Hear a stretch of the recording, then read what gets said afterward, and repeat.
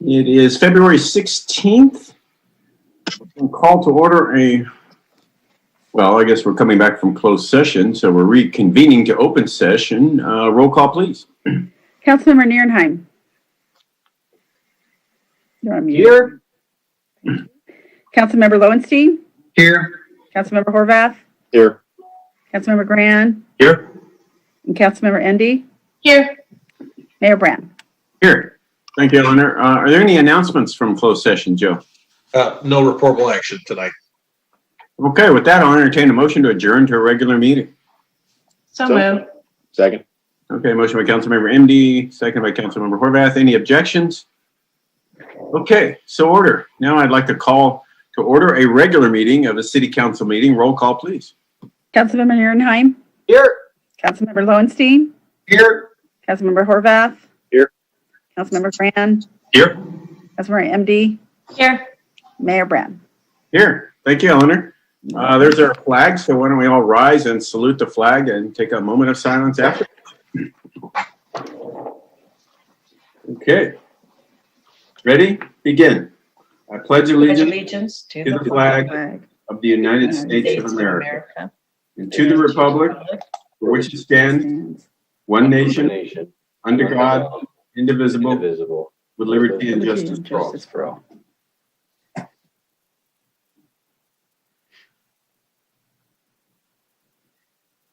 Okay, thank you, folks.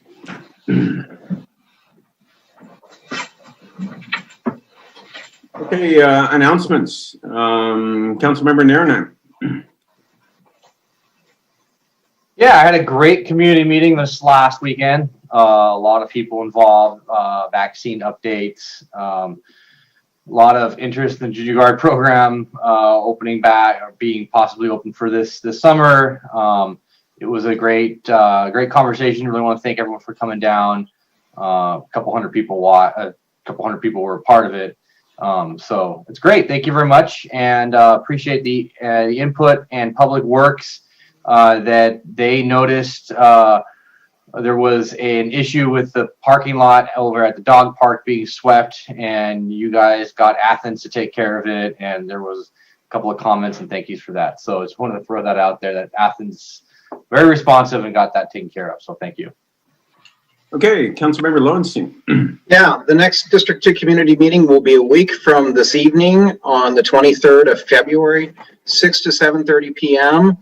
To join the meeting, you need to register. That's on my council page on the website at redondo.org.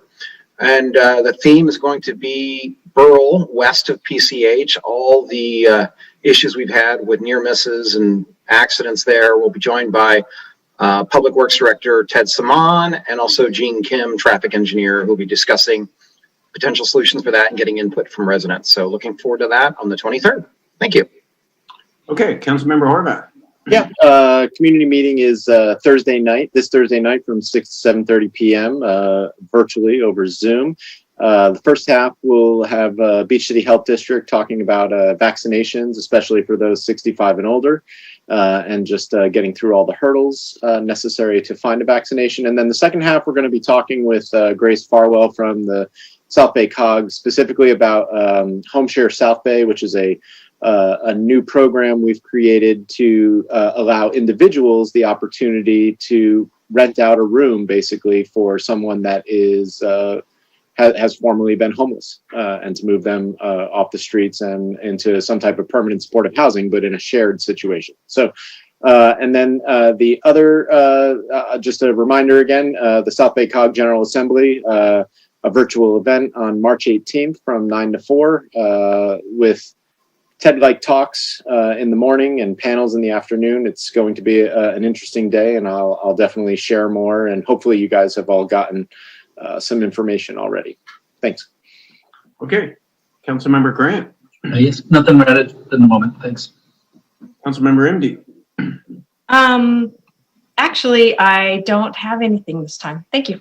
Yeah, that's good. Well, you know what I do? I just didn't want to bring it up one more time and be known as the housing person. Pico Rivera won their appeal. They had 3,000. They've got theirs RENA reduced by 3,000 because they're in a floodplain. And so the numbers have now been redistributed, and now we've got even more RENA. So I just, I'll be discussing that at my next community meeting. And I'm just very frustrated. And so I guess that's why I didn't want to bring it up. That was it. Well, on the good news side, it looks like our Assembly member, Almer Suchi, is going to be floating a bill that mimics the initiative I wrote. It should be floating it this week. Still looking for co-authors, but yeah, it's an amendment to the Constitution that makes zoning and land use municipal affairs. So I really appreciate Assembly member Amir Suchi sticking his neck out. I thought I'd share with you a COVID update from our local little company, Mary Hospital in Providence in this area. The volumes have declined dramatically. They said they're down to under 50 patients for both their facilities in San Pedro and here, where they were at 248 back in early January. So that's just fantastic news. And their now focus is recovery. They have resumed non-emergency surgery. So that's a big deal for them. They're coming out of the darkness. They've removed their tents from their emergency department parking lot. And just want the community to understand that things are safe there. Virtually all their caregivers have been vaccinated, and only a small number waiting for a second dose. Primary focus right now is for them to vaccinate non-Providence healthcare workers as well as the over 65 population. And they have vaccinated over 80,000 people in their Providence, Southern California region. So people are getting vaccinated. They're expanding the people eligible for vaccinations, but still the bottleneck is the actual vaccinations, the number that are available. So that's really the challenge now. Everybody's geared up to vaccinate. But most importantly, they want to encourage everybody to feel safe coming to the emergency room. Don't put things off. Things are safe there, and do not hesitate if you have a reason to go to the emergency room, to go to the emergency room. Things are back to normal there for now. So that was good news. So with that, we'll move on to our regular agenda.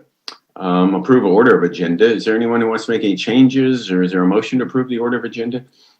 I'd like to make some changes. I'd like to move that we change item N1 to go between I and J, which is after consent calendar, but before the public participation on non-agenda items, item J. Second. Okay. Motion in a second. Now the roll call vote. Councilmember Nairnheim. It's basically the post office issue will be coming first. I see you hesitation, and they're all here to kind of answer our questions, and so they would like to be moved up. Yeah, I don't see any hands, so I'll just do a roll call vote. Councilmember Nairnheim. Aye. Councilmember Lowenstein. Councilmember Horvath. Aye. Councilmember Gran. Aye. And Councilmember MD. Aye. Okay, we've got our order of agenda set, so N1 will be after. After consent calendar. Aye. Correct. So blue folder items. Eleanor or Ricky, you have some blue folder items to add? Yes. So we have J1, public comments for public participation on non-agenda items. We have a PowerPoint presentation for L1, our public hearing related to municipal code pertaining to the flood damage prevention regulations. And we have public comments related to the U.S. Postal Service. And 2, we have PowerPoint presentation related to the transit vessel morning in King Harbor. And N3, PowerPoint for mid-year budget report. That's it, Mayor. Thank you. Okay. Is there a motion to admit those to the record? So moved. Second. Okay, motion by Councilmember Horvath, second by Councilmember Lowenstein. Any objection? Okay, so ordered. Next up is our consent calendar. These are the items we will vote for all at once. Anyone can pull any item. Any member of the public can discuss any item, comment. Tonight we have 9 items on the consent calendar. I'll go through the council, see if anybody wants to pull any. Councilmember Nairnheim. Yeah, I'd like to pull item H4, and that's it, please. 4. Okay. Is that wait a minute, for H4, the whole thing, or is there a specific contract? The contracts, okay, well, I see. Items 2, 3, 4, 5, it's 6. The ones pertaining to the COVID relief funds. Okay, well, that's, That's Two through eight. 2, 3, 4, 5, 6. Yeah, 7, 2, 8. 3, 4, 5, 2 6. through 8. 2 3 8. Yeah, 2 3 8. 2 through 2 8. through 8. Okay. 2 through 8. Councilmember Lowenstein, No, thank you. Councilmember Horvath, No, thank you. Councilmember Grand, No, thank you. and Councilmember Indy. No, thank you. Are there any public comments on any consent calendars other than H4? Okay, so I have someone on the telephone, but not sure if they want to speak on this one. They would have to do a *9 just to make sure if they want to raise their hand. Okay. Again, this is for the consent calendar item. Right. And I don't see any e-comments at this point. Okay. And I do, So, also, Mayor, staff, we have 2 items that we would like to pull off of consent. Oh. Items H7 and H9, they're 2 leases. The leases are fine, but the way this was worded on the agenda, it shows as a 1-year term for each of the leases. In terms of the title, they're actually 2 and 3-year terms. So just to be safe, we'll pull those, bring them back at your March 9th meeting. Okay, H7 and H9. That's right, yeah. Okay, is there any public comment, Eleanor? no public comments there. Okay, And I'll I need to read. entertain a motion to approve the consent calendar except for H4, H7, and H9. So moved. Second. Okay, a motion to approve everything except H4, H7, and H9. I'll do a roll call vote. Councilmember Narenheim, Aye. Councilmember Lowenstein, Aye. Councilmember Horvath. Aye. Councilmember Grand, Aye. and Councilmember Indy. Aye. Okay, and all that, Eleanor, do you need to read anything? Yes, I need to read H8, adopt by 4/5 vote by title only, resolution number CC-2102-015, a resolution of the City Council, City of Redondo Beach, California, authorizing a 2020-2021 fiscal year budget modification appropriating $130,403 in 2019 state Homeland Security Program grant funds. Thank you, Mayor. Okay, thank you, Eleanor. Item H4, Councilmember Narenheim. Thank you, Mayor Brand. Marnie, I got a couple questions for you on these things. There are some requirements as per these grants. Do we verify that they actually qualify for the requirements that we have as part of these grants? For instance, the low income and wage portion of these qualifications. Yes, we do. We have our consultants, Michael Baker, and they're doing all the follow-up to make sure that all of the required documentation is there before the grants are led. Okay, great. So we do follow up with the application to ensure that what is said on there is true and correct. Yes. Okay, perfect. And then how much is left of this citywide funding after we approve this? You know what? We have Joyce Lee with Michael Baker International, and she's doing all the follow-up and tracking, and so she can answer that question best for us. Hello, good evening, everybody. Hello, good evening. Thank Good you Good for evening. being here. Appreciate it. Oh, of course. No, thank you for having me today. So currently with Citywide, we have an allocation for $56,000. We have been able to recommend, although we have 7 people on the council today, but we were able to recommend a total of 13 applications. So that should be coming towards for council approval in the following month. So we do have about $33,548.72. That is also reliant on the current pending applications are found eligible, and we're able to recommend the full 2,000 grant amount. Perfect. Thank you. That's all I have on that. Thank you very much. My concerns.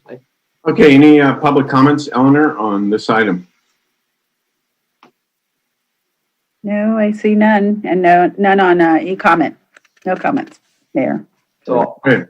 I'd like to make a motion on item H2, items 2 through 8, or 2 through 8, yes. 8. Yeah, thank you. To approve those items. Second. Okay, motion and a second by Councilmember Horvath. I'll do a roll call vote. Councilmember Marinine. Aye. Councilmember Lowenstein. Aye. Councilmember Horvath. Aye. Councilmember Grand. Aye. And Councilmember MD. Aye.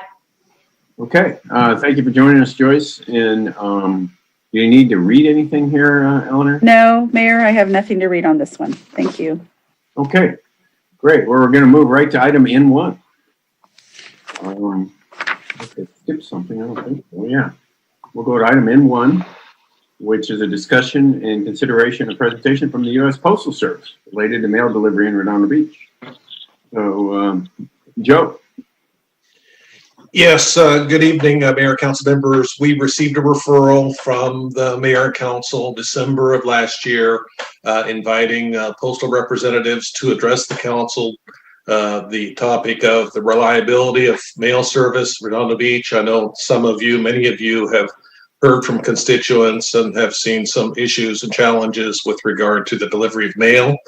So we reached out to Janet Turner from Congressman Liu's office. She was very helpful in facilitating the invitation. We have a couple of representatives from the Postal Service tonight, I believe. We have Ernesto Rodriguez here, and I am not showing if we have other representatives besides Janet. So I don't know, Janet, if you want to say a few words to begin, since you were so instrumental in helping set this up.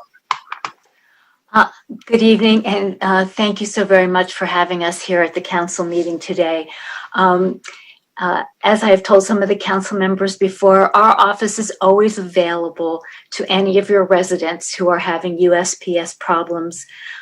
We find that if they are willing to sign a privacy release form, 90% of the time they call me back and let me know that their mail has improved. So I want to just recommend that we just continue to encourage residents to contact our office and let us send a privacy release form. I also just quickly wanted to tell you, I asked for an update from our Washington, D.C. office. My understanding is that Congress is working on a new bill to give some help to USPS. They're being very quiet at the moment about what the specifics are because it's in a negotiation process. But I wanted to assure you that the congressman supports more funding, faster delivery, better health care and benefits for postal workers, and greater accountability to the Board of Governors of USPS. So he understands that this is an issue and he is working on it for you. And now I'm going to turn it over to Mr. Rodriguez. Great, thank you, Jen. What is, before you go, Janet, what is your contact info? Somebody wants to contact you? My email is Janet, Janet .Turner, TURNER, at mail, SMAIL, .house, HOUSE.gov. I'm happy to hear from anybody, especially from Redondo Beach. You said Janet Turner at mail. .house.gov. Mail.house. Okay. Is there a phone number they can reach you at? 323-651-1040. That's the office number. They can always call the office number. Okay, great. Thank you. I guess Ernesto. Yeah, did you have any opening comments or welcome? Thanks for coming. Okay, good evening and thank you for the invitation. My name is Ernesto Rodriguez. I'm the manager of postal operations. I oversee the Redondo Beach Post Office. I am well aware of the issues that we have at the Redondo Beach Post Office. We did run into some issues during COVID and what we call peak season, which is November through December. There are a couple of issues that I want to bring up and give you some key points on what we're doing to address those issues. First, retail staffing, long waits at the post office. We are going through a program right now where we're getting what's called a lobby director to ensure that the customers are being addressed, that they're ready before they get to the line, so it can reduce the wait time in line. We are doing self audits to ensure that the process is being followed to improve service. Next is delivery that's not being delivered every day. We do have what's called a site rep. It's a chart that we require anybody to use if they're not going to deliver to an address, to ensure that if a customer was not getting mail on one day, they will be getting it the next day. I understand there was a lot of concerns with customers not getting mail for more than 2 or 3 days. We did run into a lot of issues during COVID, in the peak of COVID, where we were short-staffed. That is no longer the case. Currently, we have 13 employees at the Redondo Beach Post Office that are there to assist. They're carrier assistants, and 15 what we call part-time regulars, employees that are not assigned to a route but are there to assist. We also have another 2 CCAs that are coming on board, which will help improve service. Next is missed delivery. We do have stats, charts, and programs showing us who's misdelivering, but we need the public's help with that. We ask customers who are having misdelivery issues to call the 1-800 number, which is 1-800-275-8777. What will this do? This will annotate anything that is coming in. It will record the addresses and the customers who are having issues, so management can address the issues. Does anybody have any questions? Yeah, sure.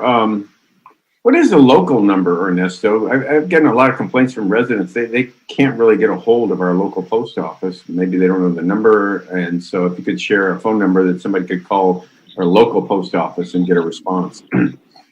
So what we have is we have a what's called a 360 custom agent. What they do is they get an email every day. We're required to call a customer back within 48 hours. Best thing to do, and like I said, the best thing to do is to call that 1-800 number, 1-800-275-8777. That will record anything that's coming in. And if the customer is not getting a call back, that gets escalated to our marketing department to ensure that we're taking the correct measures to call them back. Is there an email people can write to? Is it just the 800 number? We do have a representative. Representative's name is Evelina Ramirez. It's EVELINA, period, B as in boy, period, RAMIREZ at USPS.gov. So let me see if I got this right. It's Evelina B. Ramirez. So Evelina, EVELINA .B.Ramirez, MARMIREZ at USPS.gov. That's correct. Okay. Great. Councilmember MD. Thank you. Thank you so much for coming here. And I've been forwarding everyone's emails. I asked for my constituents to send me an email on what their issues were. And I will save you the time and heart to read each and every one of them. But it basically got down to basic categories. Number one, first of all, the carriers we have, for the most part, everyone loves them. Okay, some of the hesitancy of complaining from Redondo residents is they didn't want their carrier to get in trouble. But after conversations with the neighborhood, the issue is they feel is that there's not enough carriers to cover anybody when they're sick, when they take vacation, and in addition to there's problems with the rules of how there's carriers that are on long-term disability and refuse to give up their post, and so they don't really ever have an actual carrier come through there. Why aren't there long-term subs? I'm glad to hear that you now have a lobby director. Are they also going to make sure that the lobby is clean? I'm getting complaints of trash and leaves and things like that in the South Redondo one, not so much in the north, but in the South Redondo post office. People are very upset that their carriers are coming in at 9:30 at night. And again, not because they're upset that their mail's late, but they're concerned about these carriers going out there so late at night. They just don't feel they don't feel it's right. And they're really kind of blaming the whole management of this. And I hear what you're saying is that there hasn't been enough funding. But so go back. So if we could address those issues, Mr. Rodriguez, back to Ms. Turner's, faster service and more benefits is great, but what they need is more carriers. And the money, or however Mr. Rodriguez feels that they can do it to make sure that we can cut back the hours of these guys working till 9:30, 10 o'clock at night. And so I don't know who wants to go first. So I'll address some employee availability issues and the late delivery. So I can't hire more employees. That's out of my hands. That has to go through Congress. They do give us a certain amount of employees to hire, and then the district allocates them to certain offices. Like I said earlier, we are getting 2 more employees, and we are actively working to fill those routes that are vacant. We do have to follow a process. It's not as easy as me just saying, hey, there's a vacant route or there's someone on long-term disability. Let me put another body on that route. There is a process to follow on that. Next, you were also talking about the lobby director. The lobby director will be ensuring that the lobbies are clean. Okay. And the last thing that I wanted to address was the late delivery. I will tell you that we have, because of COVID, we saw a drastic increase in parcels. Parcels takes a lot more time to deliver than a piece of a letter or a flat. We went from averaging 50 parcels per route to 275 parcels a route. What did that do? That had the carrier loading his vehicle a little bit longer, getting out on the street a little bit longer, and then taking a little bit longer to deliver those routes. What have we done to alleviate that? We did create what's called a parcel run or a parcel route. Those carriers are coming in a little bit earlier to alleviate the workload from those employees so we can get them back early. Kimmy is on the line. I don't know if she had access to speak, because I think she got a different participant number. But the service at the Redondo Beach Post Office, since I've taken over, they were getting back at 10:30 at night. Most recent for the past 2 weeks, Kimmy has been giving me an all clear that carriers have been back at anywhere between 9 to 9:15, no later than 9:15. Service is improving. Kimmy and the management staff is doing a better job there. There's definitely room for improvement, and we hope that comes with more employees. But wait. Laura, could you please tell us who Kimmy is? Kimmy Boone is the officer in charge at the Redondo Beach Post Office. She's filling in for the leave of the postmaster, Jojo Olega, who's currently out on leave right now. Thank you. JoJo's who we met last time. So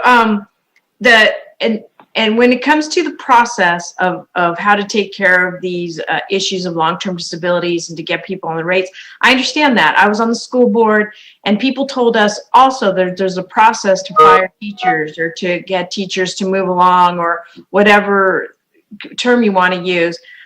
But it takes persistence to be on top of that process. I just want you to know, I don't want you to think that that's just an excuse. Oh, it's a big process, we don't do it. I don't buy that. We need to be on top of this to make that happen. And Ms. Turner, we need more funding then to the Redondo Beach Post Office. When we first started this road, maybe, what was it, 4 years ago, that you and I first started to become best friends on this issue? And you had said that Beverly Hills, one of the reasons they were able to get help is that their residents complained and filled out their privacy forms, and we didn't. And so I just want to stress to everybody that they need to fill out these forms and get them to Ms. Turner. But at the same time, Ms. Turner, how are we doing now on getting enough of these forms in? Oh, we're getting quite a few. But I do want to just remind everyone that that Congress did give USPS $10 billion. If initially it was given as a loan, part of the COVID relief, and then in the last relief package, it was forgiven. The loan was forgiven. And as a result, USPS has been able to hire some more employees. So I am definitely going to look into more specifics about any numbers that Congress actually dictates to USPS. I've never heard that before, but there's so many different aspects to this issue that I'm willing to learn and find out more about it. So you do have the Congressman's commitment to work diligently on trying to get this addressed.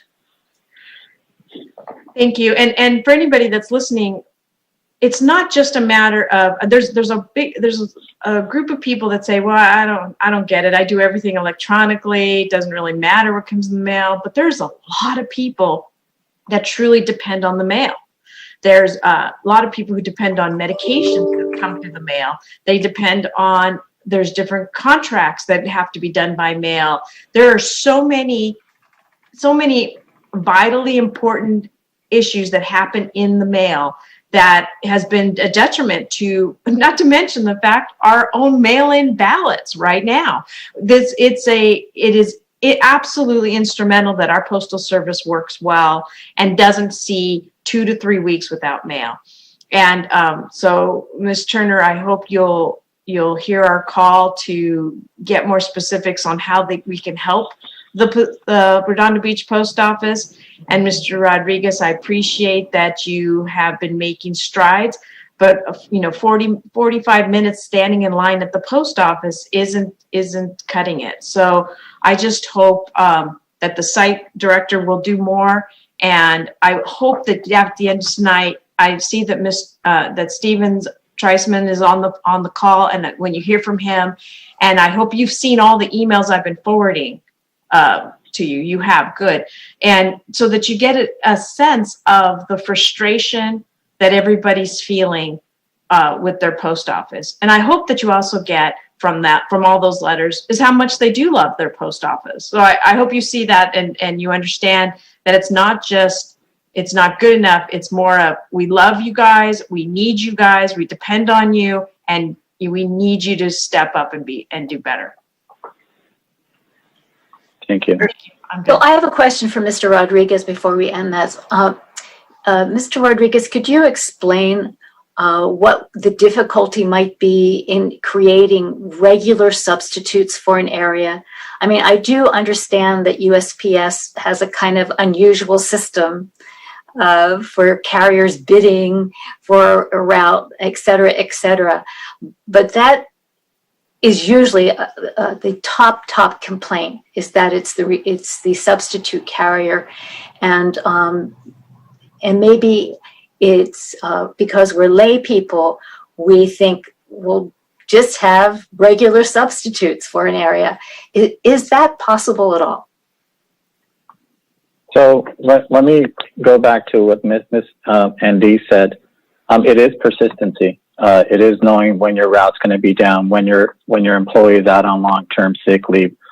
There are certain forms we need to fill out. There are certain timelines we have to meet in order to start the process of removing a long-term employee from his route. There are certain forms and timelines that we need to fill out to ensure that the vacancy gets posted on time in order for that vacancy to get filled on time. Persistency.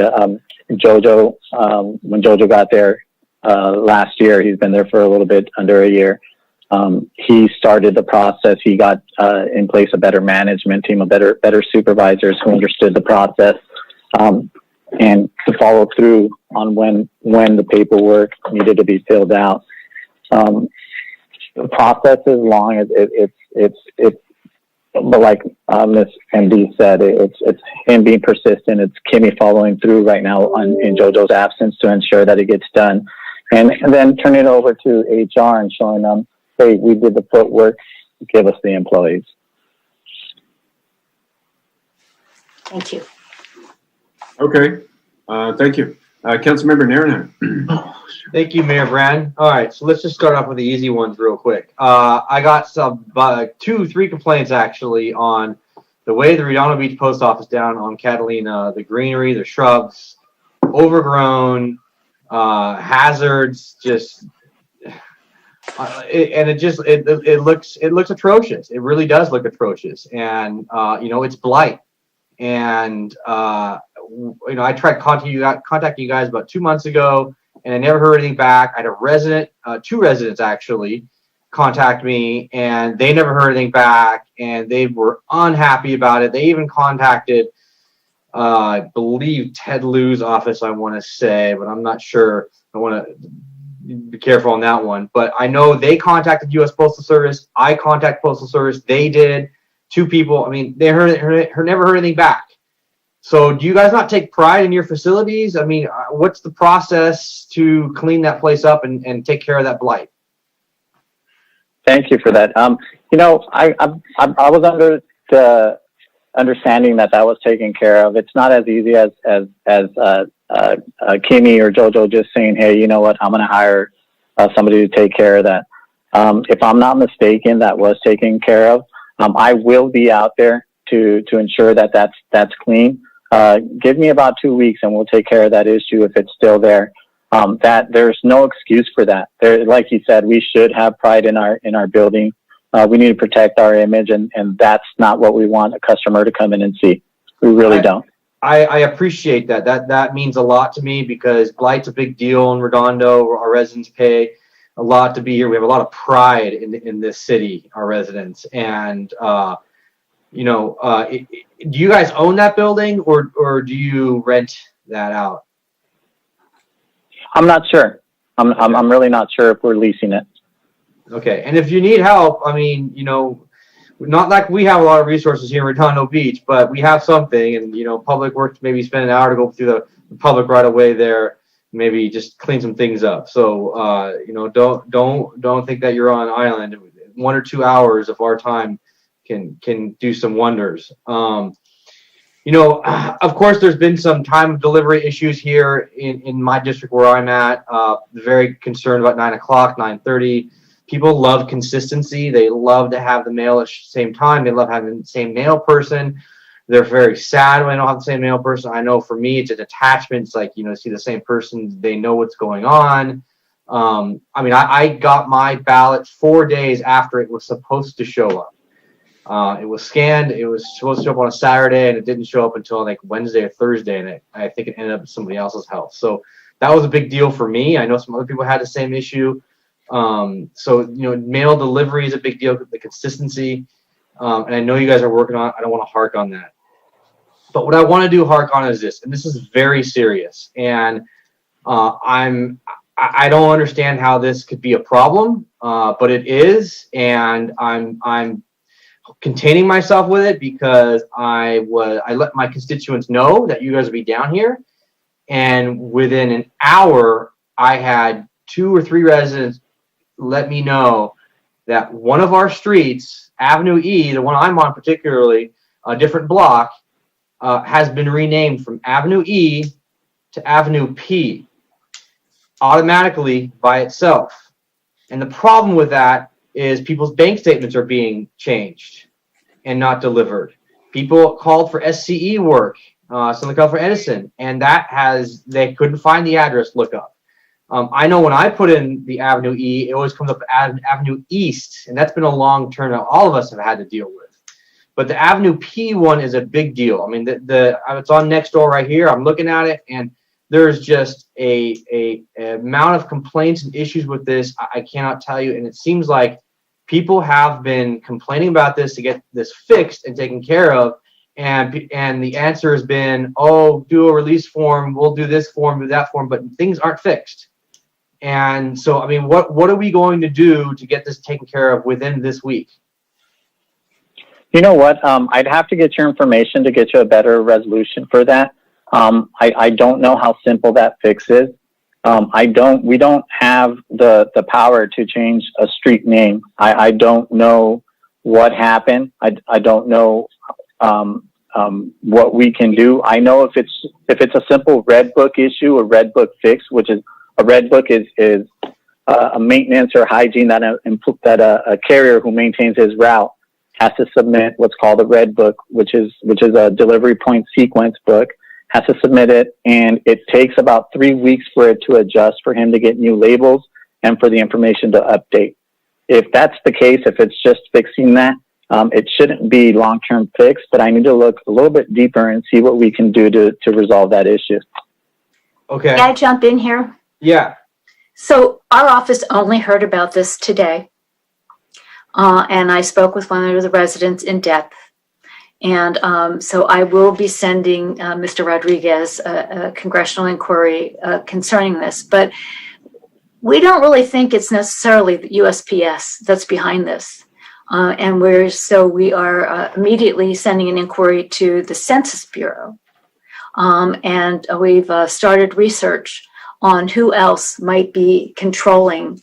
It's called an MFA list, because it's people's banks, Equifax, all kinds of things automatically just changed their address. So it's quite unusual. This we've never heard of this before, but as soon as we heard about it today, I jumped on it, and we are sending out inquiries to find out who is responsible and to try to get this addressed. I can only imagine how frustrated the residents are. Yeah, I mean, we'd appreciate USPS help on this.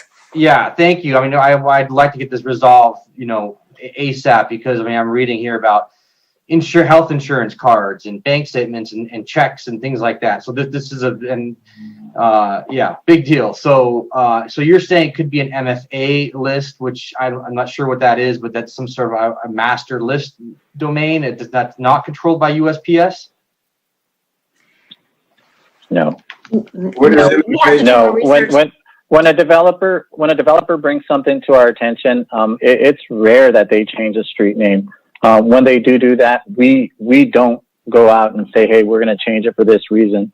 It normally goes through from my experience, it normally goes through city council, or if it's a new development, that developer brings us the information on what the street names are.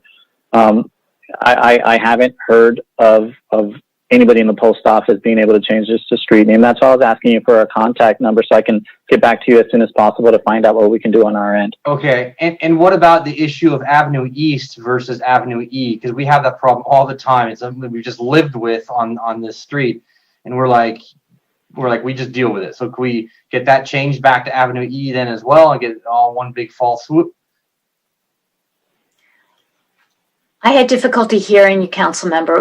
What's the part of the Avenue E? The problem is when you do a lookup, or a lot of times when you go on delivery services, it comes up of Avenue East when it's actually just Avenue E, because it's the avenues A, B, C, D, E, F, G. And A-T? Eat? E, as in elephant. Oh, okay. We have avenues here, Janet. It goes Avenue A, Avenue B, Avenue C, Avenue D, Avenue E, and then somehow it changed from Avenue E to Avenue East. Oh, East. Okay. Yeah. So that's been, we've dealt with that problem here. We've dealt with it. But we'd like to get that changed and fixed as well, because it's been a systemic issue. Whenever we do checks or signups on things. So a lot of people haven't gotten mail, actually. I've gotten mail from different places. So, or ended up in different places. So, if you can get Ernesto, if you can give me a call, 424-374-7168. I should have an answer for you in a day or two. Hopefully by tomorrow. If it's an easy fix, we can get back to you. If not, I'll give you the direction we're heading in to try to correct it. Thank you, and update it, and then I can let the residents know. That'd be great. They'd be very, very, very helpful. I'm very thankful for that. Thank you very much. Janet, can I ask you what MFA stands for? I will look it up. Master address file, actually. Yeah, master address file, yeah. U.S. Census Bureau. Master file address. Okay, thank you. Councilmember Lowenstein. Hi, Ernesto. So I don't know, how long have you been the supervisor at the post office? The manager of postal operation Right. for 5 months, sir. Okay. So we had somebody here, must have been about a little over a year ago, Michael Coleman was your predecessor. This is a revolving door. And so the minute we think we're making progress, somebody else switches. You know, I don't know if people are moving in or out, but it seems like we bring this up and then somebody new comes in, and this isn't your fault, you're just reassigned, but we feel like we're starting over square one again. And so that's really frustrating, I think, for us. I can tell you that, and not to harp on something, but the outside of the post office has been a real problem. I think Nils talked to the same woman I talked to. She's 81 years old. She was very worried about her safety going down the steps. There were leaves that were piled up. Obviously, the grass is one thing. And I told her, you know, I hated to tell her this. I said, you need to go to the Hermosa or the North Redondo post office, because I don't want you waiting in line for 45 minutes during COVID and potentially catching something and potentially tripping down the stairs. She's 81 years old, and these are our constituents. I don't know what else to tell her other than, you know, I'm really concerned about your safety. Somebody should not be a safety issue. And it's amazing to me that no one noticed how bad the condition was on the steps or on the grass, and trees hanging, you know, branches hanging. It's pretty amazing that no one noticed that, or if they did, they didn't do anything about it. I'm embarrassed with that, and different conversation with the installation heads there. You will see things change there. That's unacceptable. Okay, I would appreciate that, because I don't want to have to worry about our constituents' health when they go to the post office. I mean, that's kind of silly. I know that there's been issues. I really don't have any issues myself with carriers. I know some people had very slow mail. This has been an issue for 10 years now. I mean, slow delivery. My mom sends me birthday cards. She knows to send it 2 weeks in advance because she knows that our mail service is so slow here. But, you know, I can tell you that from a perspective as a politician, you know, political mail going out, it's dropped off and sometimes takes 5 days to get out after it's dropped off.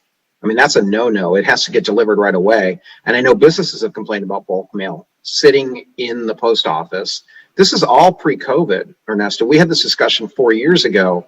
I mean, about things 4 years ago, about mailers, thousands of dollars a postage and things arriving after the election or whatever. That can't happen. I mean, to me, that's bordering on malpractice when you're selling something and then not delivering the service that you're supposed to deliver. I mean, I don't know if you have anything to say about that, but there's no excuse for anything like that happening. There isn't, sir, and I'm going to tell you, I can't speak for what happened in the past there. I will tell you that we do peer-to-peer audits to ensure that political mail is being delivered on time. I will tell you that we were very successful throughout the LA district and in Redondo Beach delivering political mail and the packages in peak season. That's not the case right now. I hope you guys give me an opportunity to show you that we can improve service and service has improved at the Redondo Beach Post Office. I don't know what happened in the past. I don't know what happened when Mr. Coleman was there. But I can assure you that I take pride in what I do. I love what I do, and give me an opportunity to deliver the brand. Okay, well, it just happened last week. So stuff that was delivered didn't get delivered for 4 or 5 days. So I don't know what would cause that. Okay. I think you need to get to the bottom of it, because, you know, we're spending these are our constituents spending money to support us, and, you know, things not getting out is just not really acceptable. The other thing I want to say is I get really nervous about mailing anything. I have to go right to the post office. I've gotten 2 of my property tax checks stolen.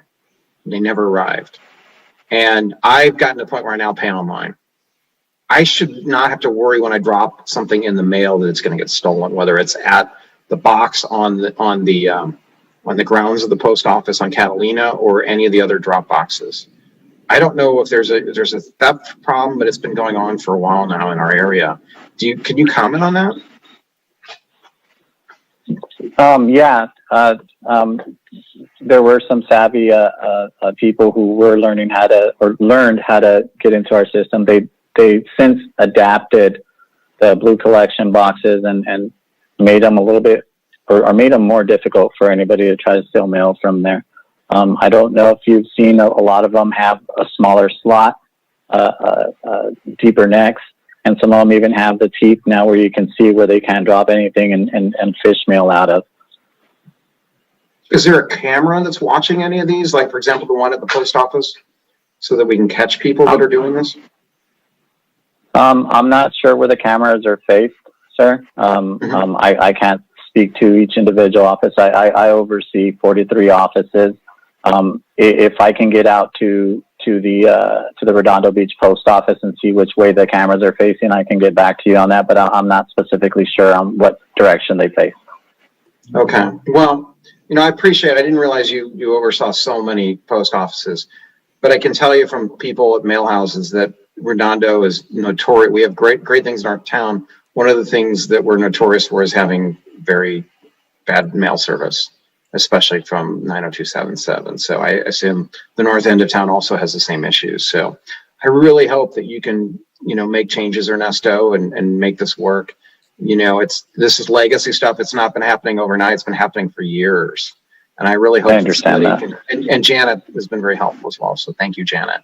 So thank you. I hope we can make some progress. Hey, Councilmember MD. One last point that I forgot. One of the questions that was out of the norm was asked why can't the North Redondo post office accept large packages? They emailed a picture of the notice that said all large and multiple prepaid boxes must go to the South Redondo package. So they want to know why. They thought it was subjective and arbitrary that it has to go to Catalina versus having to just do it at the North Redondo post office. That was immediately brought down when it was brought to our attention. That sign should not have been up. We dealt with the employee who put that up. Oh, fantastic. Well, yay, there's one check off. So thank you. Okay, well, thank you, Ernesto and Janet. Are there any public comments? Yes, we have one person. Stefan Steven Kreisman? Yeah, let's see if he still wants to talk. Hello? If you're there, Steven, you're muted. So I think you hit *6 if you're on your phone, or hopefully you're hearing us. He had his hand up and now all of a sudden his hand went down. Hello? There we go. Are you able to hear me? Yes. I hear you fine now. Okay, thank you very much. By the way, let me let you know up front, I do stutter, just like our president, so please bear with me. Yeah, take your time, Stephen. No worries. I sent a letter to Janet and Laura. Was that letter forwarded to you? Yes. I think that was a question for Ernesto. Did you receive that letter, Ernesto, from Mr. Treisman? I'm not sure, sir. I don't have that information in front of me.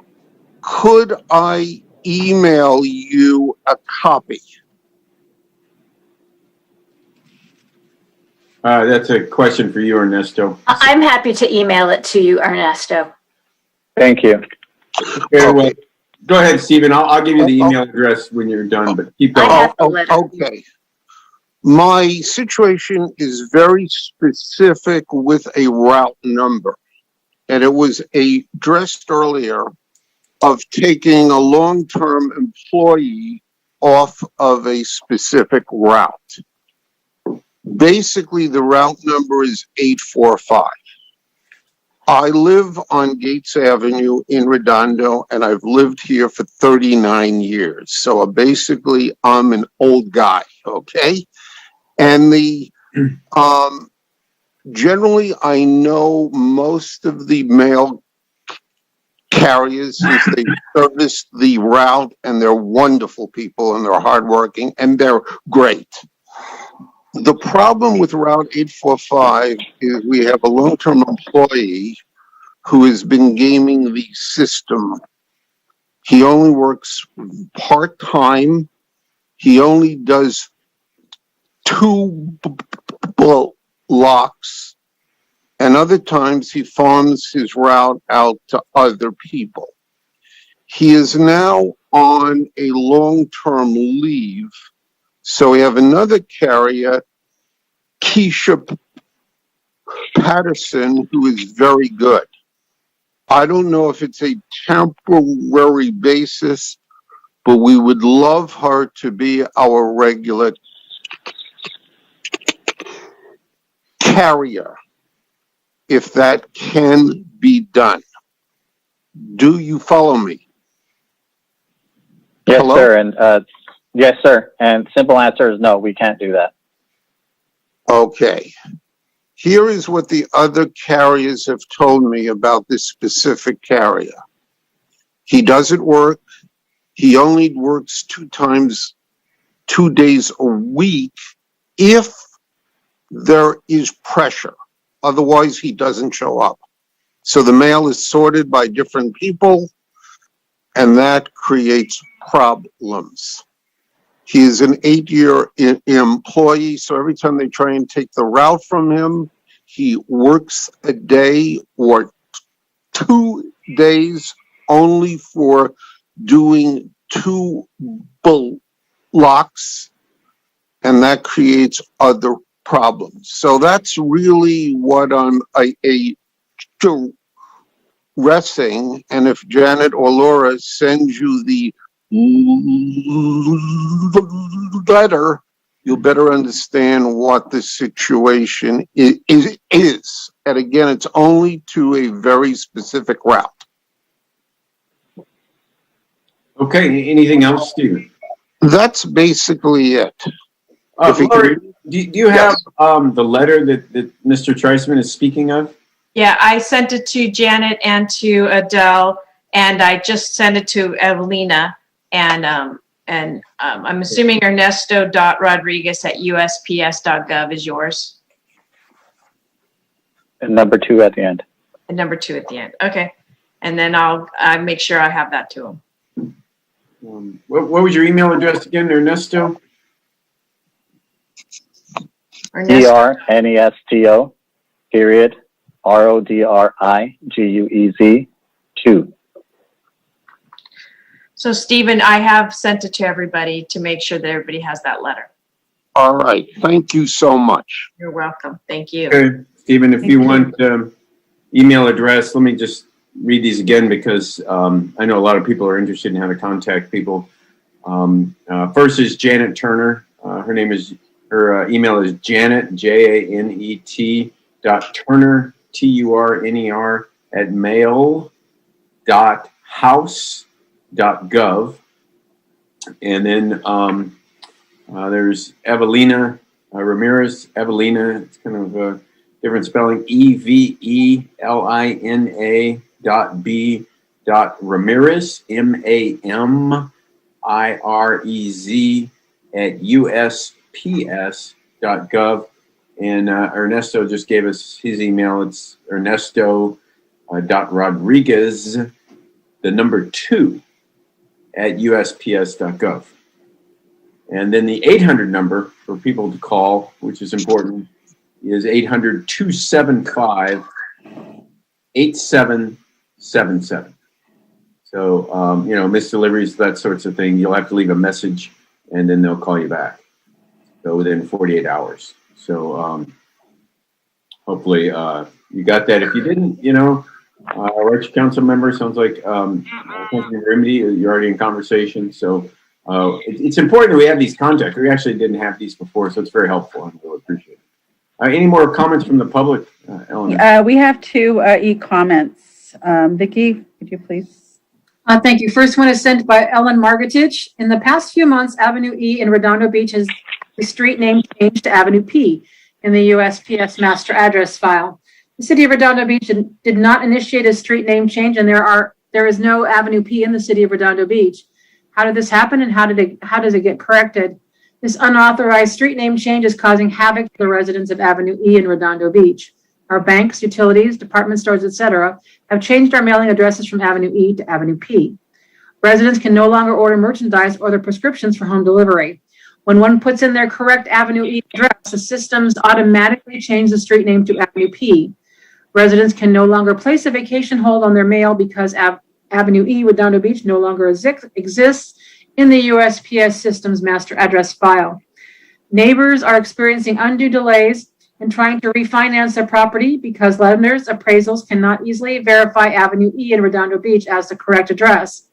Equifax and other credit agencies have changed Avenue E addresses in their systems to Avenue P. Residents of Avenue E now have no assurance that important documents such as Form 1099s, bank statements, income tax refunds, stimulus checks usually received by mail will reach them. Often senders of these types of documents require that they are returned to the sender if the address does not agree to their records, which are automatically changing the street name from Avenue E to Avenue P. Is it possible that when the 2020 census data was updated or uploaded to the U.S. master addresses file, it somehow corrupted the Avenue E Redondo Beach file? Seems improbable that this would happen to just one street in one city in the U.S. Has a USPS master file been hacked? How quickly can this be fixed? Is this something that the Redondo Beach postmaster can have corrected, or is this a federal postal issue? Thank you. Second comment is submitted by Leslie Campeggi. Sadly, the poor service from the Redondo Beach USPS is not a new phenomenon. Those of us who have signed up for the service to receive advance emails regarding what's been scanned for delivery often get that daily email rife with, quote unquote, we have a piece of mail that wasn't available messages. When other problems arise, such as mailbox being destroyed by theft, it takes weeks for the post office to fix them, and we're not allowed to do it ourselves in multi-unit dwellings. The quote-unquote workaround for that is to go to the post office to personally pick up mail, and that has proved to be ineffective as well. Missing mail, waiting at the counter for a long time only to be told there's no mail when you know there is, etc. And as Councilmember MD mentioned, people are reliant on quick, efficient mail service for medications. Prescription insurance has changed, forcing many to receive medications by mail without the ability to opt out. A 2 to 3 delay in receipt of medication by mail can actually be life-threatening, and it's not always possible for those needing such medication to get a doctor to prescribe a short-term emergency supply to go to a pharmacy for pickup. And lastly, every phone number ever provided to the citizens of Redondo Beach for whom to contact at the USPS with problems does not result in anyone taking the call and actually speaking with a person. We get the runaround. Again, these are not new problems due to the pandemic. The pandemic only made the poor service worse. We are frustrated and seemingly have nowhere to turn, and as still seems to be the case by what the USPS representatives are explaining tonight. I'm going to actually refresh my screen really quick to make sure I don't have another submission. I think that does complete the comment for this item. Okay. I'm not seeing any more comments from the council either. So, yeah, I mean, you guys have heard an earful, Ernesto and Janet, and really appreciate you guys coming down here and hearing us. There's been a lot of, that's why we invited you down. There's been a lot of complaints. So that Avenue P problem, that sounds like P for problem. And it's doesn't sound like anybody knows what caused that, which is kind of scary. But it's causing havoc, great havoc with the people who are experiencing it. So we have to get that fixed, like now. So, Excuse me, Mayor. I would just like to tell your residents that if they are in a building and they have mail theft in the building, it's also important that they contact our office because many times USPS can change out the master lock. And if they contact our office, we will help expedite that change. And also our office will send information about that mail theft to USPIS, which is the inspection service, which specifically handles mail theft. So just want people to know that, don't just suffer about this issue, please reach out. We're happy to report it. Yeah, we've had, obviously, we've had whole mailboxes at large buildings broken into. And so I guess your number then, Janet, for them to call, when you say give a call, is 323-651-1040. Correct. So to report a theft, 323-651-1040. Yeah, thank you for that. Yeah, again, thank you for showing up. Really appreciate it. Hopefully some of these problems can get fixed and we can get the grounds. I've noticed the grounds around the post office. It looks like it would take somebody half an hour at the most to go around and clean it up and trim it and throw the trash away and the clutter and stuff. We all have gardeners that come once a week, so it seems like basic maintenance that shouldn't take much. Anyway, thank you guys again. Really appreciate it. And yeah, hopefully we can get some of this stuff resolved. Thank you very much. Thank you. Thank you. Thank you. Okay. So I guess we're going now to non-agenda items, item J1, back to our regular agenda. And this is the opportunity for the public to speak about anything that is not on our agenda. Usually we're limited to 3 minutes, usually limited to 30 minutes. Do we have any comments for non-agenda items? Again, these are for comments for items that are not on the agenda. Yeah, I have one for, let's see, Zoom, Wayne Craig.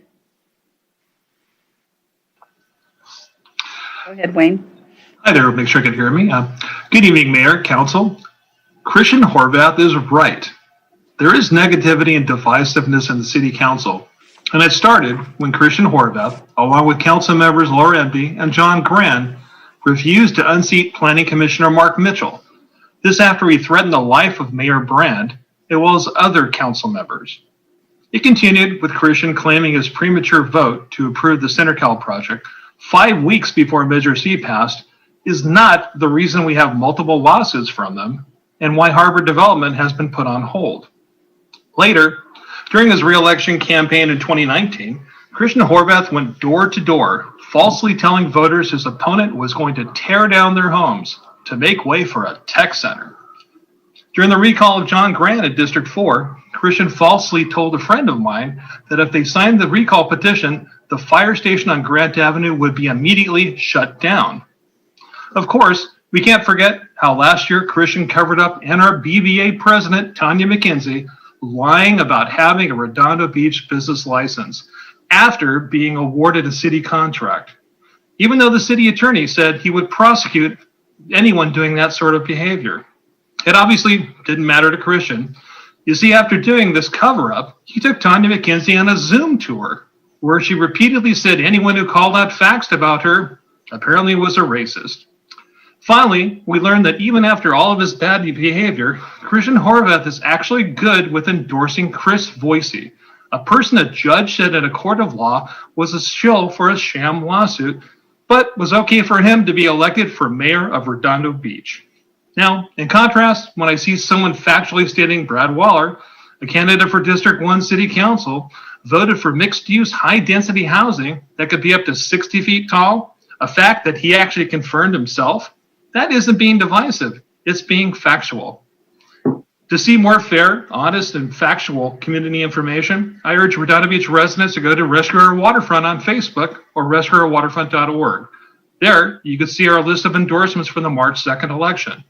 Re-elect Mayor Bill Brand. Re-elect Councilmember Nils Narenheim for District 1. Re-elect Todd Lowenstein for Council District 2. Elect Zaino Baji for Council District 4. And elect Hardin Super for Redondo Beach City Attorney.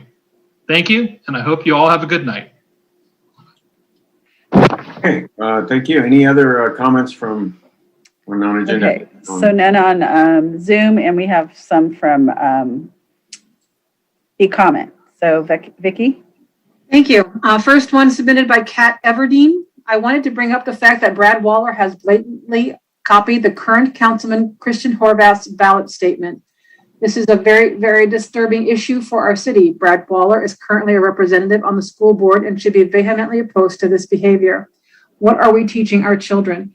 Copying someone else's work is totally acceptable, especially in local government. What other unacceptable actions will Brad Waller engage in as a council member? He could not even write his own ballot statement to run for city council. This means he truly does not care nor respect our residents or the city. Please see the strong comparison of Brad Waller to Melania Trump in her attempt to steal elements of Michelle Obama's 2008 speech as total disrespect for our city and residents. I strongly urge the residents of South Redondo Beach to condone this misleading and inappropriate behavior and not to vote for Brad Copycat Waller. Submitted by Maggie Healy. Could the city clerk be directed to please find a way to prevent fake people from commenting on our city's agenda? Quote unquote Lepsa Smith and now quote unquote Kat Everdeen are people from who knows where, hiding behind fake names so they can anonymously raise false facts and fake issues. These people are mocking our local democratic process. I'm sure we can find a way to authenticate residency while protecting privacy prior to allowing comment. Thank you. Also submitted, Eugene Solomon.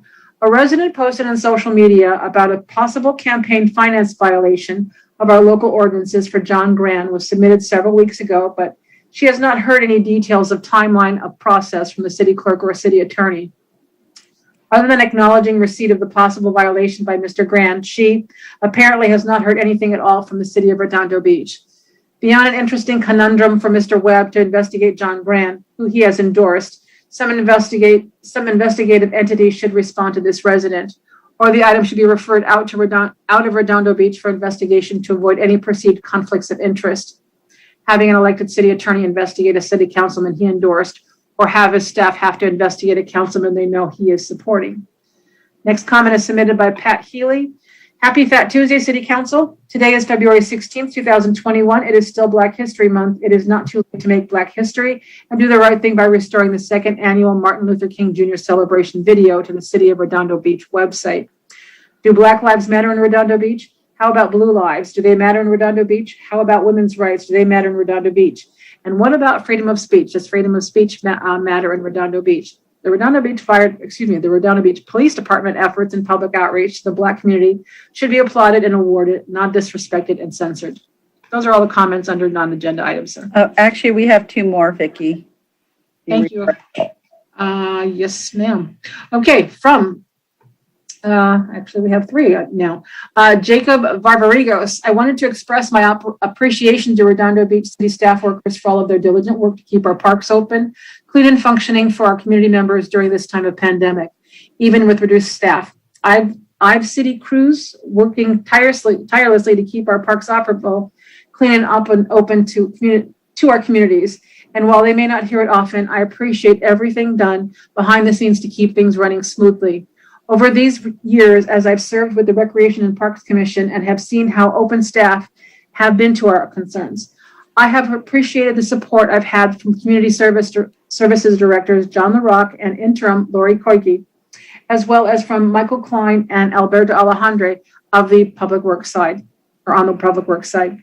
As I have served as the president of the South Bay Parkland Conservancy, SBPC, we have been able to restore native habitat at Hopkins Wilderness Park and engage with thousands of our community members over the years. I can say that we are truly making a difference.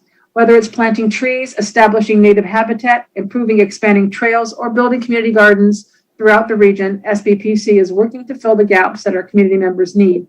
While SBPC is not a political organization, nor does it support political candidates or campaigns, it does, however, support causes, community activists, and organizations fighting together for the open space we have left. As we move forward in 2021, I look forward to the opportunities that the City Council has to expand and improve our parkland resources with needed amenities like community gardens. Lepsa Smith. The shills are at it again. The shills who are being used by a billion-dollar corporation to divide and conquer the community and to leave the spoils to the billion-dollar corporation are back again. No, thank you. Let us not forget the awesome wins that Mayor Bill Brand and councilpersons Nils Narenheim and Todd Lowenstein have won. They brought us Beach Life Festival, stopped lawsuits in their tracks, won back our harbor from the billion-dollar corporation, made our streets safer, paved our roads, and stood up for our fire department. Of course, we can credit the city attorney, Mike Webb, for a complete lack of ability to properly identify the risk on January 31st, 2017. When asked about signing the contract that has left the city in lawsuit alley, he replied, "It's up to the council to decide." He should have said, as a separately elected body, the actual truth. Signing this lawsuit can lead to years of lawsuits and millions of lost tax dollars and opportunities. Not signing the contract leaves absolutely no risk. So there we have it. Vote hard and super. A vote for Mayor Bill, councilpersons Neil Narenheim and Todd Lowenstein is a vote for a bright future. Lastly, from Leslie Campaggi, we have an important election in Redondo. Excuse me, did she already speak? Oh no, she spoke on M91, excuse me. We have an important election in Redondo Beach with clear choices. If you want to ensure we continue to challenge state-imposed new housing, RENA numbers, have effectively fight Sacramento control over our local land use, vote to re-elect Mayor Bill Brand, re-elect District 1 Councilmember Nils Narenheim, and re-elect District 2 Councilmember Todd Lowenstein, and elect Zeno Baji Jr. for District 4 City Council. They will courageously battle against desensification and the increased traffic congestion and structural deficit it brings. If you want elected officials with demonstrated expertise in bringing us creative, exciting forms of new revenue and entertainment such as Beach Life Festival, outdoor dining, and skate parks, while preserving our beach culture environment, vote for Mayor Brand, Councilmember Narenheim, Councilmember Lowenstein, and Zeno Baji for City Council. They will champion preservation and enhance recreational use of every inch of open space. If you want financial transparency, accountability, copious evaluation, and scrutiny of how and where we spend taxpayer dollars, Brand, Narenheim, Lowenstein, and Obaji are your kind of city hall peeps. They will not cater to outdated policies or good old boys connections that keep us entrenched in vendor relationships that have long overstayed their purpose for our city. Bill, Nils, Todd, and Zane listen intently to residents. They won't sell us out to deep pockets developers or special interest groups at the expense of our city and quality of life. If you want innovation, creativity, intelligence, persistence, competence, honesty, and government of, by, and for the people, your choices are clear. Brand, Narenheim, Lowenstein, and Obaji. I'm going to refresh one more time just in case we got someone else that has come in. And I believe that is it. That completes the comments. Okay. They're always fun right before an election. I guess we're moving on to our public hearing at this point.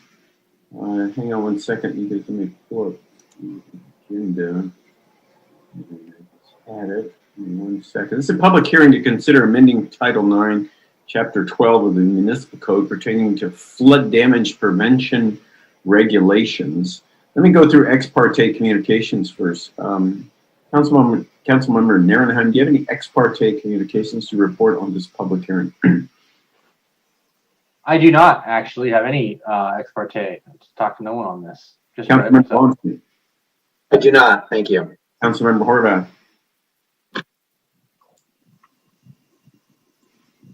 Christian? Sorry, I was muted. None, thank you. Okay, Councilmember Grand? None, thank you. And Councilmember MD? No, I don't have any. Thank you. I do not have any as well. So with that, I guess, Ted, are you going to lead this report? Actually, Mayor, I will. Brandy Forbes, Community Development Director.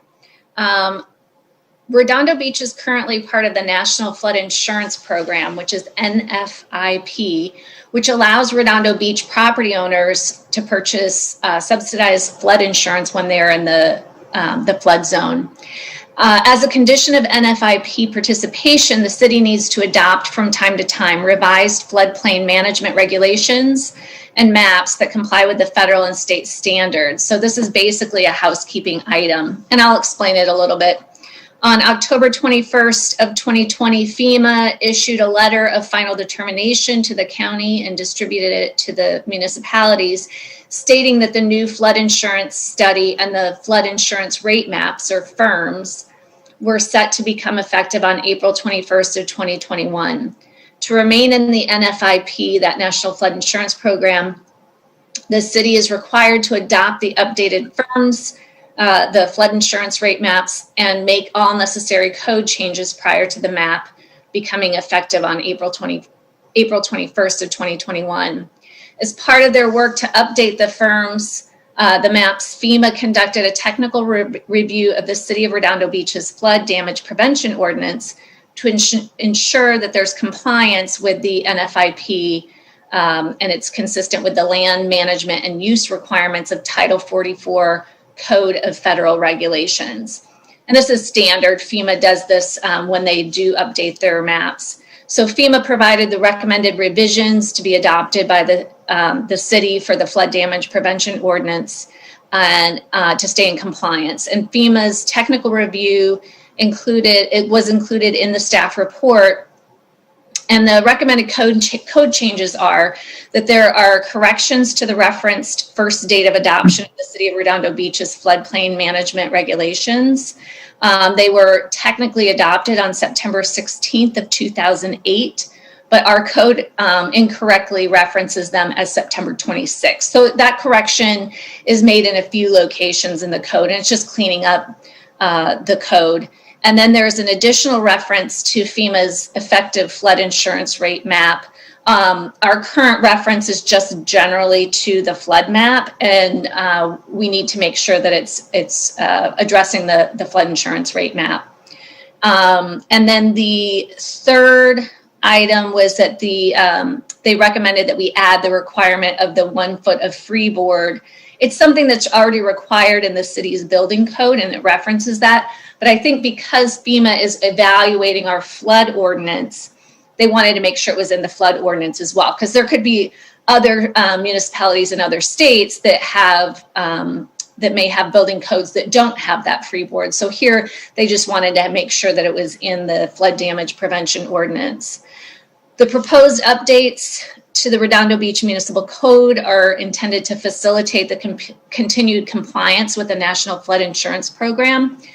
And it's the revisions in Title 9, Chapter 12 of the Redondo Beach Municipal Code.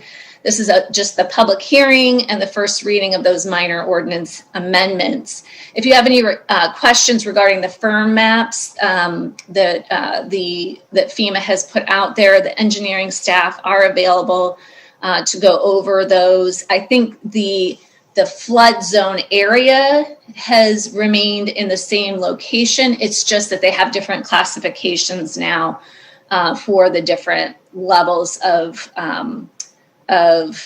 elevation that the flood zone is in. Okay, I made a mistake. We need a motion to open the public hearing. Oh. Motion to open the public hearing. Second. Second.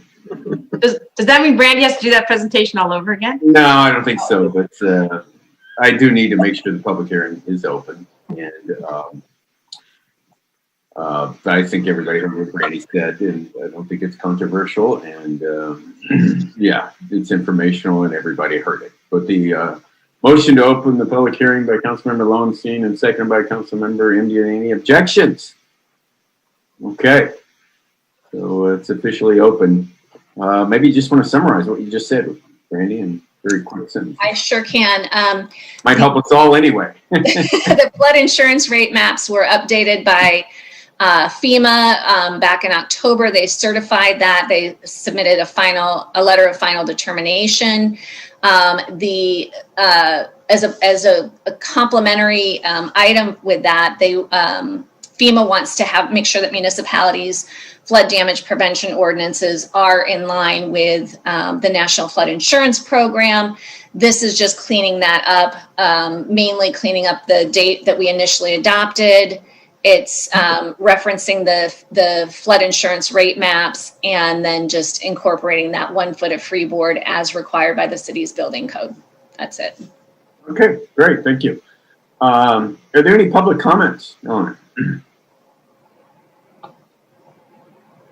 Yeah, we have no public comments, and I believe we have no e-comments for the record.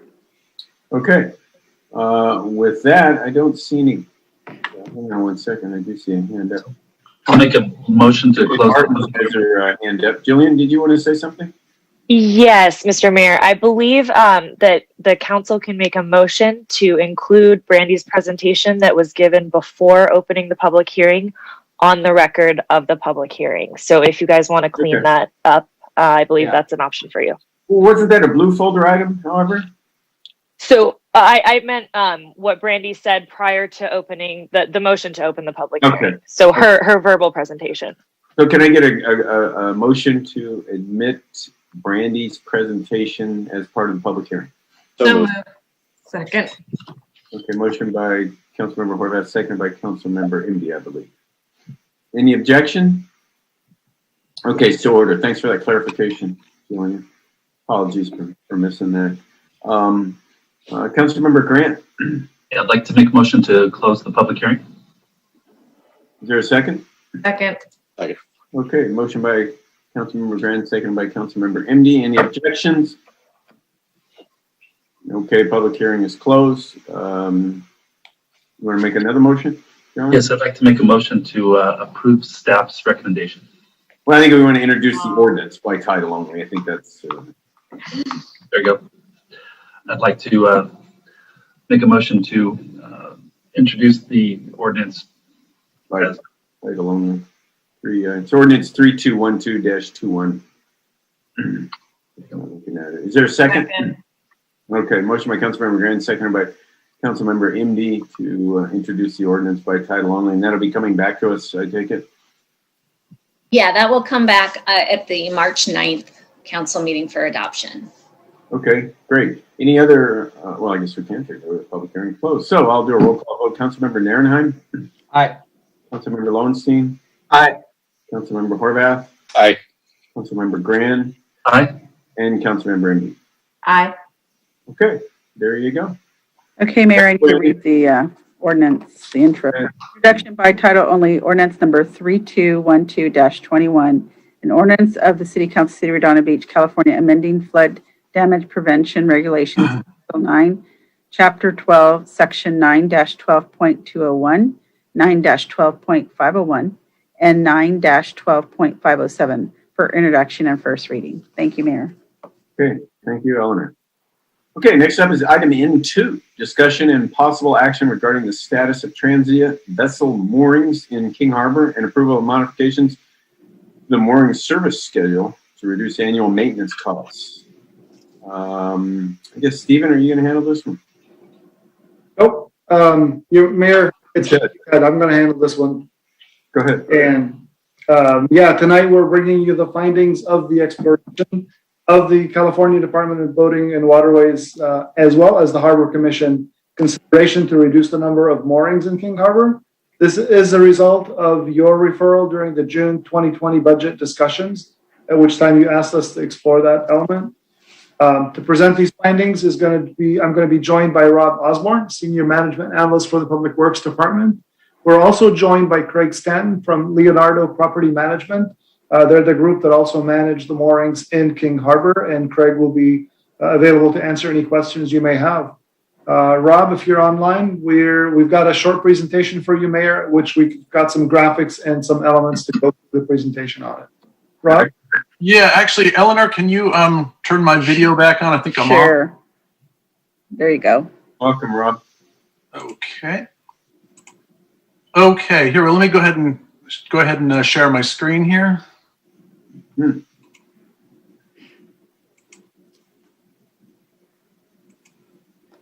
Oh, come on. Okay, hopefully everybody can see that. Yeah, we see it good. Thanks. Okay, so here we go. So a little bit on the background. So 25 moorings were installed back in 2014. This was a grant that the fire department applied for, I think a year or so before that. Funding was provided by the state's Department of Boating and Waterways. We got $188,000 that fully funded the installation. Unfortunately, since that time, in the 7 years that the moorings have been in place, utilization's been very low. As you can see in the numbers here, utilization is in the single digits as a percentage. Moving on, further background. So annual maintenance costs originally were $100,000. This is something we contract out because our in-house guys don't have the special skills that are needed for diving and all that. So we originally had a $100,000 a year contract. We were able to reduce it down to $60 a couple years back, and we were able to fully fund all the maintenance operations. Here you've got the revenue figures. It's been increasing a little bit in recent years, averaging the last couple of years, maybe about $15,000 a year. But as you can see, it's not covering maintenance costs, so there's quite a big subsidy going on. So as Ted mentioned, we did go talk to the Department of Boating and Waterways. We originally contacted them back in June, and it took them a while. They move a little slowly, I found, but they did get back to us and let us know that, yes, we can take out any number of the moorings that we'd like to. In fact, we could take out all of them if we so desire, but they would require that we refund a prorated cost portion of the grant funds. The way that they would do that, the way that they would calculate their refund is they gave each mooring an initial value based on the initial grant, which was $188,000. Initial mooring value was about $7,500 each. Now, the depreciated value, you might call it, 7 years into the grant is just over $5,000. So if we wanted to remove 15, and we threw out 15 just as a placeholder, we let them know that we were open to whatever number they were comfortable with. We thought leaving 10 moorings in place would be more than adequate for the demand. So removing 15 would cost us a little over $77,000, as you see there. So obviously we're not crazy about giving back rent money. So we did take a look and we talked with our contractor, Marine Tech, to talk about possibly scaling back operations. When we originally contracted this out, the maintenance program is based on the manufacturer's specifications, which we believe is more elaborate than is necessary. We think things could be scaled back by about 50%. That would be reducing the number of times that services are provided each year. We think we could cut back about 50%, which would save us half of the $60,000. So that is an option. We did go to the Harbor Commission for review, their January 11th meeting. Harbor Commission tended to agree with staff. They don't think it's a great idea to remove any of the moorings or pay back any of the grant funds. And they do like the idea of adjusting the maintenance services to bring the cost down a little bit. So coming to the recommendation, receive and file this presentation, leave the moorings in place, no removals, and approve modifications of the mooring service schedule so that we can reduce our maintenance costs by about $30,000 per year. That concludes staff report, and we'd be happy to answer any questions. Okay, thank you, Rob. So Harbor Commission's recommending not removing them? Correct. We're recommending leave the wall in place and scale back the maintenance operations. Just by the fact that it's going from 100,000 to 30,000 a year? Well, it started at 100,000 back in 2014. I believe it was 2016 or 17. We were able to scale things back a little bit. The initial maintenance operation was way too elaborate. So we scaled it back to 60 and budgets were adjusted accordingly. But now we think we can, while staying in compliance with the grant requirements, we think we can cut it in half again down to $30,000 per year. And the Harbor Commission thinks that's the way to go. Good, thank you. I was on the council when we approved this back in 2014. It was kind of a package deal. I thought it was part of the hand launch as well. And we also got the money for the hand launch from Department of Boating and Waterways, which has worked out fantastic. Yeah, it seemed like a lot of moorings back then, but that's what we got the grant for. And now looking back on it, it ended up costing us a lot of money. I said, I'm afraid to ask how much we've spent in maintenance over the years for the reward of $180,000 grant. Hindsight's 2020, but simple math says we spent way more in maintenance already than the $180,000 it costs to install. So a little off the subject. What's the status of the hand launch? I went by there. It was out of the water. Is it going to be reinstalled? Is that something you know about, Robert? I don't. We think we might have Mike Klein. Are you handy? I think he would know that. Maybe Greg Simpson. They might know about the status of this one. Hey, Mike. Good afternoon, Council. Yes, we just received a delivery of floats for the hand launch to put it back together. When the hand launch was being removed from the water, a portion of it that had dry rotted fell apart when they were lifting it. It's a common thing for us to replace the floats. Gary Malongi, our manager for the pier and pier area, is the one in charge of this one. Just the floats just came in last week. So they'll be getting ready to put that all back together again. So they're working on it right now. Maybe in a few weeks it'll be back in the water. I wouldn't say a few weeks, probably about another month. I don't know. Yeah, it's kind of listening. Okay, thank you, Mike. I'd seen that and people also were asking. Councilmember Narenhart. Thanks, Mike. Mayor Brand. So, you know, I've got a boat, been around a lot of different moorings around SoCal. I look at Avalon and I look at the Isthmus. I've been there a lot. They don't spend this kind of money. I've asked them what they do for their moorings and why is maintenance so expensive on these particular moorings? Well, as I said, when we originally bid it out, we went by the manufacturer's specifications for all the different things they need to do. It is replacing the tackle, cleaning the lines, cleaning the buoys. We bid it out, and the price that we pay is what the market would bear. I mean, it just doesn't seem sense to me. Did you buy the wrong type of mooring system? Because this mooring system, there are other mooring systems out there, and I know, you know, for instance, Avalon has a different one, and they don't spend this kind of money. That I'm not sure. I wasn't involved in the installation. I'm not. Okay. Not sure. I can answer that a little bit. It was 7 years ago. There was a lot of discussion about what type of moorings to install. But like I said, it was 7 years ago, and I don't remember the rationale for how we chose that. But it was a discussion, and it was put out for request for proposal, and recommendations were made to install these particular type of moorings. Okay.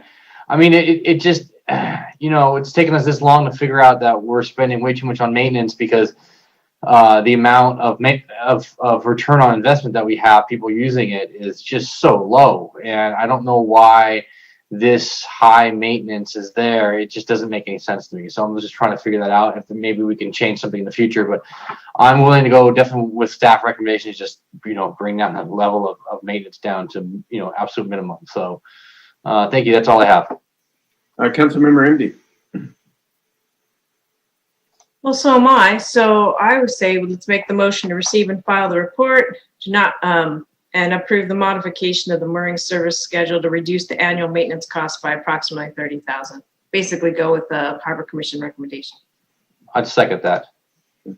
Let me just point out, you guys, this is a lesson for everybody.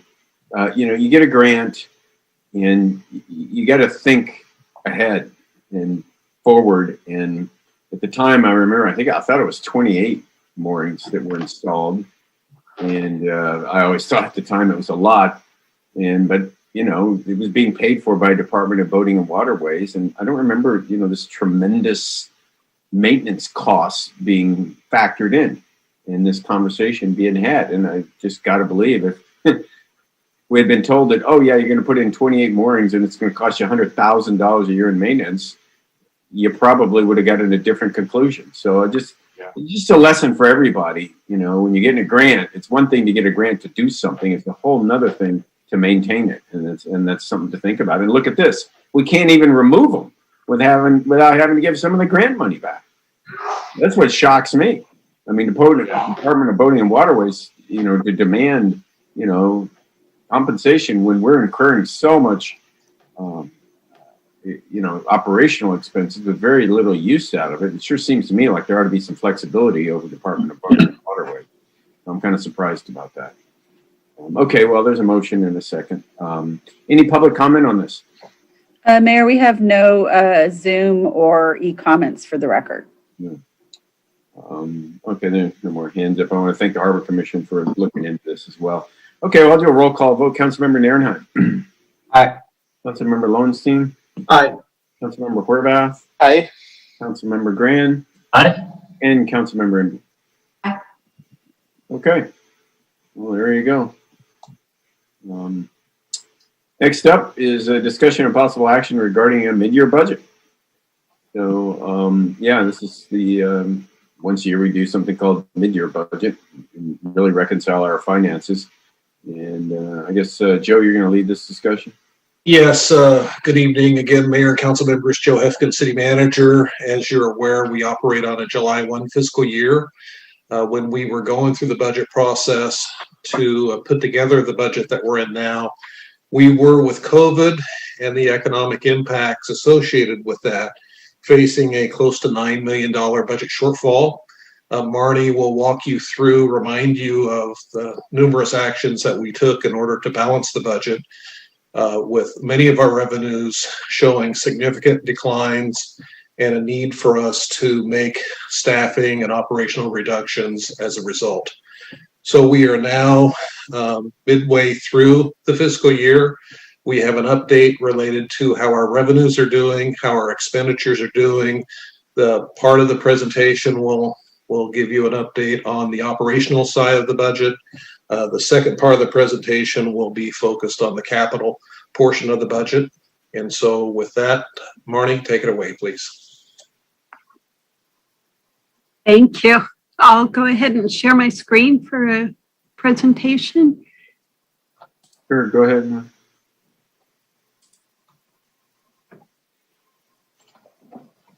Okay.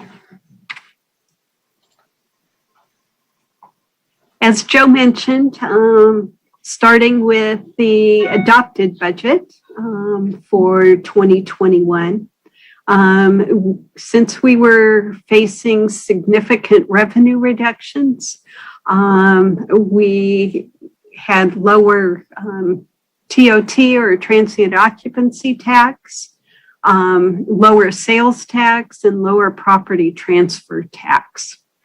In addition, there were adjustments made to the expenditure side with permanently deauthorized positions.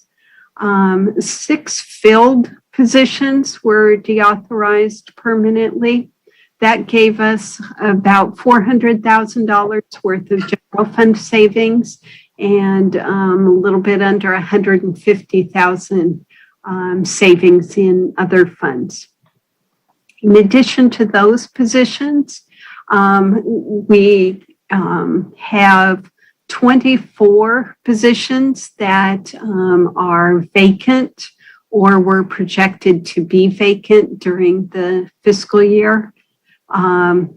Those generated $1.9 million worth of general fund savings and another nearly $500,000 in savings in other funds. Additionally, we foresaw facility and program closures due to the COVID restrictions at our senior centers, our libraries, after-school programs, the Performing Arts Center. But we did project a gradual reopening during the fiscal year. So that brings us now to mid-year, halfway through the year, with a review of our revenues and expenditures. And there continue to be pandemic-related financial challenges, giving us a $1.4 million general fund shortfall.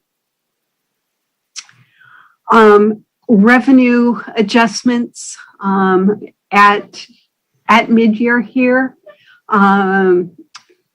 We had, I have the year wrong there, adopted revenues for 2021 actually of about 89 million.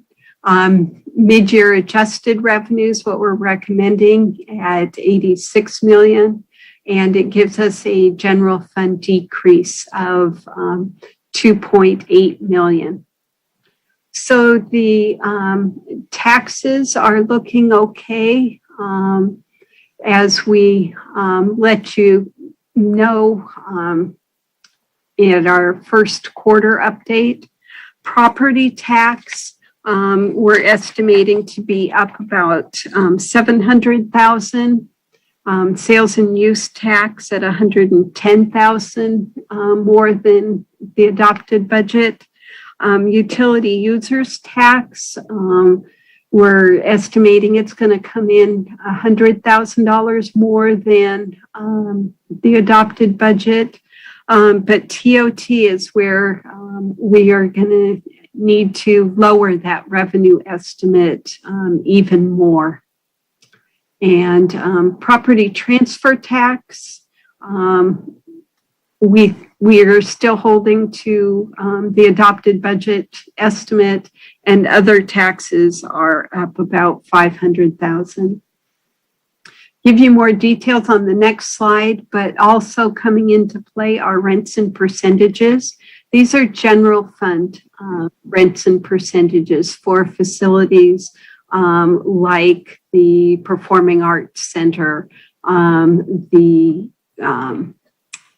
old library facility at Veterans Park, the aviation gym, facilities like that, that again, we were projecting to reopen them during the fiscal year, but that just doesn't look like it's going to happen before the end of the year. Recreation users pay, same thing. The activities and classes, expected to have those come back into play during this fiscal year, but now it looks like they will not. Overhead, we have a budget response report for you. Since mid-year is when we do our annual update of the overhead and internal service fund allocations. And then other general fund revenue is down about 500,000. So the numbers behind these, the taxes category then, we are estimating they'll come in about $930,000 more than the adopted budget. Rents and percentages at, we need to take those down by 1.8 million, and recreation user pay another 1.4 million. So $3.2 million reducing the general fund revenues just for those two items. The overhead adjustment is small at 37,000, a decrease to revenue. But of course, you would see that on the other side in the departments paying that. And just our other revenues in the general fund, about $450,000 down. So we come back to that total revenue adjustment downwards of 2.8 million. On the expenditure side, we have two separate sections for you in the admin report and in the schedules attached. We have adjustments to appropriations. In that schedule are the internal service fund and overhead updates. This one actually listed out by fund, by department for you. In addition to that, on the appropriation adjustments, some departments are projecting maintenance and operations savings, and we do need to reduce the budgets by those projected savings in order to bring the general fund into balance. So in addition to those adjustments, then we have 8 recommended decision packages over all funds. These aren't just general fund, but to the general fund, there is a net savings.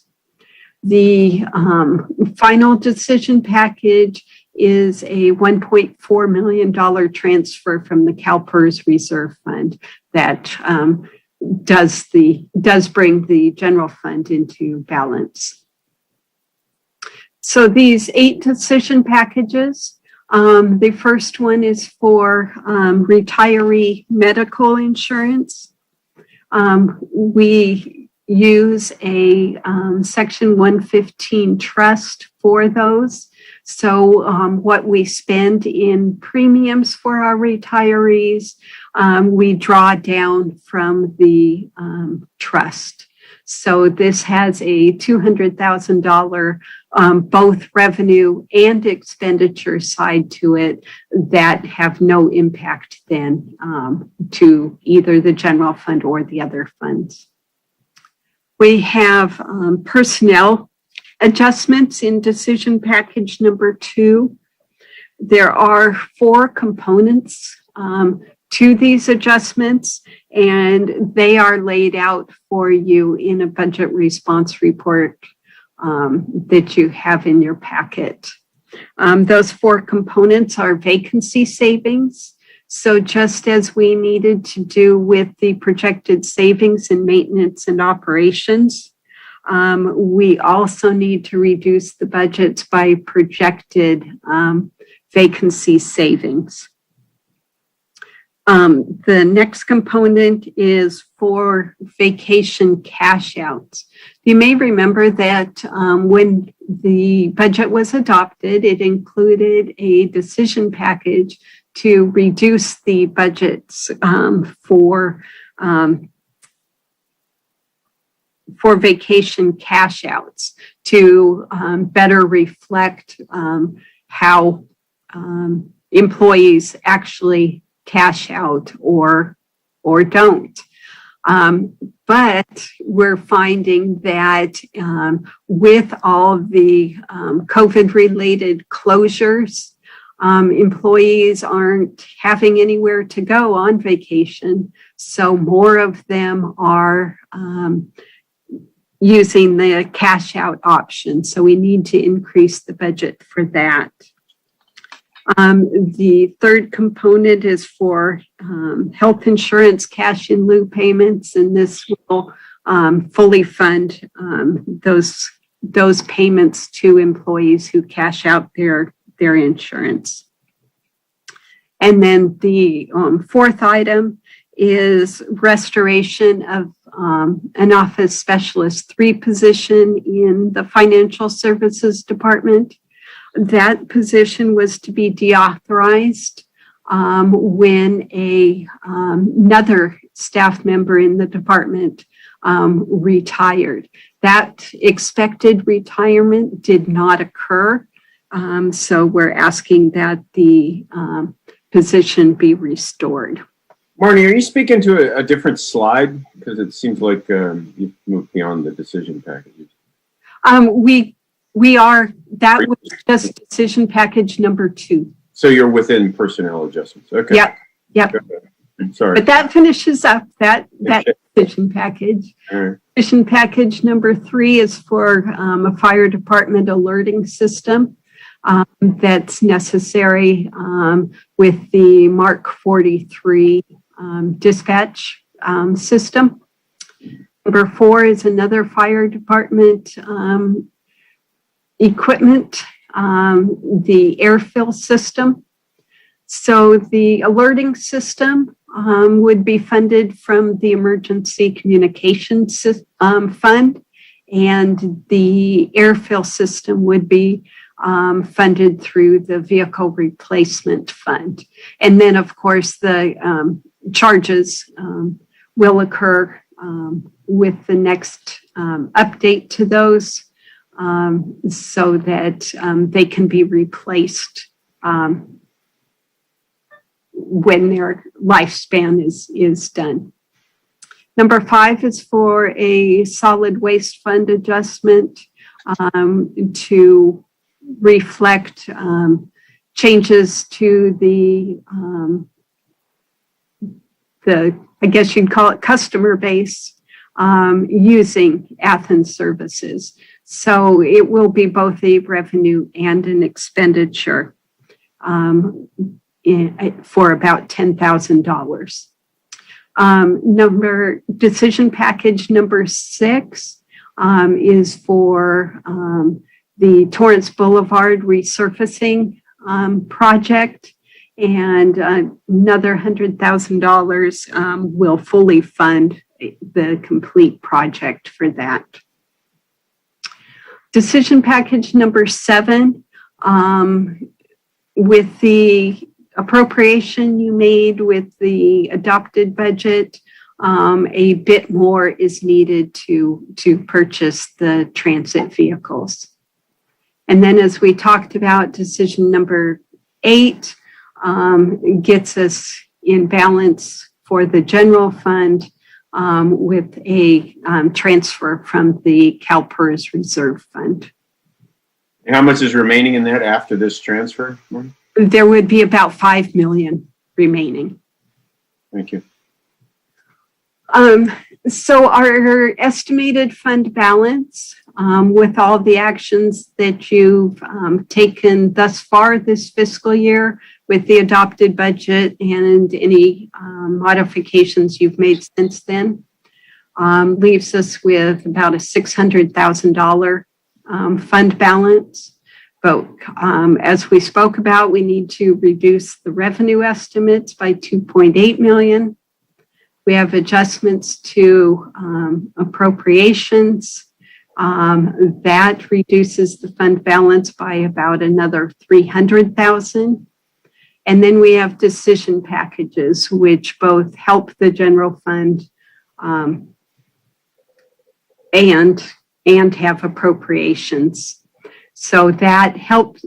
The net effect is helping the general fund balance by 2.5 million and leaves us with an estimated ending fund balance of 0.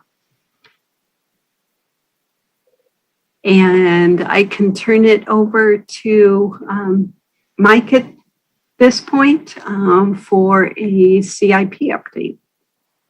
Great, thank you, Marnie. Appreciate it, Mayor and Council. Mike Witsanski, Assistant City Manager. Happy to be here tonight for what should be a fairly quick summary and highlight of our accomplishments this fiscal year as it pertains to CIP. As the council might recall, we had 82 projects approved with our current capital plan, with appropriations totaling approximately 58 million. Both very healthy figures for us. Last calendar year, and despite all of the trials and tribulations during the pandemic, one of our real bright spots, I think, operationally has been the performance of our Public Works Department, particularly in our engineering area, where in the last calendar year in 2020, we completed $21 million worth of CIP work and 20 projects. I had a conversation with the mayor when he was putting together his annual report.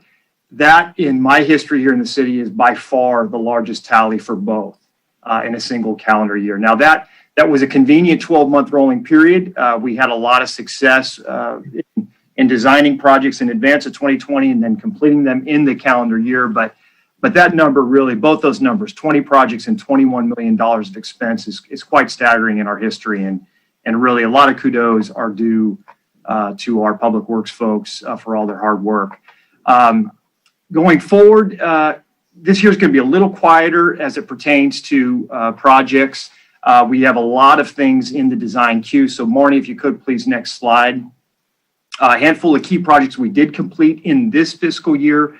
The citywide slurry seal project, that was our first attempt at spending money on another form of paving, a more maintenance, sort of maintenance intensive form of paving rather than our traditional reconstruction effort. The council set aside about $500,000 for that work this year, and we were able to slurry a number of streets throughout the community, and we're able to complete that effort.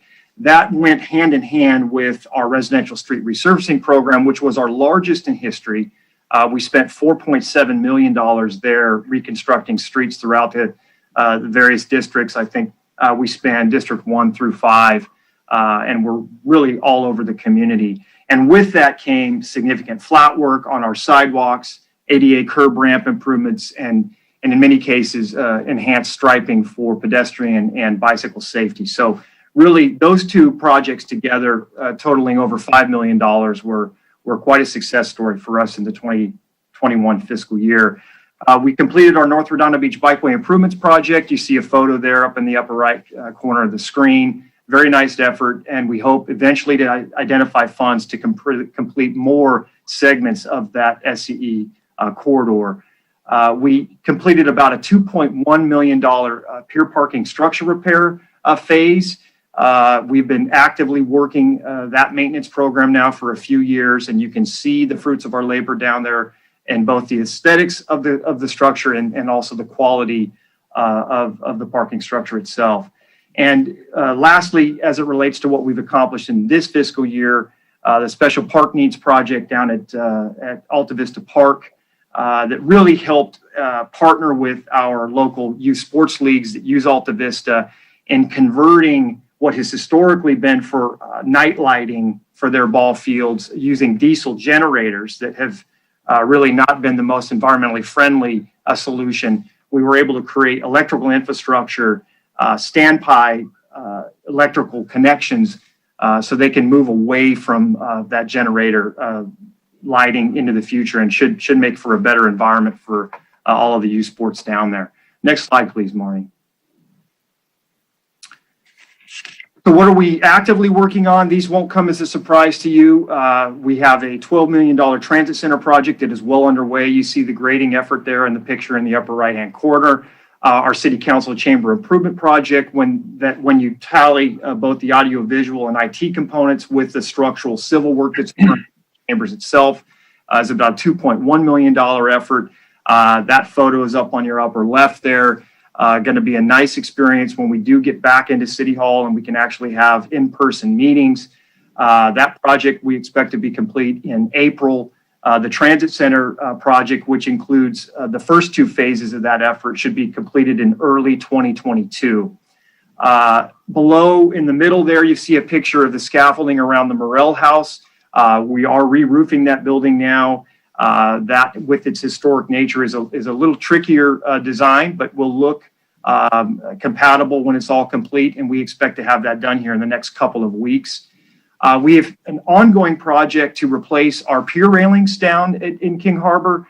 There around the Horseshoe Pier. We're about 20% through that effort, many more to do. We are performing that work in-house. We've created a bit of a ongoing maintenance effort that we sort of described as painting the Golden Gate Bridge. We're doing sections at a time, pulling them out, securing them, securing the vacant space, sending them off-site, treating them, and then bringing them back in for installation. It's slow going, but it is making a difference. And every now and again, we're able to leverage sections of the pier with other work and do it in more significant tranches. But that is ongoing, and you can see the difference when you're down there. We do expect, though, for us to get to the end of the pier, both end to end, I should say, it's going to take us 18 to 24 months to complete that effort. But once we're done with it, we'll have a very good, I think, program to work forward into the future. Citywide sidewalk grinding is well underway in the community. We've completed 14,000 ramp grinds over the course of the fiscal year. Very successful project, helping reduce trip and fall hazards throughout the community. That project's about 60% complete, but we do anticipate over the next 2 months being done with that completely throughout the city. And we are already beginning our next round of inspection to figure out what ramping and grinding we'll need to do into the future.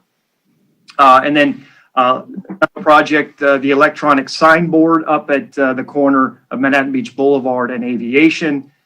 You've seen that. It's not in good shape. Our PAC sign is missing several bulbs, and thankfully that will be replaced here shortly. The council approved that contract just a couple of months ago, and we expect to see improvements up and installed in the next couple of months there.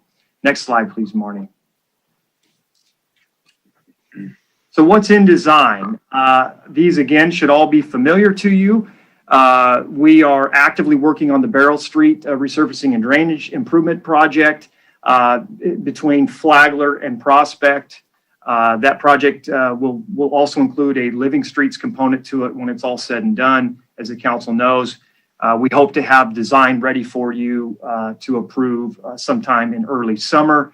The Manhattan Beach Boulevard project's also underway. You just discussed that at one of your recent meetings. That the plans and specifications for that project we hope to have complete either July or August of this summer. Torrance Boulevard is also well underway, and that is in fact is subject to one of the decision packages you have tonight. We felt it to be more efficient to go ahead and complete the design, not just between the city boundary and Pacific Coast Highway, but to take it all the way through the end of Torrance Circle. That project is funded with Proposition C monies, and that's why we have the request in the decision package to go ahead and appropriate additional Prop C funding so we can complete that design end to end and execute that project in one fell swoop once that design's complete. Assuming you approve that decision package tonight, we expect to have plans and specifications for that project to you in midsummer as well. We have also Let me just interrupt you there for Mike. I got to say again, that stop sign on Torrance Boulevard has changed people's lives in this area, and it has made it much safer. People are much more comfortable using that. Just those stop signs have been a huge hit. So I can't pass up an opportunity to mention that. So many people have told me about that and how much they appreciated just the stop signs. Yeah, no question. And actually this resurfacing will allow us to really clean up the striping there once and for all, improve the pavement in that area and really permanentize that installation. So this will ultimately make for a nice complete street when it's done. And then the North Redondo Beach Bikeway extension, really taking the North Redondo Beach bike path from its terminus currently at Felton all the way over to Inglewood. That project is nearing design completion. Well, it really is designed from our perspective. That design is now being reviewed by Southern California Edison to make sure it complies with their right-of-way maintenance requirements. Once they approve it, we'll go ahead and take that out to bid. That is funded through a Metro Measure M award, a grant award that we were able to obtain to allow us to go ahead and execute that work. And we'll actually be able to design from Inglewood down to Ripley through additional regional transportation funds that we've been able to acquire. So should make for a nice improvement down the road there as well. Marnie, next slide, please. Active traffic mitigation projects. We've talked about these over the years. We've got 4 that are currently in the works. We are completing the Pacific Coast Highway arterial study. Really what that's going to ultimately do is create intersectional improvements across the city that will be executed by Caltrans when they come through in 2022 to execute their big street reconstruction project. So that's been positive in informing how those ultimate, I would say, intersections should perform with new pavement and new striping. The Artesia Aviation northbound right turn lane, that was a subject of a recent council hearing. That hearing's been continued into March. You'll be talking about that more then. The project at Inglewood and Manhattan Beach Boulevard, the southbound right turn lane. We've been fortunate to acquire the right of way there, and we're nearing completion on design. Should have those plans and specifications to you here in the next couple of months. That's a very exciting project, fully funded by Regional Measure R monies. And then lastly, we are about to embark on the design of the westbound right turn lane on Redondo and Pacific Coast Highway there near the new Mitsubishi dealership. That project is also funded post-design by Regional Transportation Funds. So we're pleased with that effort. Next slide, please, Marnie. And I won't go through all of these, but a couple other highlights. You've approved the plans and specifications for the bicycle transportation plan project. That touches streets throughout the community, Ormond, Ringe, I think Ford down to Catalina, Nob Hill have some improvements, Beryl Street. So that's throughout the community. That work is moving forward. We've got progress on our harbor dredging and breakwater effort. It's slow going. The Army Corps of Engineers, our partner in that effort, they are also the permitting agency as it relates to the dredging work. We've submitted our concept for dredging to them. There's been some comments and feedback provided. They ultimately now have to look at it and decide what the conditions of approval will look like for the permit. And that will ultimately inform our plans and specification process. So we're down the path, and eventually the Army Corps tells us they will begin the breakwater repair effort that is needed in King Harbor, and that is now on their radar and I believe in their capital plan. And that should run in parallel with our dredging effort once we're ready to go, which is a positive. We recently received approval from the Coastal Commission for our coastal development permit for improvements to the Harbor Patrol dock. Those docks, if you've been down there, have been needing replacement for quite some time. We're happy to see that moving forward.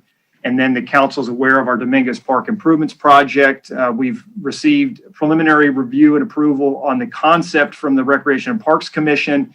We'll eventually be back to you with civil design as well as various schematic options for the play equipment there. That work will be forthcoming here over the next several months.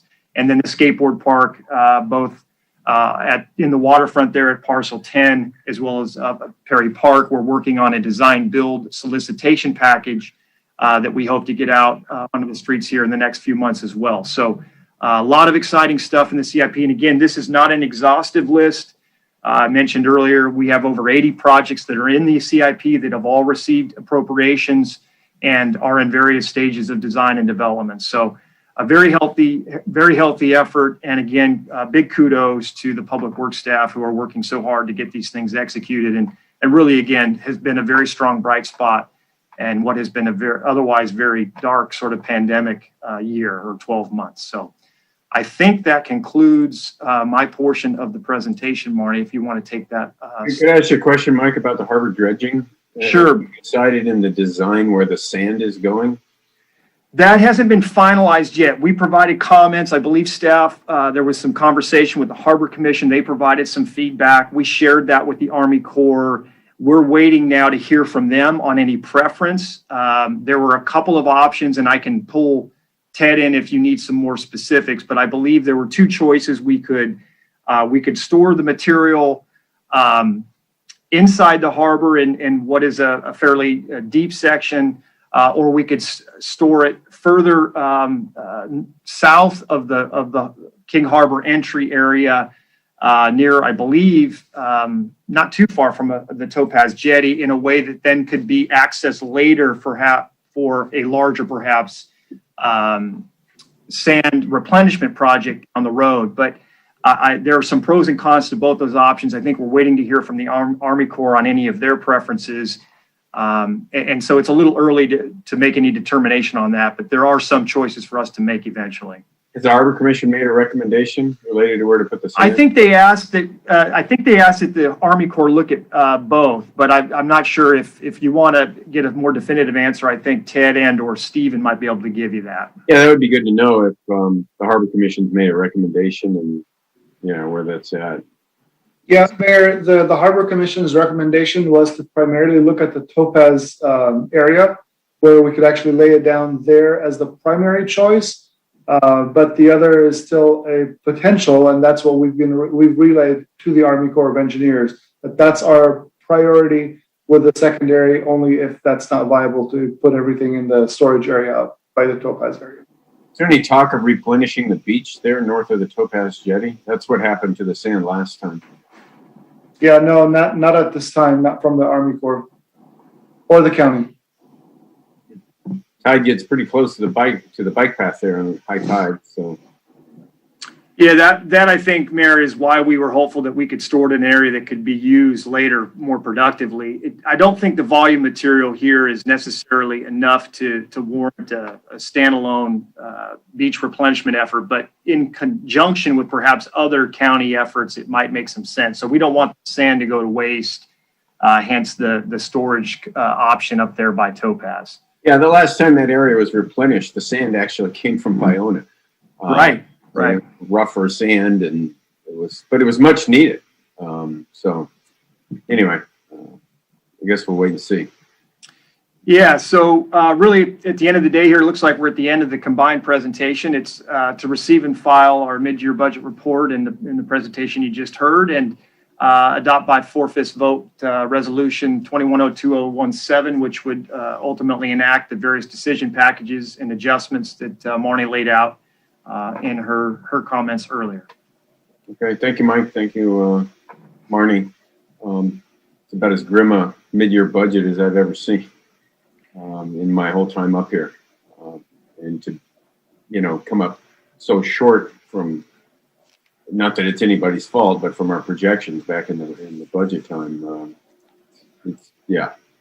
I'm sure we're not alone in having to deal with dramatic decreases in TOT taxes and fees and recreational uses of, Performing Arts Center and the Veterans Park Library as an example. I guess those were some unexpected losses in revenue that we really weren't projecting to be that high back in the budget. So, you're correct. You're correct, Mayor. We did a very good job, I believe, projecting and forecasting the sort of dire situation in our general taxes, right? The transient occupancy tax, we talked about that quite a bit with you all. We knew we were going to be down in the sales tax area. We anticipated, UUT continuing to come in at a fairly low spot compared to historic highs. Property tax we thought could be a bright spot, and we flagged that at the first quarter update.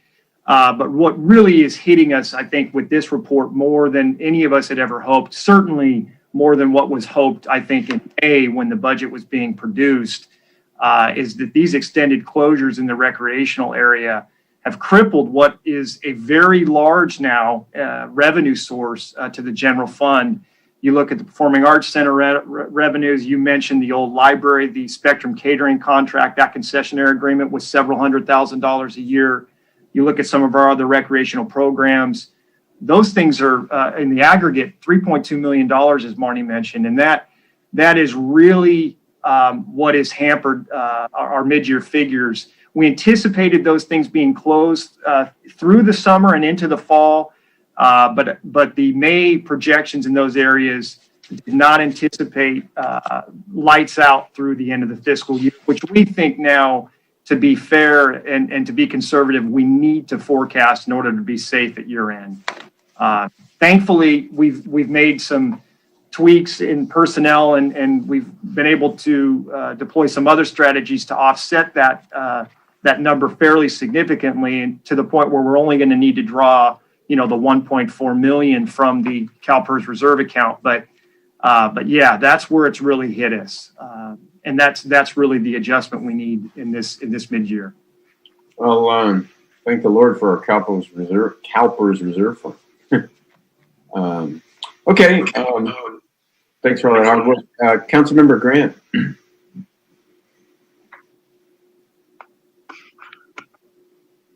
John, you're on mute.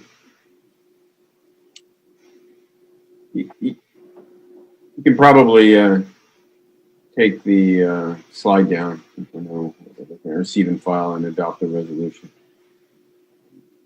Okay. Councilmember Grand, you're on mute, but you got your hand up.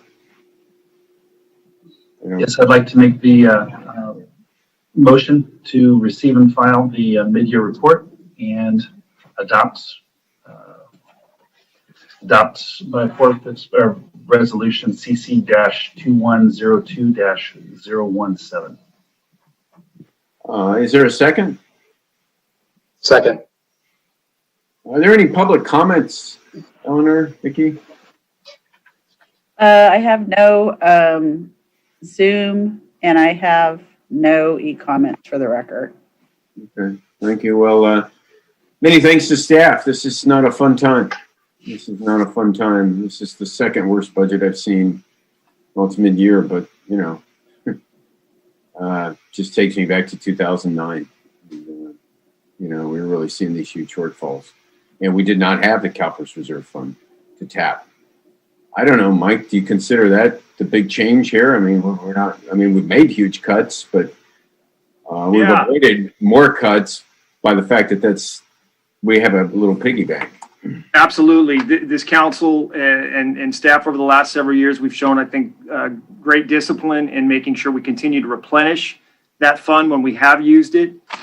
It was up to its highest point in history when we adopted the budget this year. In May, we anticipated needing it likely at year end here in the fall and in December. We thankfully didn't at that time need it, but we do need it now. And I think if you'd asked us in April or May, when we were in the middle or the early stages of the pandemic, and we thought we were closer to the middle than the beginning. If all we were going to need from that PERS reserve fund was 1.4 million, I think we all would have said, that's great, sign me up, we'll take that. So all in all, it's not as bad as it could be. I read an article recently, the city of LA is talking about stopping payments on its bills. I mean, there are many cities that are looking at very draconian strategies to manage their mid-year adjustments. And fortunately, because we have this PERS reserve and because we were judicious at budget adoption and took the actions we took then to do our best to close the gap, we don't have to dig too deep, and we have plenty of money in that account to cover this current issue. So, yeah, to your point, I think it's well made. I think our conservative nature, really, when we had these excess fund balances, I mean, sitting there, I remember one time it was like $1.2 million, and, you know, a less conservative council would have found ways to spend that money. And we didn't. We put it in the bank. So, I mean to be patting ourselves on the back, but, you know, it's really kind of second nature that we're conservative about it. And while tempted, did not spend the money. And it's so far worked out. Yeah, and this is really what it's for, right? I mean, if you're not using it for a pandemic to bridge the gap and lost revenues because of closures, you know, this is the right kind of time to use that money. So, and totally unexpected, right? And when we had the unexpected Great Recession back in 2009, we did not have this. We made much worse cuts. So, and in addition, just to emphasize the point, we did not take any monies out of the PERS reserve at the time of budget adoption. Correct. There have been years where we've had to, in order to balance, take a chunk of money out of the PERS reserve. We did not do that at the time of adoption. We sort of saved that option for either at year end, which, as Mike mentioned, you know, we weren't able or it wasn't necessary for us to make that withdrawal at that point. But certainly with the closures, with the stay-at-home order, with the prohibition on group gatherings, you think of the Performing Arts Center, you think of our rec programs, you think of our library programs, you think of our after-school programs. All of those have expenditures, but they also have a lot of revenues that come in associated with those. So I wish we had better news for you. It certainly could be better, but it definitely is worse in many other cities. So I think those are the staff comments for tonight. And who could have predicted that, you know, back in when we were reforming the budget, that the worst was yet to come by a long shot. I mean, hopefully the peak of this pandemic was in January. And we're spinning out of it, and the optimistic side of things, people are getting vaccinated and remaining safe and headed towards, you know, getting back to normal, whatever that turns out to be. But I mean, we could never have predicted that, you know, I mean, I guess you could have predicted, but we certainly didn't plan to have the worst of the pandemic come the following winter, even though that's exactly what happened in the flu pandemic back in the early 1900s. So, yeah, let's hope this end of the pandemic. Anyway, so there's a motion and a second on the floor. No comments, Eleanor? Just to double check. Nope. Okay, I'll do a roll call vote. Councilmember Nairnheim? Aye. Councilmember Lowenstein? Aye. Councilmember Horvath? Aye. Councilmember Grand? Aye. And Councilmember Aye. Okay. Okay, so adopt by four-fifths vote and by title only resolution number CC-2102-017. A resolution, City Council, City of Redondo Beach, California, modifying the budget for fiscal year 2020 to 2021. Thank you. Okay, thank you, Eleanor. Last discussion item, possible action regarding refinancing options available to the city to reduce our California Public Employees Retirement System, better known as CalPERS, unfunded accrued liability. So with that, I guess, Joe, did you want to start it off?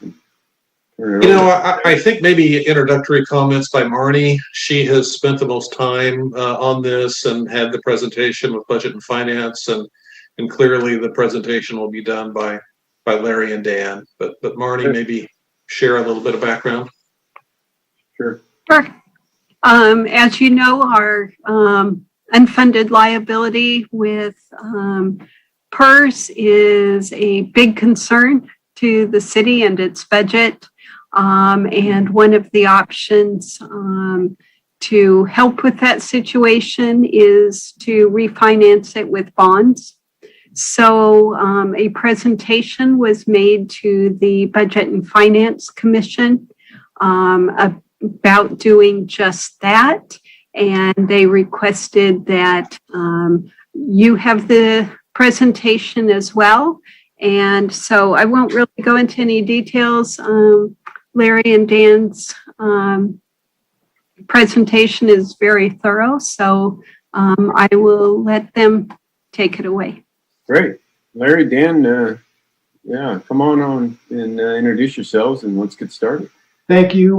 Can you hear me? Are we good? Yeah, sounds good. Great. Larry Cosmon Transaction Services. We also have Dan Masiello, Senior Vice President of KTS. We are pleased to be here tonight because I think following somewhat sobering discussion about the budget, although I have to say that I think all of you know that Cosmon provides services to dozens of communities in California on lots of financial matters, and the budget discussions are pretty woeful just in every city we're in. I think Redondo actually is a much better discussion, as challenging as the mayor said. It is a better discussion because you've had the wherewithal to put together some reserves and tap into them as you need to selectively. One of the things that presents a challenge for all of our California communities is an ever-growing unfunded accrued liability that is attributed to the overall cost of the PERS, funding PERS obligations for employees. I'm a former city manager and department head, and I can tell you that the biggest, that your largest expenses are employee expenses, and a huge percentage of that is the cascading and ever increasing cost of pension funds, funding pension plans. And it's a cost that faces every city, and we're literally at hundreds of billions of dollars of unfunded accrued liabilities. What are those? Well, you have a PERS account. All of your pension fund benefits are valued a certain amount. All of the assets in your PERS account are equal to a certain amount. To the extent that the value of your assets are less than what is needed to fund all your obligations for pension funds, you have an unfunded accrued liability. It's essentially the deficit in your PERS account. How do you get there? Well, it's pretty straightforward and it's complex at the same time. PERS basically says, look, I'm going to benchmark a return on investment of your money and our money and all of our money. We're going to benchmark a return of investment at 7%. And we think that's going to be enough to cover that which you give us plus the return on that investment at 7% should cover that total pension obligation. Problem is, in reality, it just doesn't happen that way. And PERS underperforms year after year, and that starts to create an ever-increasing gap. But that's not the only reason. People end up living longer, so the cost of their pension funds increases. And we continue at a local level to provide different benefits, some of which we didn't provide years ago. There were improvements as a result of labor negotiations. I started my career as a labor negotiator for the city of Santa Monica. I understand that. Hard to win every possible point, and these are costly points. And so the combination of pension obligations that are underfunded and not receiving or not attributing the kind of return that we're benchmarked for, the combination of longer lifespan, and the combination of just ongoing costs that increase because benefits improve over life, that's really where you get to. So what do you do about it? It's not a very straightforward answer, but cities are finding that there are some market-based solutions that can be made available to us by particularly a low interest rate environment, right? So and I think we have a presentation that we can put up, I think at some point here. So I'm not looking at it. So maybe it's up, maybe it's not. Who has it? I can certainly share my screen if you'll let me. Yeah, go ahead. Is that something you're seeing? Yep. Perfect. might want to put it on, I just want to compliment, these are my millennial skills at their best, okay? I just want to tell you that. For me to be able to do this is not easy, especially under pressure, okay? Slide mode there, Larry. All right. Full screen mode. All right, here we go. So just on the slide, you'll see that your Redondo Beach's projected unfunded liability is over 200 million. It's not a small number. And as Larry, if you're on the lower right of your presentation, you'll be able to put it in projection view and we'll see the whole slide instead of all your other slides. Wow. On the right, lower right. That one. Yep, that was it. That's it? Good? Are we good? Yeah, it's better. Yeah. Okay. It's, you're testing my skills, Mr. Mayor. Sorry. So these market-based solutions that are available to us, what are they about? Really, at the end of the day, very basically, they're about lower interest rates. I mean, PERS is charging you 7% on a portfolio that's not achieving that. And so the gap is causing you to have an evolving, increasing set of liabilities that are unfunded. And so cities are looking at ways to minimize or eliminate that. I will tell you that this is, to me, as someone who's been in city government for over 35 years, and as a former city manager, this is an astonishing set of circumstances, because essentially what we have with PERS is we have essentially a stock investor, or a stockbroker that we hire that says, look, I want to make you a 7% return. And when they fail, they say, I'm going to charge you the difference about what I made and what you have left. And then I'm also going to go ahead and ask you to refill the tank because I'm going to go lose some more money. And that's really what happens. It's an ongoing self-fulfilling prophecy. It's not that they don't make the interest rate target every year. They do in some years, but overall, they just aren't performing. And so that, plus the actuarial changes that I was talking about, puts cities in the next last bullet. We're all facing these steep increases in costs. So exploring UAL is really a legitimate way to go. I've already covered the fact that these are existing debts. They're recognized by GASB as a current liability on your balance sheet. So it's not just that you owe the money, it's a recognized obligation. And if you look at the PERS rate that they're charging you for their sort of lack of performance, and you compare it to the current interest rate market, which in a subsidized interest rate environment, make no doubt about it, one of the things that makes this a timely discussion for all of us in all our cities is that we have an interest rate environment that's astonishing. It's being underwritten by the federal government, and it's basically in response to a pandemic.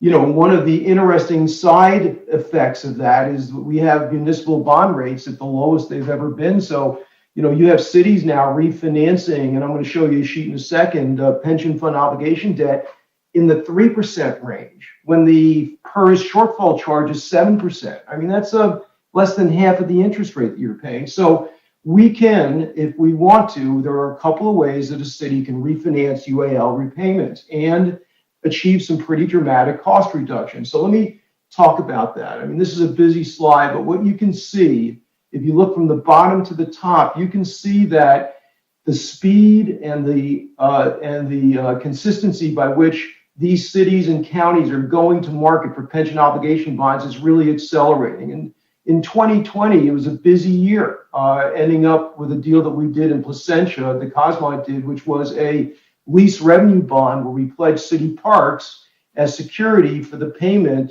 of the refunding of the pension obligation debt. In that smaller city, the par amount of the unfunded liability was 52 million.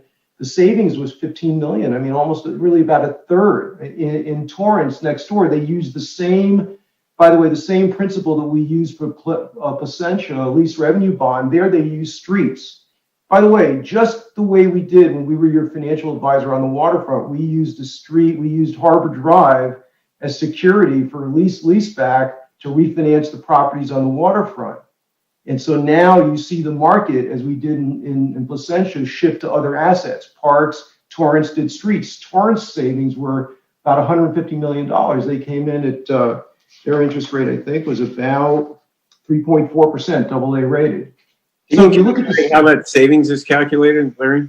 Sure. I mean, it's basically, you have to take, we'll show you actually, Mr. Mayor, I'll show you how we calculate the savings specifically for you in a couple of slides. Let me do that because it'll be easier if you see the charts. So this just gives you a sense of, one, the level of obligations that exist from a small city in Placentia at 50 million, the city of Carson, 108 million. We worked on that financing as well. The savings there were about 40 million. We'll show you how those are calculated in a minute. And the point is that if you decide, and there's really no decision, I think, tonight per se, but if you view what we're about to show you, because what I've just given you is sort of the setup for how these work technically, I think it's really important that you spend the time with us to understand just the way we did with the Budget and Finance Committee, because these are a series of choices. They end up in significant savings on a present value basis, on a nominal basis. There's no doubt about that, but there are much different pathways to get there. We'd like to go through both of those with you. We'd like to show you, as Mr. Mayor just asked, about how the calculations and savings are calculated. We'll show you that. And then I think the next step is, you'll see these would take a little bit more work to evaluate if in fact you want to go forward. And that's really the purpose of this presentation, is to give you enough material to understand, one, that this is a valid exercise being entertained and executed by many other cities. Number two, there are legitimate savings. Number three, there are different ways to go about it. And number four, if you decide to do that, those different pathways have different time frames. So in a nutshell, you've got two types of obligations that we can create. We can leverage pension obligation bonds or lease revenue bonds. The pension obligation bonds are like GO bonds, but they need to be validated by the court. It's about a 4-month process. We did that in Carson. Lease revenue bonds don't require court validation. It's a shorter process. That's what we followed in Placentia. Dan is going to start talking to you about the difference between these two. They're both legitimate. They just have very different structures and different benefits to the city. Both end up saving money. They just are different pathways. So Dan, I'll turn this over to you now. We can go. Hey, Larry, and why don't you unshare and I'll share what I have over here. I think I can fit it on a little better. Sure. That good? Yep. Just give me a second. How's that? I think I've just been fired, by the way. That's okay. Everybody see this screen now? Yeah, that's good, Dan. Look okay? Yep. Yeah. Okay. So Larry was just talking about the difference between, let me get this right here. Where were we? All right. So as Larry mentioned, a pension obligation bond is a general obligation bond by virtue of the court validating that the unfunded accrued liability that the city would be attempting or embarking on refinancing is a pre-existing debt imposed by law. You don't have a choice. You have to pay your pension benefits. And that's the end of that. So the courts, it's kind of perfunctory. We're not aware of any case that the actual validation action was ever overturned, but it does take a little bit of a length in time, and go ahead and shorten the process before you can enter the market. One of which would be if you're able to make the prepayment before the end of this fiscal year, you recognize a discount. Which is why some of the numbers that we have in our presentation in a minute might not entirely match, because we have to go by what CalPERS publishes, which assumes you'll make 12 annual payments every year. But I believe the city prepays their balances to recognize the discount. It also enables you to capture this funding cycle before they reissue their new UAL reports that the actuaries put together, and they publish those in July and August over the summer every year. So there's like a 6-week window where they kind of shut down to taking payments and stuff like that. So that is compelling. As Larry mentioned earlier, we have kind of an underwritten super low interest rate environment thanks to the federal government, among other technical factors. We are seeing some of the lowest spreads. These are taxable bonds by nature because this is essentially funding. It's working capital. It's not a funding that would be building a capital project. So without getting into all the taxes and bond laws, these would be taxable bonds. Taxable municipal bonds have become much more attractive to the investing market since the last recession, the Great Recession. There was some technical reasons for that too, but there's something known as Build America bonds that really opened up the investing audience to a new type of vehicle. and municipal taxable bonds are now much more like regular tax exempt bonds. As a matter of fact, the bonds that the city issued in 2019 were taxable, and they were very much like tax exempt bonds in terms of their features and the security presentation and their call options and things like that. So we are seeing some of the lowest spreads to the U.S. Treasury, which is the benchmark that a taxable bond uses to price itself, historically low rates. So generally, the main distinction is that a pension obligation bond is considered a general obligation bond, and the rating agency, Standard & Poor's, likes that idea. The city has to pay it. It's an obligation of law. We're going to give the city its bond rating. We're going to give the city the bonds the city is issuing as general obligations, its highest issuer rating, which in your case, in the city's case, would be AA+, based on kind of the implied rating from your last lease revenue bond from 2 years ago. When it's a lease revenue bond, the rating agency says, well, we have two main factors that are at risk. The city has to appropriate this every year. And then there's also the notion of abatement risk, where if the city loses use of the asset, you're not supposed to pay rent. And so it rates the paper, the bonds, one notch below. So if the city's general obligation issuer credit rating is a AA+, its lease paper, its lease revenue bonds would be a AA, which is exactly what we saw in 2019. Now, ironically, I think, flip that around to an investor's perspective. Now, investors rely on Standard & Poor's and use their opinion and research to formulate and inform their investor decision. However, the market actually prefers the lease revenue bonds because it feels more like the city is actually invested in repayment. A general obligation bond that doesn't have an actual ad valorem tax attached to it. The city might be issuing general obligation bonds, but it doesn't have any power to levy a special tax for that bond, unlike a voter-approved GO bond. It doesn't make the market feel very comfortable. The city just has to find a way to pay it. But if it's attached to a property, if there's a notion or perception of collateral underlying the obligation, the market likes that a little bit better. So while the bonds might have that one notch lower rating, they usually get a better investor reception. So at the end of the day, it's pretty much a wash in terms of which is the better way to go. And all else being equal, the lease revenue bond ends up being quicker, and time can be money, as we all know. You have less exposure to market risk. So that's the lease revenue bond, pension obligation bond distinction in a nutshell. I just kind of went through these two slides real quickly, essentially. Any questions about pension obligation bonds versus lease revenue bonds? Okay, moving on. This is a little bit of a... Actually, I do. Which ones would you recommend for our purposes? Could we both get them done by 6:30 by January 30th or June 30th? I would say that the odds of getting a lease revenue bond funded, priced and funded by June 30th are pretty good. They're very good. I think, if the council were to say go tonight and we started and got a team assembled and put everything together, we could be funded in 90 days. I think it's a pretty fair assessment. Now, the pension obligation bond has the factor of the courts. We'd have to, if you said go tonight, and direct staff to put a team together. You'd have to include getting legal counsel on board, who would have to work with the city's legal counsel to draw up the validation proceeding, which is essentially suing yourself. The city would have to sue itself and ask the court to provide a judgment. And how long will that take? I mean, there are built-in time factors that alone are about 90 days, in addition to the preliminary startup time, in addition to just the court schedule. So I would not feel comfortable to say that a pension obligation bond could be completed by June 30. Councilmember Abraham, just to point out, in Carson, in the middle of COVID, took us about 4 months to get done. Just so you know that we did a validation there. It took about 4 months. And it took 4 months from the time we filed. We actually approved at Thanksgiving time and filed in February.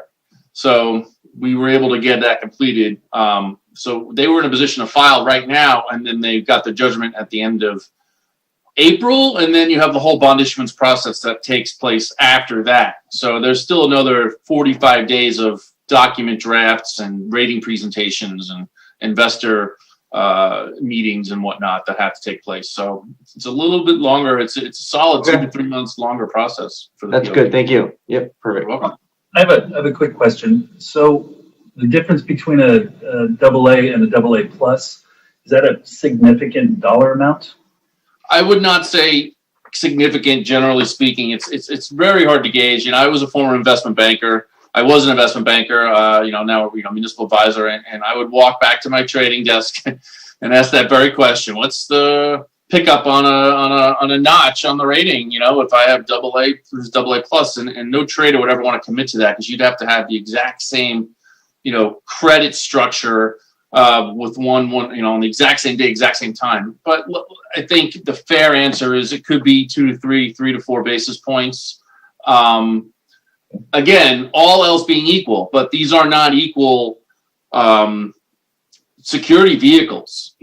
15 years ago, a AA plus was a AA plus was a AA plus, but then the Great Recession hit and investors started realizing, hey, we can't just take at face value with Standard & Poor's, not to knock them, but they're the rating agency that's preferred in California. We can't just take at face value what Standard & Poor's has to say, and we're just going to put the same interest rate on every AA plus security. The underlying asset, the underlying security matters, and investors make their own distinction. That's why I was mentioning how investors actually prefer the lease revenue model with the slightly less rating versus the pension obligation bond model. Got it. Thank you. I have a whole host of questions, but do you want me to wait? I don't know what they are, so I can't answer you. It's up to you. You may want to see, I would suggest this. Let us show you the curve on the costs so that you can really start to ask questions that are really directed to your circumstances. We actually plotted out what your cost savings might be under certain scenarios, and I think the Budget Commission found it very interesting and helped their questions along. So that's what I'd suggest. Okay. Go ahead, Dan. Let's keep going. So as Larry started to get into, there's a little bit of statistics, and we'll try to get through this slide quickly, but feel free to jump into questions. The way CalPERS does their math is they closed the books on 2019 and took them a year to figure out what their earnings were, what the city's net share of its portfolio was, what the accrued liability, the amount of benefits that are going to be owed to all retirees, what that was, and then they project it forward 2 years. And they say, hey, city, in fiscal year ending 2021, you're going to have a UAL of almost $212 million. And so you need to start paying that back. And we're going to set up an amortization schedule for you. And your budgets that need to go, your payments that need to go into your budget are going to be based on this projected amount from last year. So they did all this last summer.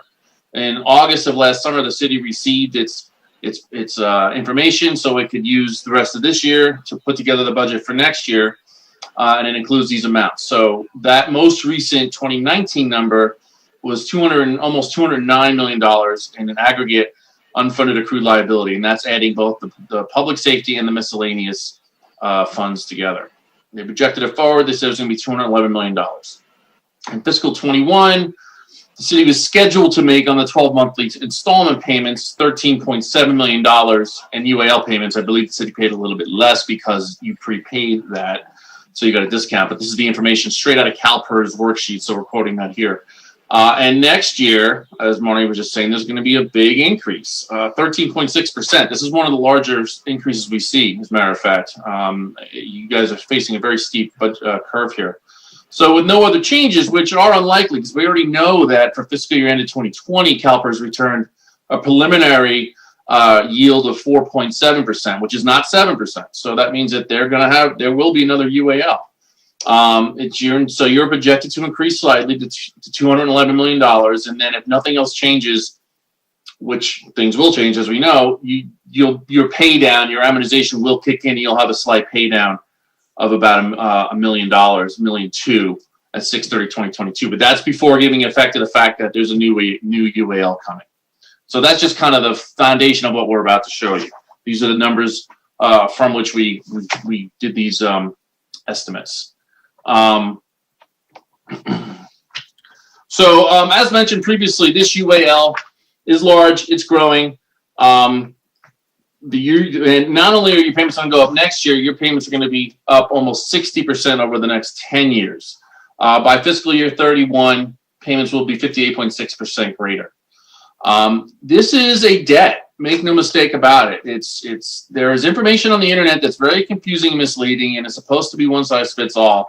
But this is a hard debt. This is not a debt you can avoid paying. I've heard somebody say it's a soft debt. Try not paying part of your CalPERS UAL next year and see what happens the year later. It will be added on to the balance. You will absolutely have it taken from you by CalPERS.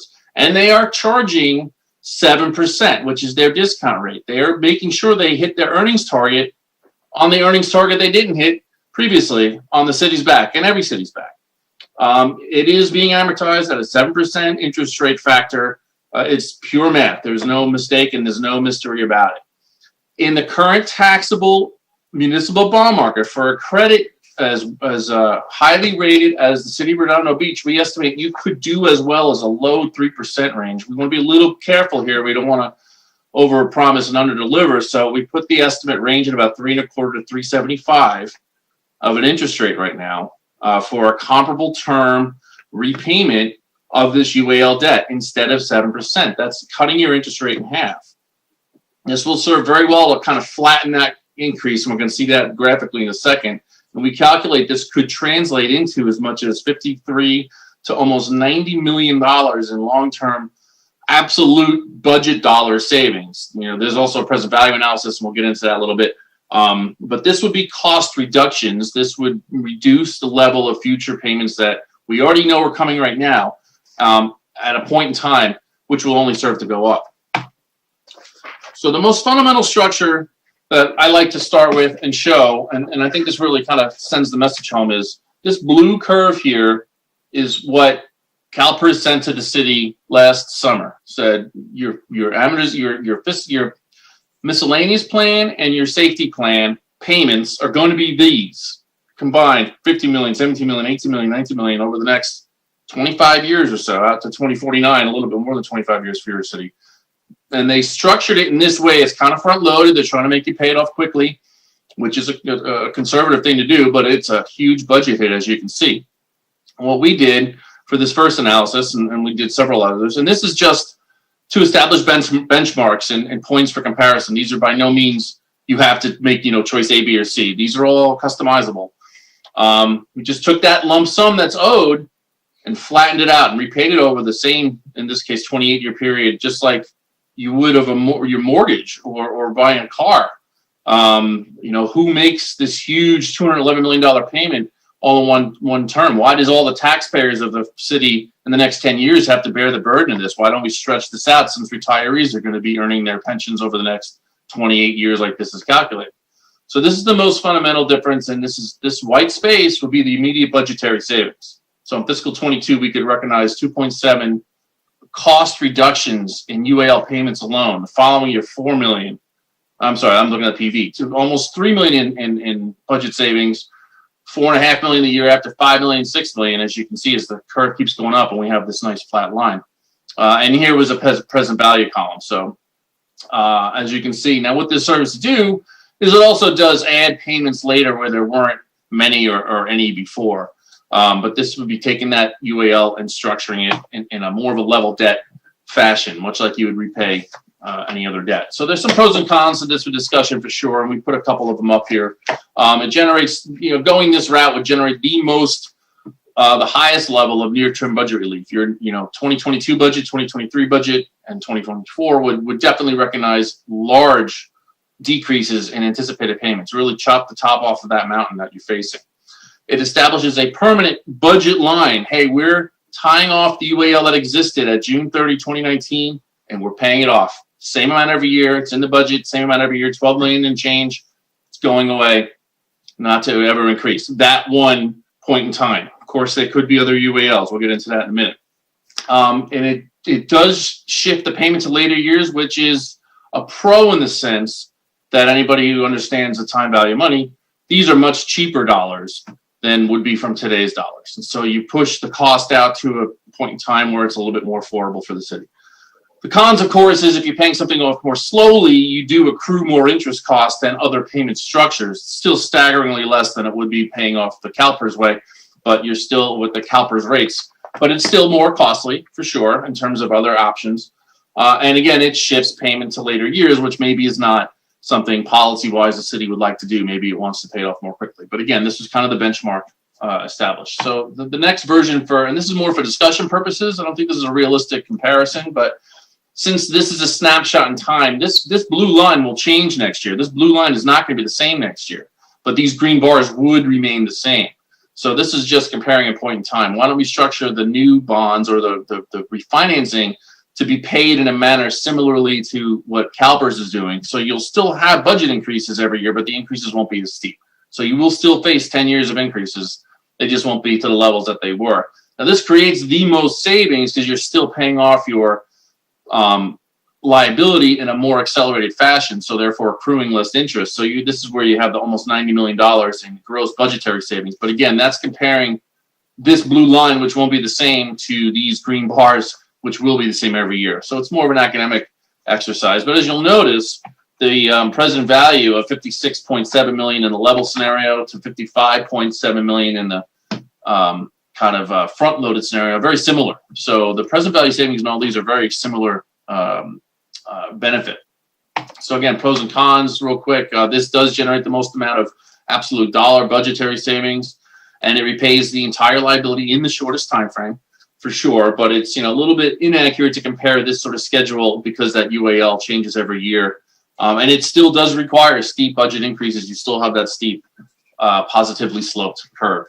So the model that we ended up going with in Placentia, and which I think might be worth considering, if not the level one, would probably be something like this, where we institute some substantial budgetary relief in the near and midterm by having a level payment structure. But then as we approach the point in time where that payment would have started declining, we can have the new bonds declining as well to match that. So you're not pushing off the liability any longer. You're paying off your principal relatively quickly, but you're also earning or realizing some budgetary relief.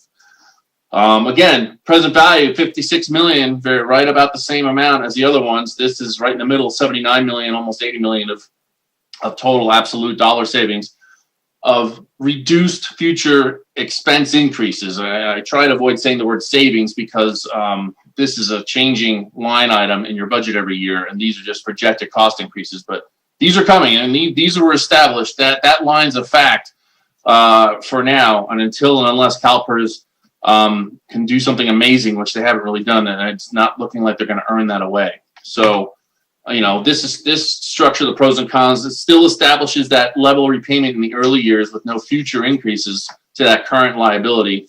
It does not put payment in the years where there weren't any payments previously to be made. And it's a nice balance between the repaying of principal quickly and creating a nice predictable budget line item. We all like to have that same budget line item in there without increasing every year. It does establish that initial payment a little bit higher than what we were looking at previously, but it's higher than $13.7 million, but it's not as steep of an increase. It gets you up to a little over $14 million. So there will be a budgetary increase initially, but then it's kind of frozen there. Again, it still has the same inaccurate comparison because it's, that this blue line is going to be shifting as with the level, but that's kind of why I like the level payment one, because I think it's easier to wrap your mind around. We have this liability, let's pay it off over the next 28 years or whatever the term might be. And it doesn't create the maximum near-term relief as we discussed. If you were to level out that payment completely, you'd realize the most budgetary savings in the next 10 years with the original level structure. So I'll just go ahead and stop there. Any questions about any of that so far? A lot to digest. Yeah, it sure is, Dan. You shift the green bars, but you don't shift the upper line. And it makes me nervous, meaning, you're obviously making an assumption about what CalPERS is going to do. I mean, their return could increase, their return could crater. We obviously don't know what that's going to do, but what assumptions are built into the way the upper line is drawn in terms of? Yeah, that's a great question. The only assumption, it's not an assumption. This is specifically right here, the UAL payment is what CalPERS sent over to the city in July, dated July. You received it in August of 2020. Yeah, but over the years, you got your amortization payments. It's just did that change over the years though, based on their return? next year you will get a brand new schedule, and all these payments will be reshuffled and will change. Yes, and it will depend on the return or depend on whether assumption changes. Absolutely correct. So I'm just saying that upper line could, you've drawn it kind of the same in every graph, except you move the green bars. They're either flat or they're loaded, in the middle like that one. But that line, that upper line, is going to change. Yes. correct, and that's the we're trying to kind of. How do I put this? It's a balance of I'll call it art and science, so to say. Maybe it's not entirely fair. It's just we can't know what the blue line will be next year, but I can know what the green line will be next year if we refinance it, or I can project it within the range of interest rates that we see in the market right now. So could the, let's just say by some miracle, CalPERS all of a sudden starts actually hitting that 7%. And there we are with our level payments. Could we be overpaying at some point? That's a great question. So a couple things to take into account. So if they actually hit 7%, like exactly, you're paying exactly what you're supposed to pay. There'll be no new UAL, but you won't really be amortizing your old UAL either. You'll be making these payments, and that blue line will have not changed. So if fiscal year ending, so we already know 2020 they underperformed. So fiscal year ending in 2021 is exactly 7% return. You're going to have a new UAL from 2020 that was generated from there missing the 7%. So that blue line will go up a little bit. And then in next year, if they hit that 7% exactly, the blue line will then not change. Wait. I want you to say that again. They did not hit their mark in 2020. Correct. The average. Anybody who's invested in 2020, I want you guys to hear that. They did not make their mark in 2020, right? Well, they posted a 4.7% return in 2020, and the last 20 years has averaged 5.5. So, but the mayor is right. There's no absolute perfect way to sort of compare the future because we don't know it yet. All we can do is take a series of assumptions and say, look, this is the way it's basically gone and it will change. But one thing that hasn't seemed to change is just a relative weighting of underperformance over a 20-year period. So there's ways to hedge against, Mr. Mayor, what you just said. In other words, you could decide to, at one level, fund less of the unfunded obligation. Let's say keep 10% in the account and fund 90% of it. And that gives you a little bit of the hedge in case that they do better in a year and you don't want them playing with your money. You want them playing with your money that you paid them, not the money that you paid out. And so, yes, you can, that's one of the, you'll see in the last slide, you say, look, there are a number of things we could look at. This is really meant to give you exactly what you have, the ability to ask these questions so you can see how this thing can be sized. But 5.5%, 20-year average is where they are. So it's just important to understand the assumptions that are being made. Yes. That's all. And it smacks me. It's like a farmer selling futures on his corn. Okay, I know what I'm going to get for my corn.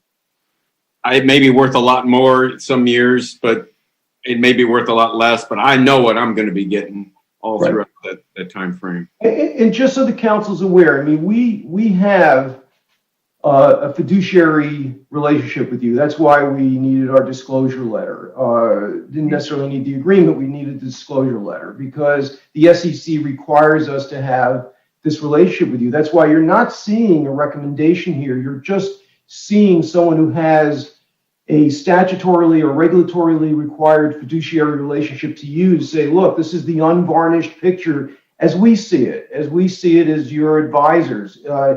We are admitting it can change. We're also showing you, though, that it hasn't changed for the benefit for most of the years that we've been looking at this. And so the question becomes, how, if we wanted to go forward and if we wanted to do a lease revenue bond versus the POB, what would be the best way to size that? Sort of the next chapter in the conversation.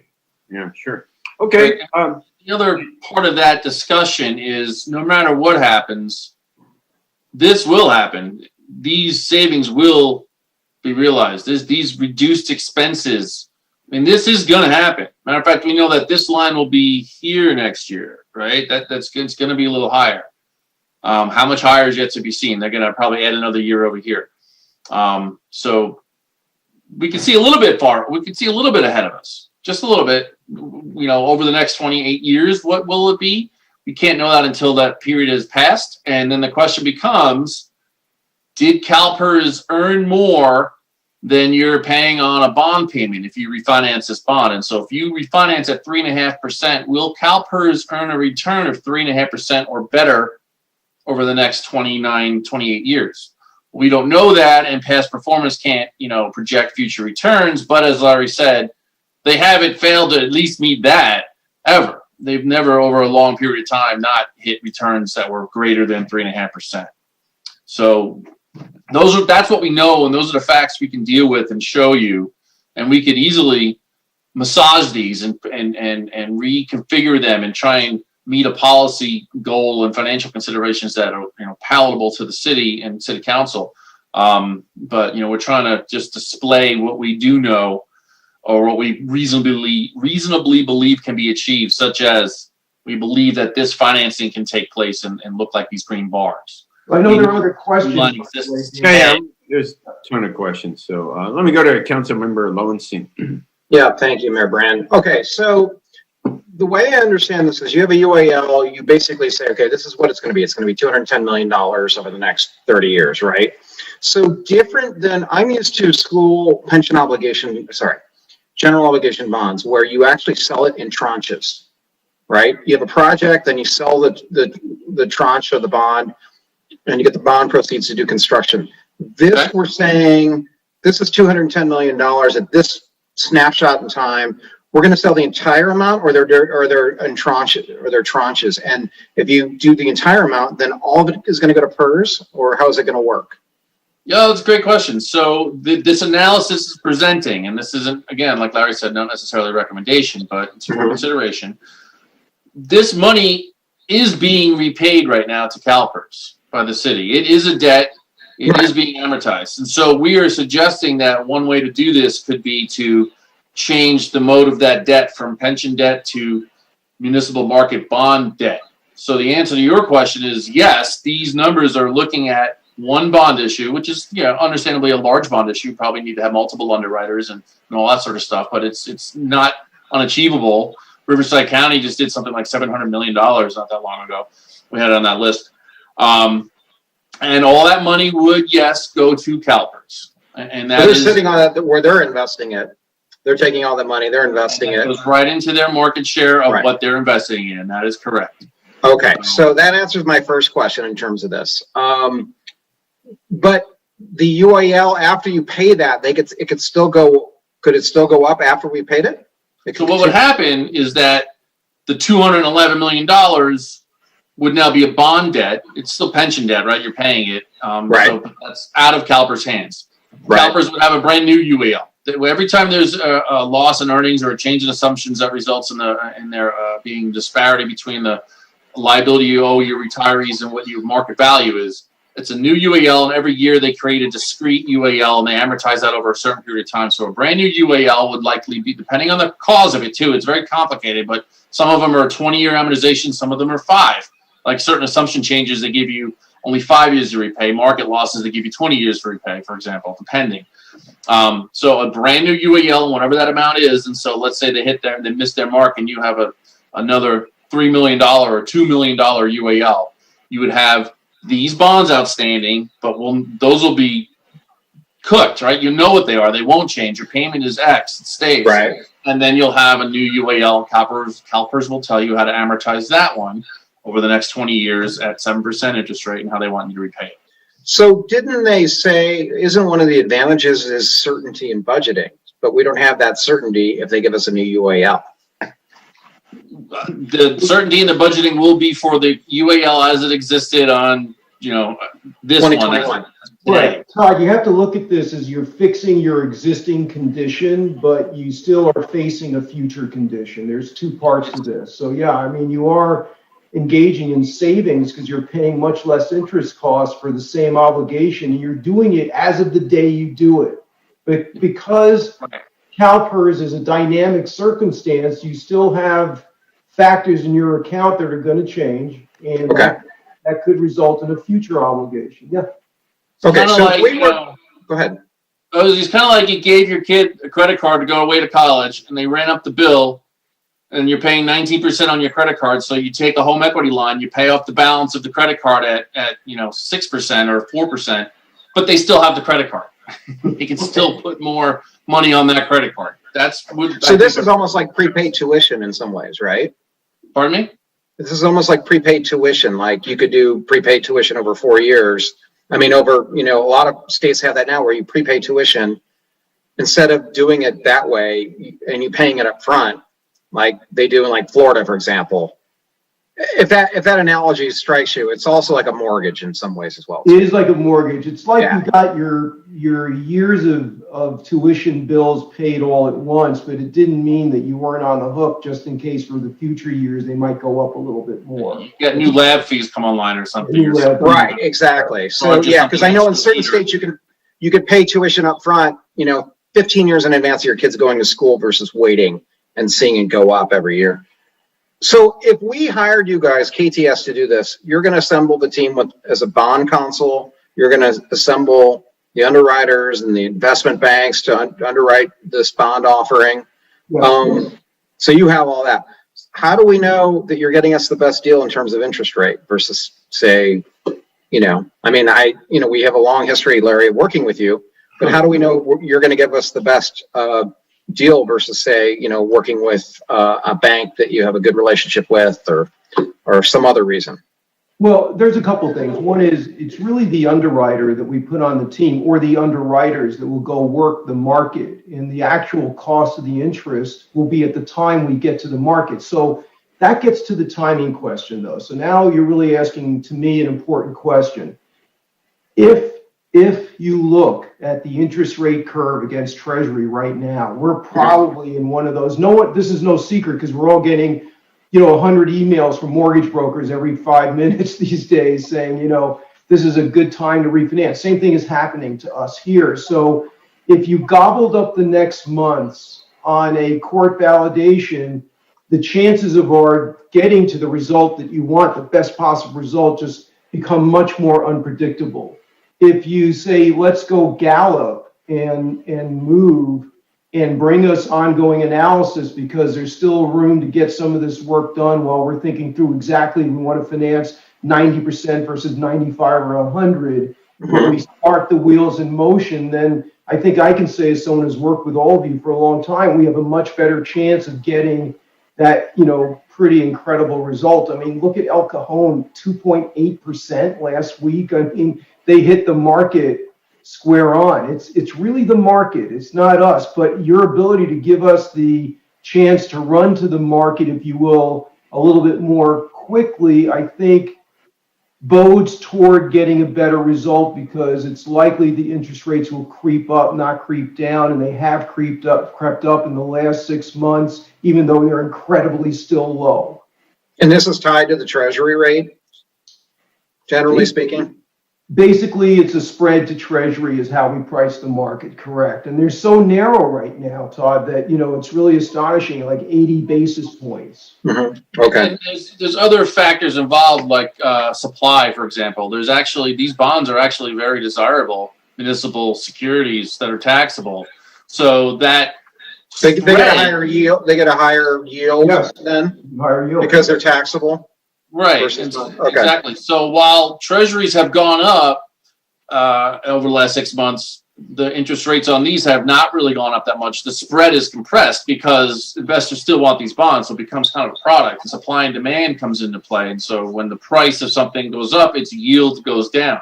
So when your bonds are commanding a higher price, you'll be able to realize a lower yield or interest rate on them. So.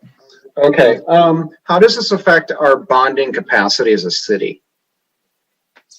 Another good question. There are a couple of answers to that. One, if it's the GO bond rate, it would have to be run through the calculation of what you're able to borrow and understanding the level of assessed value in your city. This would not have a material negative impact. The other half of that answer is that if it's a lease revenue bond, it doesn't impact it at all because it's not a bond, it's a lease. It's a lease, and it doesn't. Oh, so that's one reason to do it. Because if we want to build, let's say, a new police station in 10 years, and we have to go out for a GO, then how is that going to help? Because we have several school bond issues, for example, and I don't want it to impact our ability to bond sometime in the future. Oh, I see. Another great question. I'm sorry, I didn't quite understand your question. This is so the homeowners, the property owners who pay ad valorem property taxes, right? Whether or not this is considered a GO bond or considered lease revenue bond, their taxes will not go up, right? Because there is not a vote to increase their taxes. When you go off of that police station, if you decide to ask the voters, hey, will you help pay for a new police station? You will be asking the voters to pay more of a tax rate than they are paying now. There is no such request on the table here. There will not be. It will just become a debt. California has a definition of the word debt in the Constitution. A debt is an obligation you must repay. So the court will say, yes, this is a debt. Redondo Beach may sell something called a bond because it's a pre-existing debt to refinance this. Or there's an exception based in case law for lease revenue financing. And in that case, we would have to align the value of certain properties. And as Larry mentioned earlier, what we did in 2019 was we used Harbor Drive. And we leased back Harbor Drive. And that is a structure the market found to be acceptable because the market believes Redondo Beach is a good credit risk. We got a good rating on those bonds, AA. We would do a similar, at this point in time, we were assuming we would suggest at this moment that we would have a similar structure recommendation for the city. We would find some other streets that the city owns outright and value those and come up with a legal structure that would be allowed to be a lease and then a lease back to create the cash flow to pledge to bond owners and have bond holders and have lease revenue bond financing. Right. Okay. That would not an impact. That just impacts that gets paid from the general fund's ability to make payments. And what are we doing? We're suggesting to save the general fund money. So the general fund theoretically should be able to afford these if it has to figure out how to afford this, because they're both payments that have to be made. Just two short, quick questions. One is, if we do this and we do have the $210 million that is bonded, does that affect our bond rating? Well, it will be rated. It would be run through the rating agency, and the rating agency will take a look at numerous factors, one of which is your ability to make this payment. And when we tell the rating agency, guess what we're going to do? We're going to strengthen the city's general fund. My opinion is your rating will remain exactly the same for this one circumstance. Now, I heard the budget presentation before this. It sounds like the city has a few struggles, but nothing that you're unable to manage. We're at the end of the pandemic, we hope, right? And so the city's fortunes, along with others, should be, turning back positive. So all those metrics, of course, will go into the credit analysis. But this financing alone, standing on its own, is viewed as a credit positive because you are reducing your exposure to these rising pension costs, and you're tying them off and you're amortizing them in a very responsible manner. Okay. And the last question I have is this. Certain municipalities, Detroit, for example, had a default on their pensions, right? So every municipality in California is dealing with this, with their PERS obligations. Let's say you get to the point in the future, 10 years down the road, where some municipalities, a large number of municipalities are on the verge of default because they can't deal with this. What if the state steps in and says, okay, we're going to fund 25% of your obligations? Where do we step in? Where do we fall in something like that when we've already paid it with the bond? I'm just thinking, you can't predict anything 30 years down the road. In a case like that, what happens? What I can tell you is, and Larry can tell you more better than I can, and I welcome his commentary, but the state, every opportunity it's had to in any way offer any sort of legislative relief for pension payments has determined not to. Matter of fact, they strengthen the pension payment obligations of cities. Todd, I would say this, if the state is facing its 300 billion deficit, it's it's going to take care of itself first because it has that obligation to. So I think that they'd have to really look at almost a $600 billion program. When you add all the city's unfunded liabilities in the state as of today, and you add theirs, it's it's possibility, but it's more unlikely fiction than science. Yeah.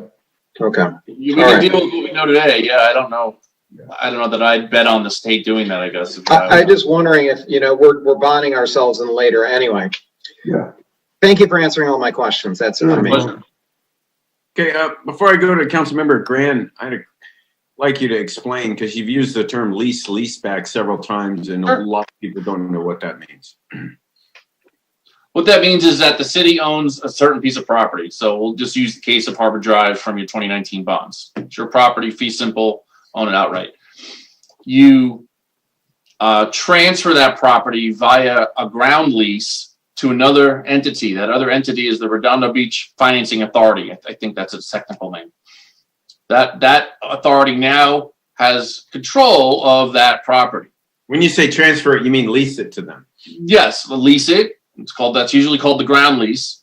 Yep. And then now that the authority has it, it leases it back to the city via a master lease.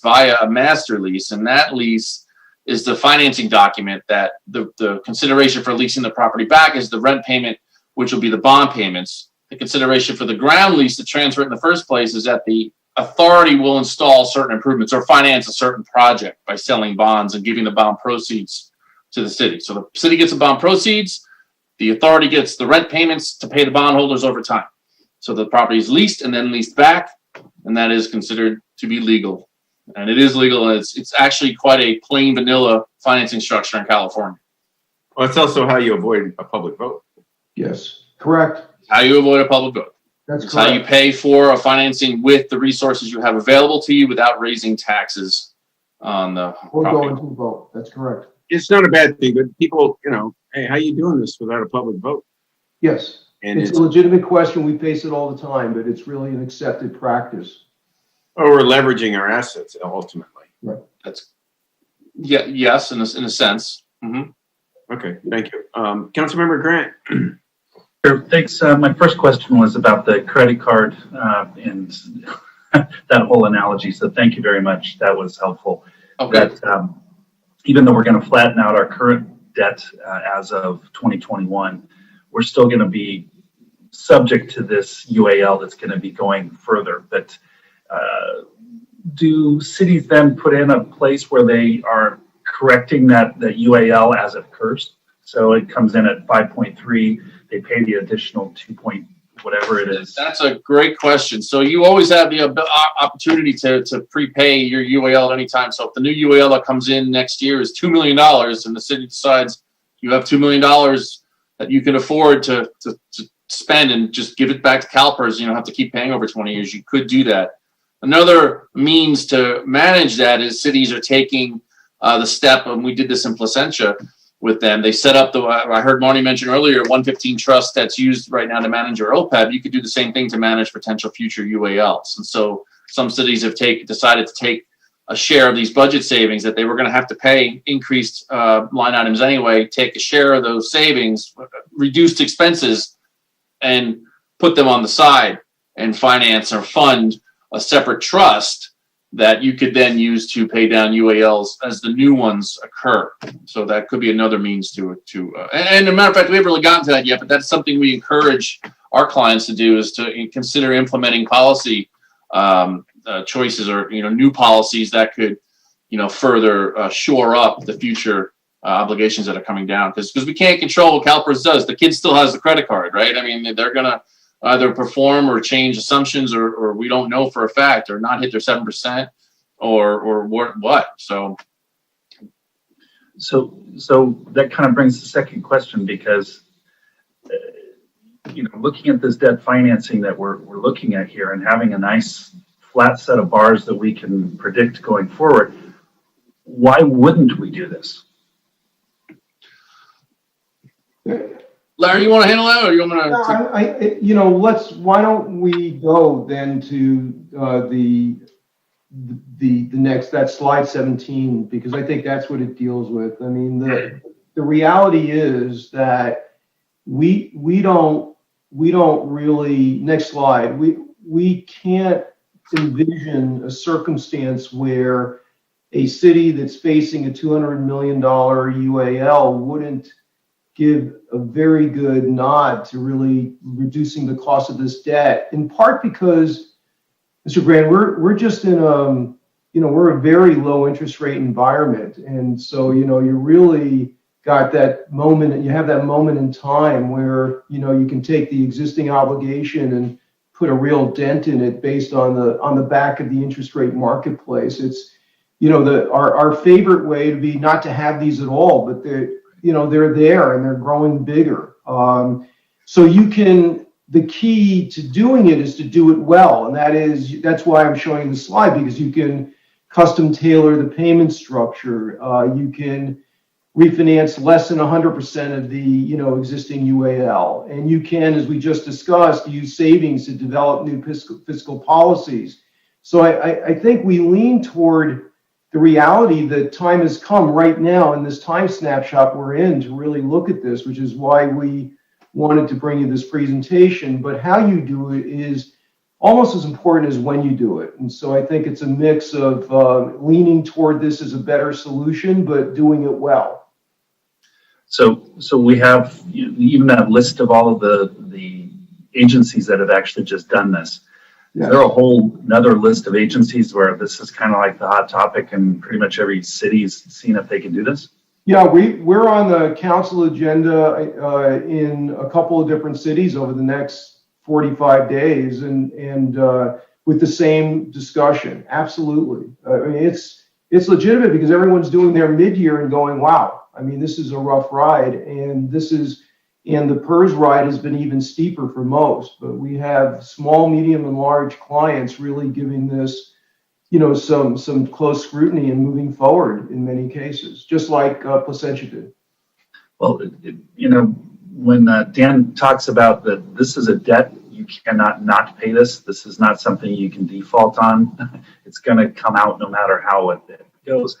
You kind of look at it as we have to look at ways to solve this problem. And, this $2 million increase that we have been having to handle for the last number of years, and you can see that line go up. It's going to go up to 22 million, in the next 6 to 8 years, and then all of a sudden it starts to come down a little bit with the fluctuation of them missing their UAL again. So we might be even changing it more. I'm for giving this some serious consideration. So just thanks. This has been a great presentation. So thank you. Thanks for having us. Quick question. Are these callable? I mean, Good question.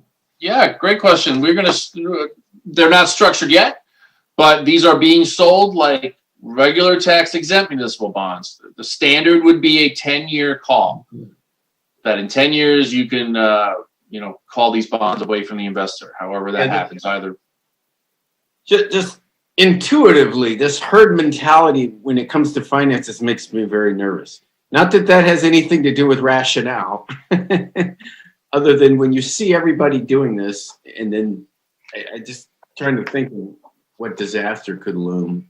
Well, and it's an interesting way you put that, Mr. Mayor. It's actually, if you look at that list, that's a small fraction of the cities around the state. It's actually finally coming around because the structures have caught up with the demand. I mean, taxable municipal bonds before 2009 were not the most favorable vehicle. The call option was what you would call a make whole call, which is really not a call option at all. The terms are somewhat inflexible, but those are not really the circumstances anymore. And more cities are starting. The purpose of that slide was that the more and more cities are starting to realize the benefits of doing this. But there's still hundreds of cities around the state that haven't necessarily jumped on the bandwagon yet. I'll tell you that at Cosmon Transactions, in the last couple of years, we've really been lukewarm to these. What's happened, Mr. Mayor, is that the confluence of the COVID factor and this low interest rate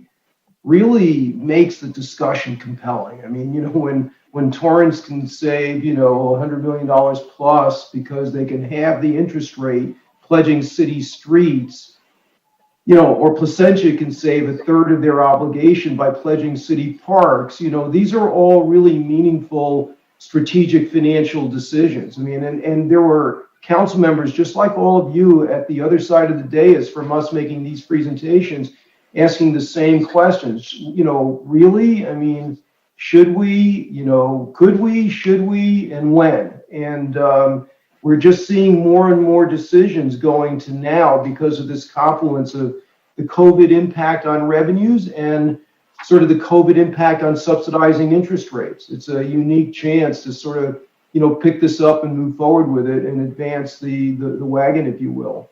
So Yeah. You're right to question it. We did too.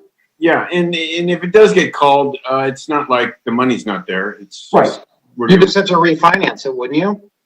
Well, depends on You what. have the option to do that in 10 years. Right. So Yeah, in 10 years, except the danger could be that the interest rates could be much higher at that point. Well, that's how they would get called. So anyway, Right. I don't want to get wrapped 10 up. years, you'll have 15-year paper though. Right now, we're talking about 25-year, 28-year paper. In 10 years, it'll be 18-year paper, right? So Right. I could see them all getting called, but that's okay. All right, Councilmember Narenhut. Thank you, Mayor Brand. So I got a lot of questions on this from the community and this $212 million number that we're throwing around, that is our current liability, meaning the liability that we have from the past employees, past history from this point in time, correct? Correct. What about our projected future forward to next year? Okay, next year. What about our future employees and that future debt? So, again, as mentioned earlier, what CalPERS does every year is it sends the city a bill based on your payroll, right? You have a certain percentage of your payroll, and included in that bill is an assumption that they will earn 7%. They benchmarked their investment return. But our employee payroll went down by 32 spots this last year, right? Okay. So what will happen is that your what they call normal payment, we've been talking about the UAL amortization payment all night. You will have, there's also a component of employee overhead that is paid monthly or with every payroll. The so-called normal payment, yes, that will go down. That won't be changed, and it will still use the exact same formula, which would include an assumption of earning 7%. So for every employee that's on the payroll still, from this point forward, the objective is to put enough money into CalPERS that will be able to return enough money to make their needed retirement payments. This UAL payment is a separate part of your overall pension costs every year. So we would be changing the interest rate and the repayment and amortization structure from 7% in this front-loaded curve. We'd move that out of CalPERS' hands. We wouldn't be paying them back anymore. We'd be paying the bond market back for what's already occurred. And in the future, again, as the mayor asked earlier, if CalPERS hits at 7% every year, whatever size your payroll, you will have no more UALs going forward. Okay, so if we suddenly the tax revenues come rushing back to $12 million next year, and we get all of our employees back that we let go in the positions that we closed, that number is going to go up then. Well, again, if CalPERS makes a return of 7% or whatever they're setting their discount rate at, which we know they're not, which we know they're not, then there will be a newly created disparity between what you owe the retirees and what you have in the bank for them. Correct. Which will be larger if you take back more employees. That's right. But it took quite some time for it to get to $211 million. So it won't be like next year you're going to owe CalPERS $200 million or even $100 million. I understand, but the issue came up with people were asking about new employees. We went down. Now we're going to go back up again. So we're going to have starting a new kind of reset and an increase amount in payments in the future. So that's, and as a matter of fact, I might not be answering this correctly. Maybe Marty can jump in here if she's available. I think you have a PEPR system, don't you? You changed to the PEPR? Yeah. So Yes. I think the likelihood of UALs being developed under PEPRA new employees is much slimmer. Right.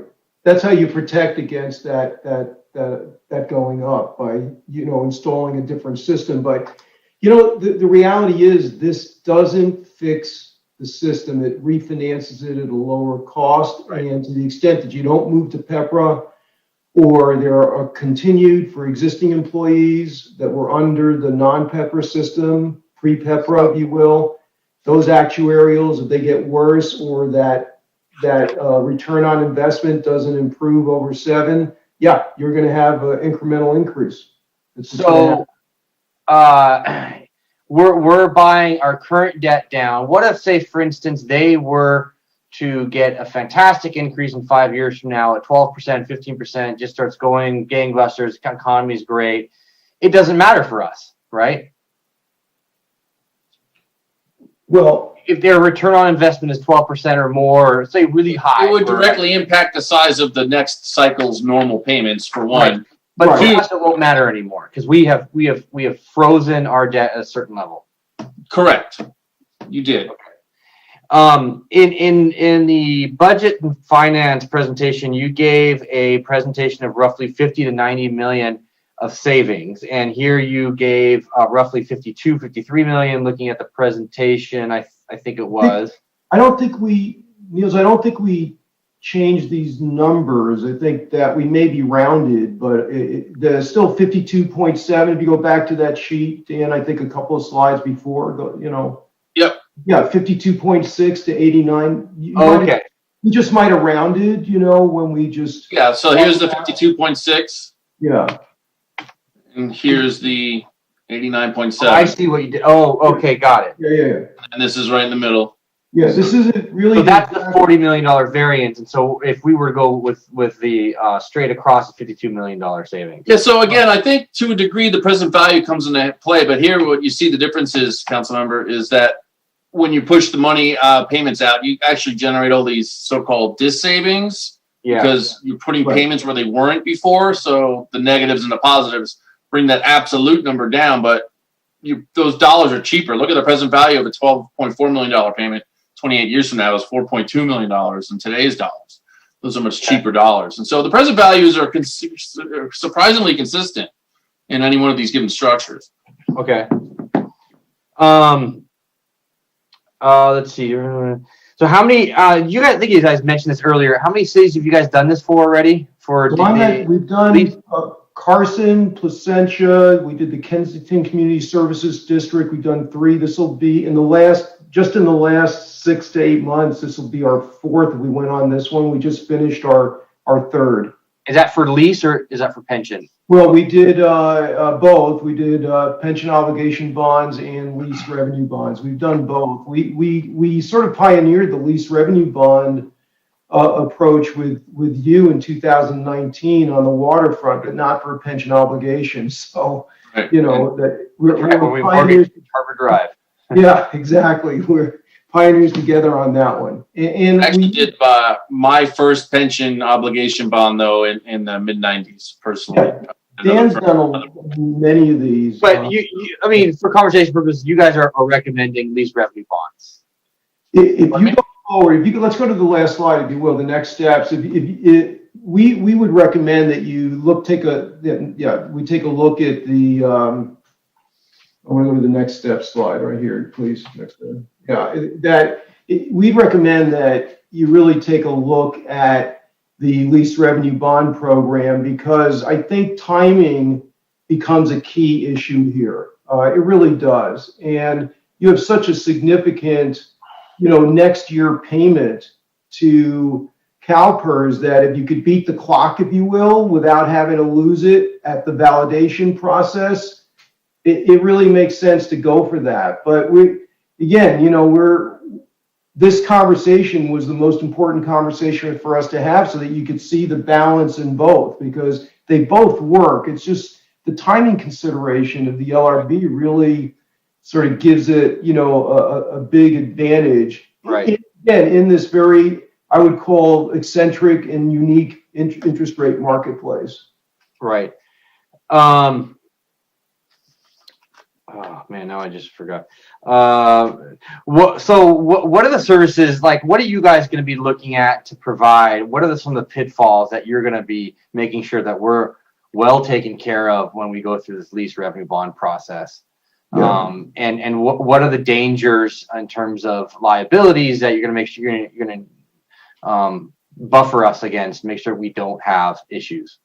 Well, one thing we'd like to do sooner than later is to make sure we can get to the valuations on the streets that we use, on the assets we use, because if we can't get there and cover the debt, productively, there's no point. So, and that's something that we're particularly good at because half of our practice is real estate. So we want to get through the title and the valuation issues on the ground that we are including for the lease revenue bonds. So what you're effectively doing is you are assessing the value of our parks and our land, and then coming up with an assessed value.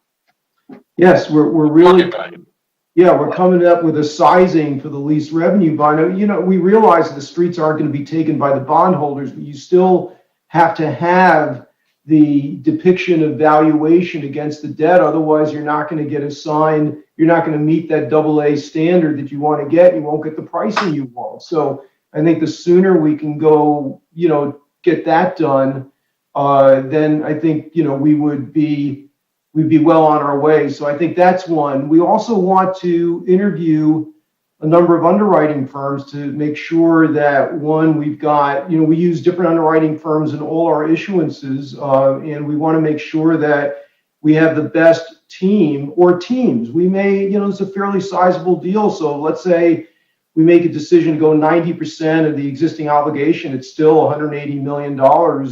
We would look to perhaps, place a team that has a couple of underwriters. That way, to someone else's question, I think maybe Todd's question, we have sort of the tension, if you will, of a couple of team members really pushing the marketplace to our benefit. The most important thing is timing, but the second most important thing is the day you show up and how you interact with the investment buyers at the time. So I think that's another, it's another aspect that we would focus on. And we also would like to work with you on one more thing, Dan, is just to see if there's a portion of these, savings, if you will, or, lesser expenditures that could be attributed, strategically to a 115 fund so that you are, betting on the future in a more productive way, as opposed to sort of taking the money and just, underwriting the debt that you currently have. So those are three ways. Dan, you may have a couple of others, but I was just going to kind of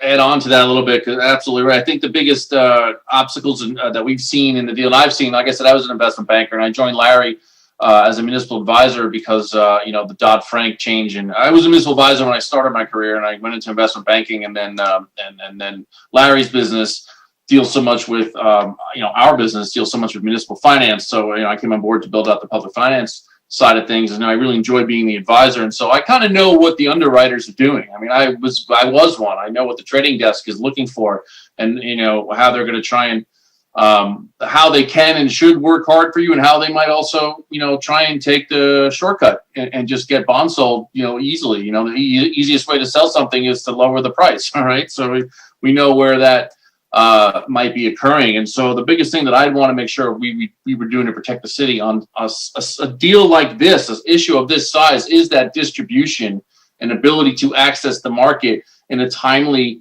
manner, where we know that we have the proper coverage and distribution channels, the actual buyers on the other side that can take down and digest this amount of bonds at the right price, at the market price. Not only that, the legal considerations of what might be necessary to structure a financing of this magnitude. The $30 million deal we did for you guys for the city was not easy. Your city has great demographics and has really great finances, but you're somewhat asset poor, which makes it a little more difficult to do lease revenue financings because your city hall is already pledged, for example. The assets that are traditional are already spoken for in other financings that have been undertaken over the years. And so we would have a lot of wood to chop, so to say, to really make sure that we have a tight and marketable structure. And so we'd want to make sure we have the right legal team assembled as well. We want to make sure that, we have a good match for the considerations and concerns that Redondo has uniquely and specifically that we're so familiar with what we think the market will need to see.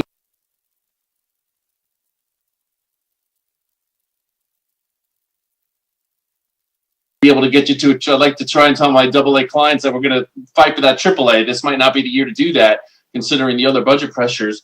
But at the very least, we're going to preserve that AA plus rating with these approaches. And this is a very holistic and intermingled approach. And so Larry hit the nail on the head too with the property value. I think, we bring a very unique practice to the table where, considering it's a lease revenue bond and we're going to be putting together non-standard properties to use as leases, our ability to make the market feel comfortable. This really went over extremely well in Placentia, the ability to value the assets that Placentia had. And, we were this close to getting them bond insurance. There's never been an insured BBB plus. There's never a pension obligation financed at the BBB level before. And we were the first ones to do it with Placentia. And there certainly hasn't been any bond insurance. We were that close and they just couldn't quite get there because of the BBB plus rating. So I had a little commercial there. Real quick. So take it, you guys talk about parks, right?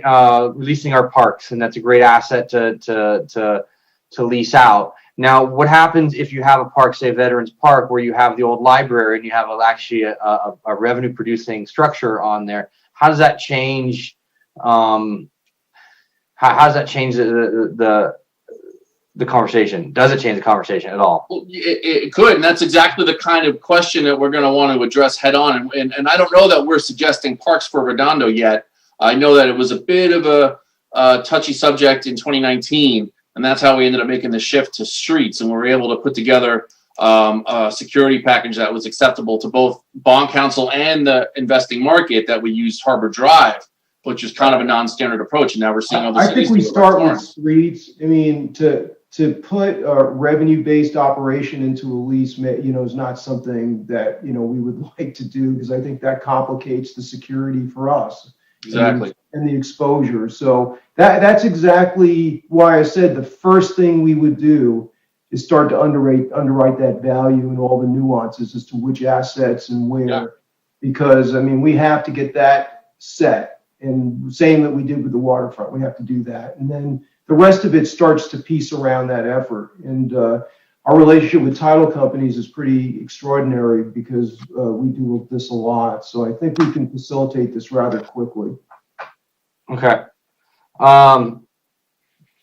Okay, I think that's all the questions I have here. Listen, some of the reasons why I asked the questions regarding pitfalls is because I want to know, Larry, you're a nice guy. You do some great work for us, but we're dealing with a 30-year obligation, $200 million, and we're pushing this thing pretty quick through. It's something that I know staff talked about a year ago, and then also fell off the radar. Then Budget and Finance, when I started talking to them, they started pushing it again. And all of a sudden, now we're here, and my questions, particularly with what do you plan on leasing out regarding parks and assets? That's a local knowledge issue.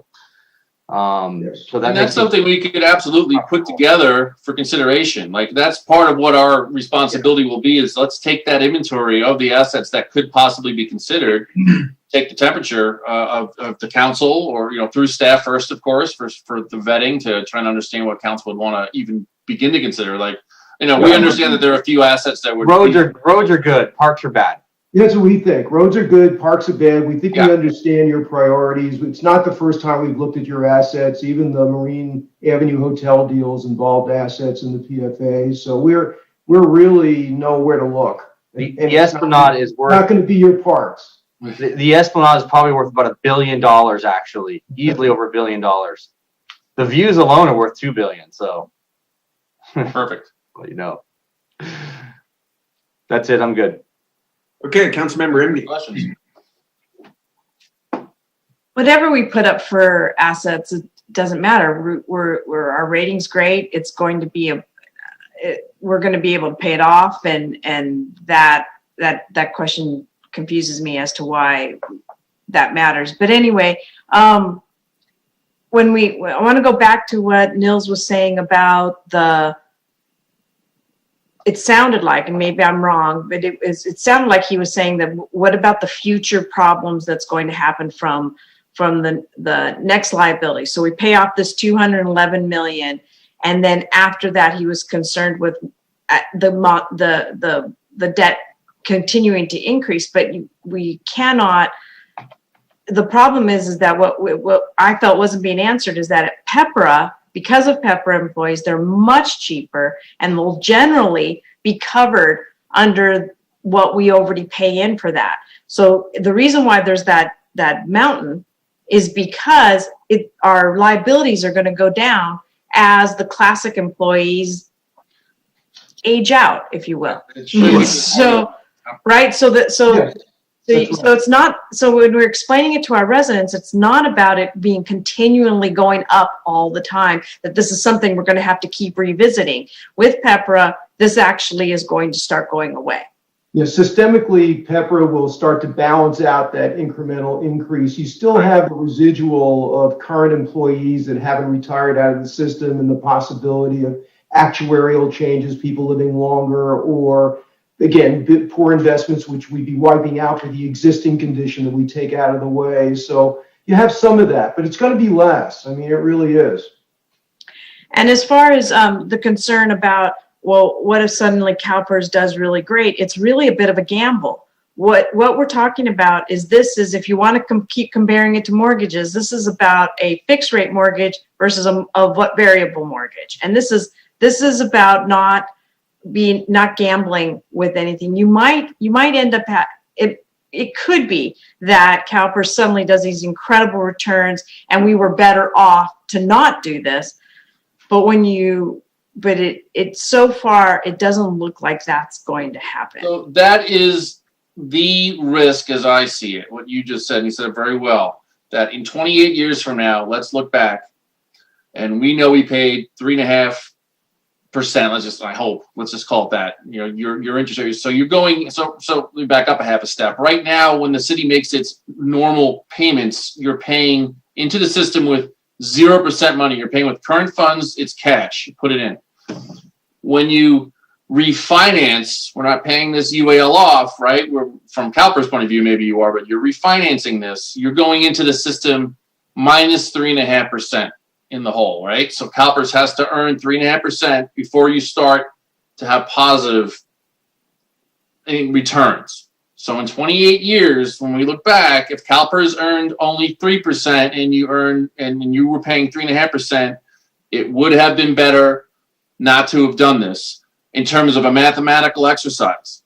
Regardless, you will still see these savings right here in the next 10 years. This will happen to your budget.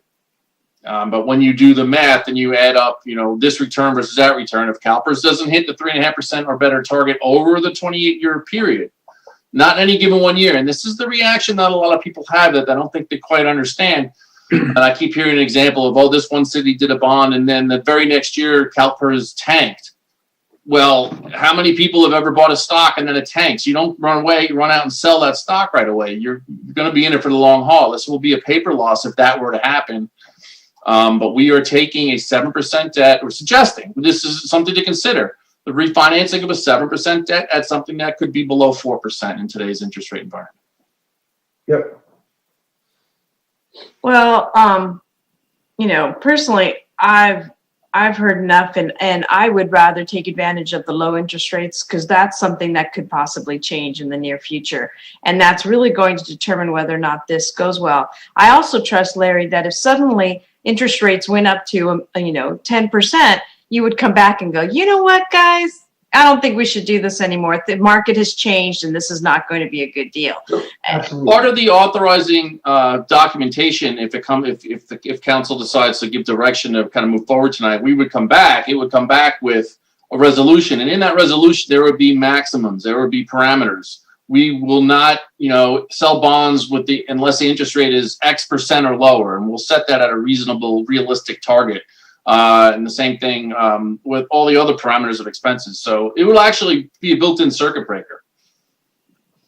Well, fantastic. So we have another bite at the apple if there's any concerns, but I think we should be moving forward with getting this started, because it would definitely be much better to for budgeting to have a fixed rate of what we're going to be paying. We know what it is. We have we could, even with the savings that we'll be getting, we could put a percentage of it, putting it away for other policy decisions on what we do. And I think that would be kind of key to all this discussion as well.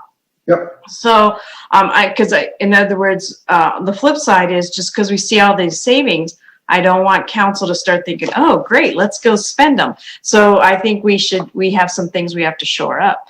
I would make the motion, it's not very clear here, to just move forward. What's the actual wording?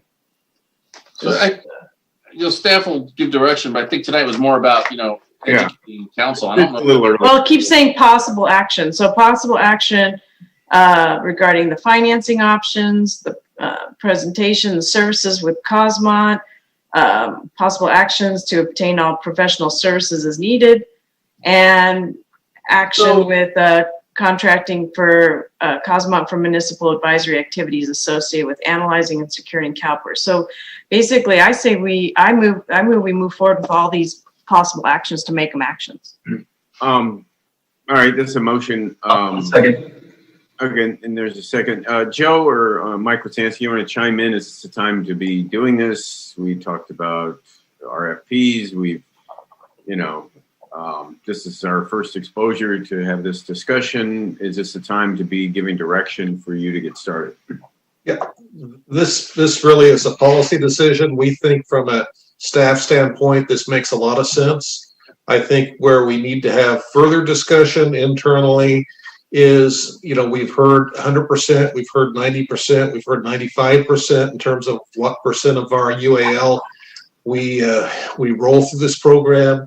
It may be a lower percentage. We may not want to go that high. And I think really what we should do, if it's with the council's direction, is to bring back further scenarios and to provide the direction to move forward. You've identified the path of the lease bonds to the lease back, to bring back additional information along those lines, bring back scenarios in terms of financing at different levels, and basically work it through the process towards the idea that we will be moving forward with Cosmont Transaction Services. That's the most expeditious way to move forward. That will help our budget the most in the future. But what are the chances? Maybe it's a question for Larry, because I'm looking at year one, $1.234 million. I mean, if we got this done in time by June 1st, we would immediately be saving $1.2 million. Correct. What are the chances with the way Joe's describing the process that we would get that done by June 1st? Or do we need to move faster? I mean, Laura basically laid out, Councilmember Indy basically laid out, let's go. No, if you authorize this, we'll get to work on the ratio question that Joe mentioned. That's important. We'll get to working on the underwriting of the assets. I know the city attorney will work with us to select the legal counsel. We'll start looking at the other members of the team. We'll move quickly and bring back. Is it realistic to think that we would get this done by June 1st? It's a possibility. What's going on? Get it done. Yes, it's realistic. That's more than 4 months from now. We can do that. If we start today, we can do that. Yes. I don't know what's going on. Yeah, Eleanor, we can hear you talking. yeah, we've got some background noise from Eleanor. Yeah.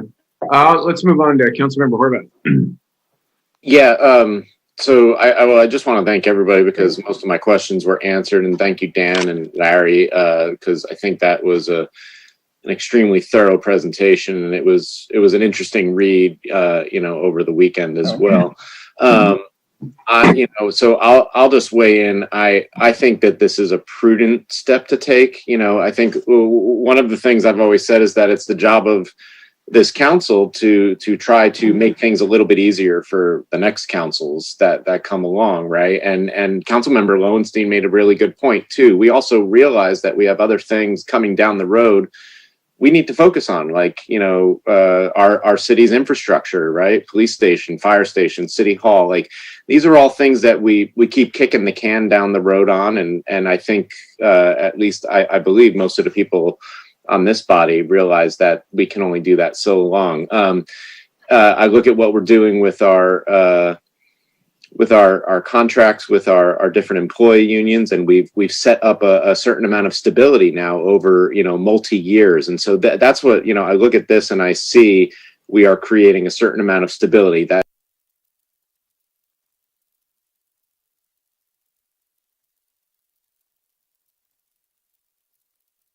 comes out, or it can be invested into other infrastructure and things that we need to prepare for as well around the city. So I'm in support of moving forward, and definitely with the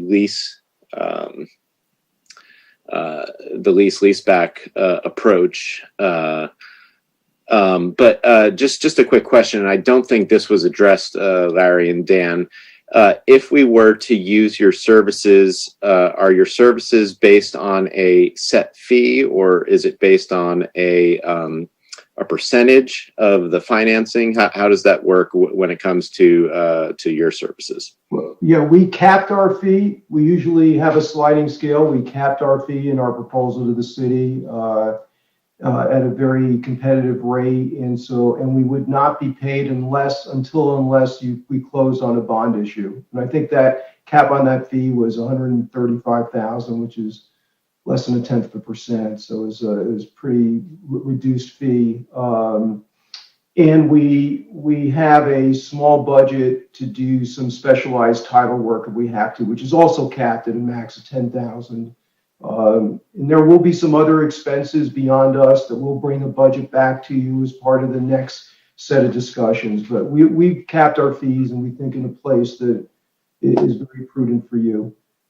Okay, so I'm comfortable with moving forward. I would like, ideally before we go into fiscal year 21-22, to have something done and to have a little bit more of a sense of what is coming in terms of our future budgets.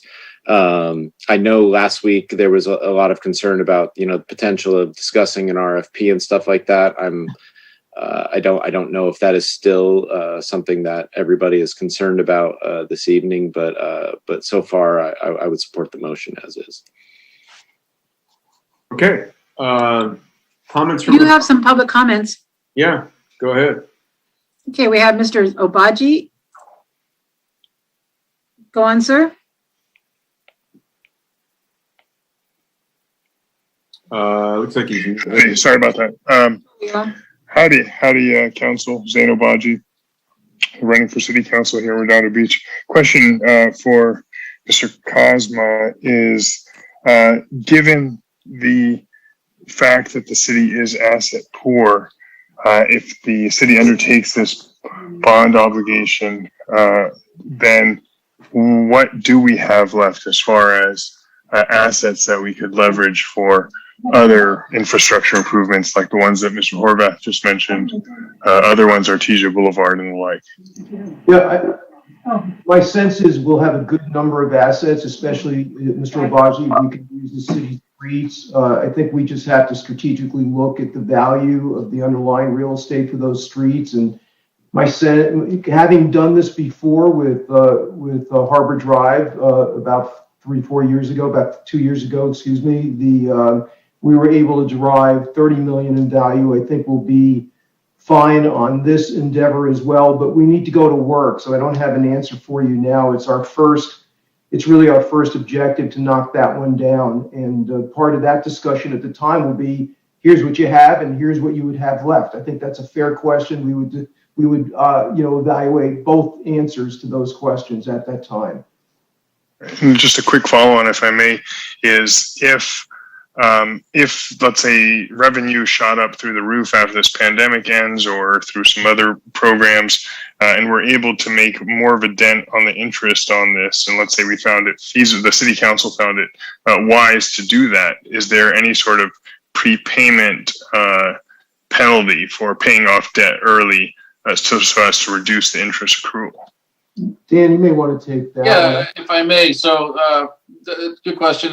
So the first answer is there is no prepayment for the first 10 years. After the first 10 years, the bonds are prepayable. Now, that's not to mean it strictly can't happen. There is some means to fund an escrow account and have that, make bond payments and whatnot. And that's a little bit of a technical angle. But essentially, these are standardly structured. It would be that's our assumption at this point.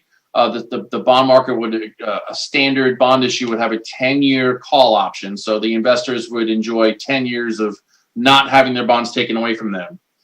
And then the other half of that question, as we touched on it a few times, is the notion of this 115 trust that the city could establish an escrow fund, a funding mechanism, kind of a side fund that it could, put dollars into wherever the resource is, to the extent there are tax windfalls or one-time revenue sources, and policy decisions could be driven and created and maybe even established as part of this process, depending on what the council would like to do, to identify how that would in fact be funded. And so those revenues could be accruing in that fund and then used to retire bonds or make the UAL payments. There's multiple ways that those funds can be deployed. Okay. We also do have a public comment via e-comment, if I may read it. Sure. Thank you. This is submitted by Eugene Solomon. Thank you for considering the solution to our UAL. When reviewed by the Budget and Finance Commission, I found this information helpful. We can potentially save $50 to $90 million and recognize some of these savings immediately. Some of the savings can be placed in a separate Section 115 fund to help with infrastructure, such as civic center improvements or the parking lot in Riviera Village that has been discussed, and or waterfront improvements.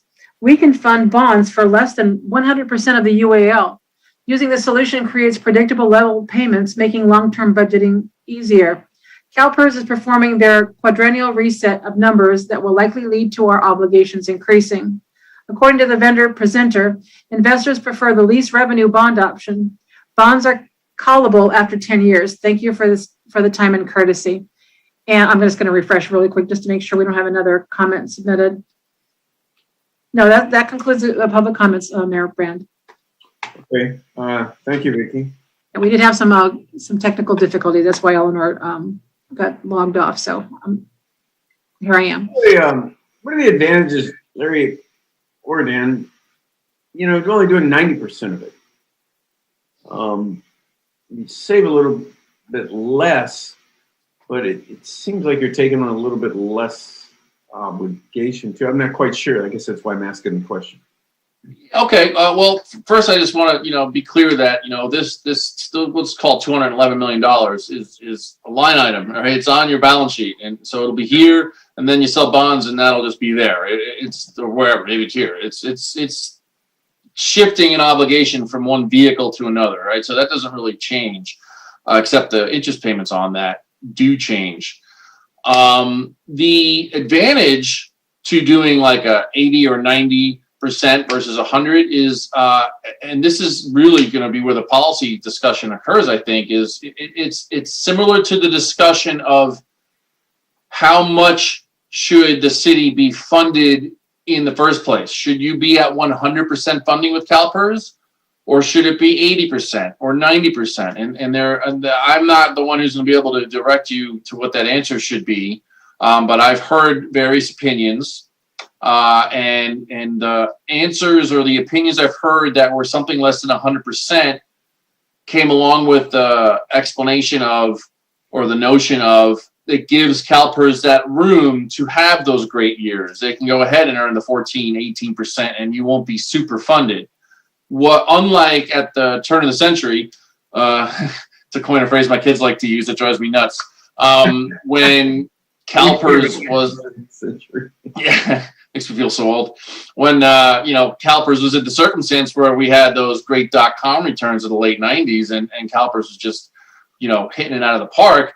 They started granting what they called pension holidays, right, and payment holidays, I think is what they called it. And then there would be entire years where cities wouldn't have to make any contribution, normal cost or otherwise, because the fund was at such a great level. Well, they did away with that because they realized that was folly. They should have still at least been paying the normal cost all along, and saving up for that rainy day or if something devastating were to happen. So if the city were to become overfunded, it would be a little bit more difficult to withdraw that money from CalPERS. And so having 10% left in the UAL might, kind of be a hedge against that. And that's a consideration. I don't know that I necessarily subscribe to that. I personally don't see what's so bad about being 100% funded, but that's, a different conversation that maybe the city should have with its actuaries. How does it, funding level? How does it affect the cash flow? Obviously, the first year savings would be less. Yeah, these numbers would all be reduced by a proportionate amount. We would absolutely run all the different scenarios for you without a problem. Yeah, that's not hard. Okay, thank you. Councilmember Nierenheim, you meant to have your hand up again? Yeah, I heard Mr. Sullivan there send in a comment, and I relied a lot on the Budget and Finance Commission for their info. I watched some of the presentation. I talked to Mr. Woodham, Mr. Conroy, Jason Conroy's letter was, I think, extremely valuable for this. And, Mr. Solomon, I spent a lot of time on the phone with everyone. So, this is a true testament, I think, to a quality group of people on the Budget and Finance Commission. They did spend a lot of time on this. And Jerry spent some good time with me on speaking about this issue. We brought it to my community meeting. So I really want to thank the Budget and Finance Commission for bringing this up and having good conversations on it. I think we'd be remiss for thanking them on that. Looks like we're going to be saving some good amount of money, and thank you guys for your work on that. And Larry and Dan, your local knowledge, I think, is going to be really key moving forward for this. So thank you. Thank you. Okay. Yeah, I want to thank Budget and Finance Commission as well. I mean, the letter from Jason Conroy and really pressing us to get this in front of us is why it's here. Yeah. Thanks to them. Okay, that's it. Any more public comments?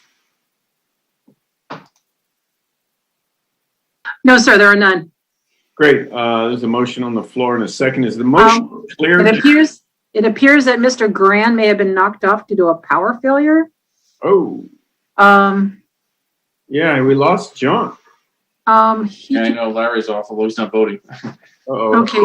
And I just had a brownout too. It was a little quick one. Before I have a brownout, Joe, is this is motion clear? I mean, I don't want to, it to be unclear. Yeah, I think that the motion is clear. I think we understand the direction. There's follow-up required. We understand the direction we're moving towards. There'll be a follow-up report back to you in short order. So yes, I think we understand what our next steps are. Yeah, and I think the assumption should be at this point anyway, and we can always put the brakes on it, but I think the assumption at this point is to move quick enough to get it done by our budget June 1st or July 1st, so that we can immediately see those savings, whatever percentage we agree on. So there would absolutely be an action item to adopt the necessary documents for a bond issue. So that would absolutely be coming back. There could also be another preliminary visit to council with council if you'd like that, or if you want to have it all done in one shot. That's something we can work out with staff. But there is at least one more before anything can happen. So sure. I just want to make sure it's clear with our staff. Next steps based on the motion and yeah, I mean, we can always, things can change. Who knows? Maybe rates would run through the roof between now and when it would actually get issued, or everything could just be fine. Not likely. So this could all flow fine. Okay, there's a motion on the floor and a second. I'll do a roll call vote. Councilmember Nierenheim. Aye. Councilmember Lowenstein. Aye. Councilmember Horvath. Aye. Councilmember Gran. I don't see him. Councilmember MD. Aye. Okay, we lost Sean, but I'm pretty sure he was a Well, he seconded the motion, so I didn't. Yeah, well, there you go. We don't have to count it though. It's 4-0. We got somebody absent all of a sudden. Okay, is that good, Vicky or Eleanor? We're trying to reach out to Mr. Gran right now to call back in. I don't know if he can hear us or not on the public Well, I just meant in terms of this item and moving forward, the vote was 4-0. Yeah, we did get that, but I'm just telling him he can actually call in on the phone number from the Zoom invite, but I'll try to reach out to him as well. Great. We can complete the meeting. Okay. Moving right along here. I think John is back on now. He's in the dark. Wow. Hang on.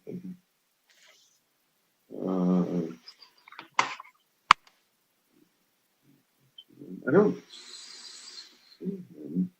Hello. There's Larry. Yeah, I'm back. Back on. Larry, we just passed it 4-0. So, Okay, thank you very much. Look forward to working with you on it. Sorry, I lost internet connection. yeah, we lost the council member too. Said he's on, Christian. I don't see him, but oh, there he is. Can you unmute yourself, John? There we go. Yeah, we had a vote on the motion. You seconded. Are you an aye? I'm an aye, yes. Thank you. Great, there you go. Thank you. Okay, moving right along. Thank you very much. Good night. Thank you. Mr. Marciola. Okay, sorry for my, the next item is our discussion of possible action regarding the city's local emergency pertaining to COVID-19. Joe. Yes, next month marks the 1 year anniversary of our first declaration of a local emergency due to COVID-19. We've had quite a journey in terms of our operations, in terms of the effect on our local businesses, in terms of the effect on our city budget, as we've discussed. We do not tonight have updates in terms of closures or city programs that remained suspended based on the restrictions of COVID-19. The interest most recently has been really on access to vaccines. As we've discussed, we work closely with Beach Cities Health District. We have Tom Backley again tonight. Really want to acknowledge the work of Beach Cities Health District. They've really stepped up during the pandemic, both during the testing time as well as now moving into vaccines. So I know Tom's been busy. If you have an update for us in terms of the latest efforts in the vaccine front. Great. Thanks, Joe. Good evening, Mayor and Council. Just wanted to give a quick update. As the mayor reported, things are drastically improving. We don't have a presentation tonight, but if people go on to our website at bch.org and look at the dashboard, you'll see sort of the bell curve, if you will, of things that are happening with the number of daily cases. So that's good news. We're still a little ways off as far as moving through the different stages of the reopening, but hopefully the average number of daily cases will continue to come down and we'll start to move out of the purple phase and into the other stages that we've talked about before. As far as vaccines, there are things that are moving there. It looks like March 1st, they'll move to the next tier of 1B, which would be education. It would be emergency workers and food workers. And so it looks like the county is going to move there on March 1st. We have made, and when I say we, I mean, obviously the 3 beach cities, the school districts from the 3 beach cities, but also about 8 other cities have made a formal proposal to the county that we would vaccinate educators here when they become eligible, which would be in 2 weeks, they're saying. And so we've requested that. It would be about 8,000 educators that we would look to vaccinate through our resources at Beach Cities Health District. So we've made that formal proposal to the county and also to Janice Hahn. So if that was something that you all could support, that would be great. We may be asking you for a letter to that effect, but that is something that we're looking to move forward with educators, of course, and then also with any emergency response personnel that have not been vaccinated yet. That's something that we will be pushing for as well as food service workers. So that's what we see happening in the next couple of weeks with vaccines. We are trying to reach older adults who are not able to go to the large sites. So that's something that we're continuing to do with the older adults that we provide services for. As you know, we provide social work services to roughly 350 older adults and throughout the beach cities and about 100 of them, or about a third of them, have received their vaccines. So we're continuing to try to work with the county to go do pop-ups or do closed clinics where we can continue to reach that population as well. So that's a quick update on where we are with vaccines. I think we're going to see some things move here in the next couple of weeks. And then after that, I think we're going to see vaccines opened up for people with medical conditions of all ages, and that will be at doctors' discretion. So there's going to continue to be a large demand for vaccines. That really is the name of the game, and ability to get vaccines, which has been difficult. We're working with Blue Cross Blue Shield, who's also now in the mix, as we know, as far as being able to distribute vaccines. So that's a quick summary where we hope that we'll be administering vaccines in the next 1 to 2 weeks. Okay. Happy to answer any questions you might have. Yeah, thanks, Tom. Councilmember Horvath. Yeah, quick. Tom, do you know, there seems to be a push towards just trying to get more people vaccinated and going with a single vaccination approach for a while, just so that more people can get vaccinated, and then, maybe slowly reintroducing the second vaccination. Are they talking about that at all here as a part of like either your rollout or the state with Blue Cross? I'm just curious. Yeah, we've not been hearing that. There was some talk early on about that, but the county has been pushing for that second vaccine. So as of right now, pushing for second vaccine for both Moderna and Pfizer. And then if Johnson & Johnson comes on board, that would be one vaccine. But I have not heard just only doing one vaccine of Pfizer or Moderna. We've not been hearing that lately. Okay, thanks. In fact, this week is really dedicated to second doses. Most of the county allotment is going to second doses this week. Okay, thanks, Tom. Councilmember Nairnett. Thank you, Mayor Brand. So, Joe, what's your plan for getting City Hall back open again now that everyone else is opening? People have, other cities have temperature readers so that people can come into their respective city halls and get automatically temperature at touchless. They're great tools. We've had a lot of employees maybe working from home. And what's our plan for getting those employees back so we can open up City Hall? Yeah, I think by and large, most cities are doing exactly what we're doing at this point. Some cities have gone to appointments where they've got limited hours, limited time for the public to enter the facility. We have prepped our buildings. If you've been in City Hall, you'll see that we've got plexiglass, we've removed the furniture, we've done signage. There are some employees that are working in the office. We will be bringing back to you a report in the coming weeks that will outline kind of the return to work, and it will be phased. It won't be all at once. It will be based on kind of the key services to better serve the public. And this has been a challenging time. We've done the best we can in terms of outreach to the public and keeping the services going. But yeah, we'll have to get back to you with a more specified plan, with dates, with the priorities. And first, I would envision it being more on an appointment basis for certain services, and then working towards a full return. Yeah, people are very interested, especially in the permit section, and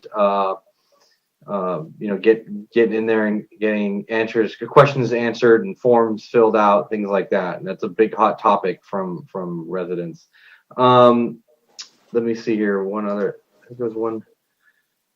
That's it for now. Thank you. Okay.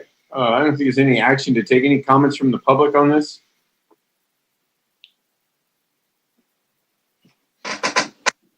I don't have anything on Zoom.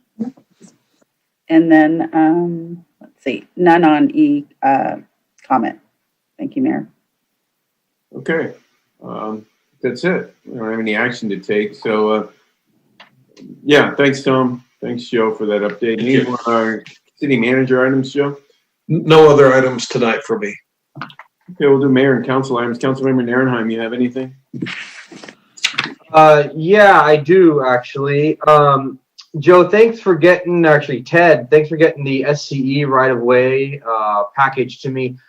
Joe, I wanted to get you to make sure we get SCE for our community gardens discussion, because they we have lots of rights of way underneath them, and I wanted to see. There's been a great discussion online with the promoters of that to get it in the right of way. So I know they talked about it in one of the presentations, at least with me they did. So it'd be great if we can have SCE. I reached out to them already, and basically it looks like we could have some sort of community garden in their right of way. So they could have a representative available. It'd be fantastic. The process. I know we have a new rep there too as well. And the other thing is we can do that. We'll have that outreach, and at the time when this comes back, we'll certainly reach out to Edison. Perfect, thank you. Because I know it's coming back. Our first meeting, which is the March 9th, right? Yeah, that's the target date. Perfect. Speaking of, we had some discussion on school board items tonight. It's a hot topic, Manhattan Beach. A lot of parents are asking, and I've been asked quite a bit lately as well, regarding getting schools open. Redondo's been delayed quite a bit. I know Joe Buscaino had brought up a few weeks ago to actually sue the district. I don't want to do that, but I'd love to get next time we meet in March to get a resolution to support the school openings and primarily support teachers getting vaccinated. They're not on the 1B list right now. Some other people are getting a 1B list. So I'd love to be able to, I'll make a motion to, for us to craft a resolution to support school opening process and to support teachers getting vaccinated. To support that as well. So you want to bring back a resolution to do that, and that's your motion. Yeah, for the first meeting. Oh, Didn't Tom Backley just say that the teachers were going to get vaccinated on 1B? yeah. Finish saying that? Asking I don't to provide. That's what I understood. I mean, it's just access to the vaccine.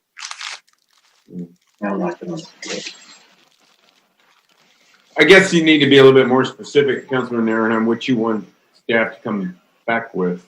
I'm getting text messages saying that teachers are in 1B. They're going to start March 1st. Okay, that's my mistake then. I thought they weren't in 1B. I heard another group was actually just got into 1B, not the teachers were.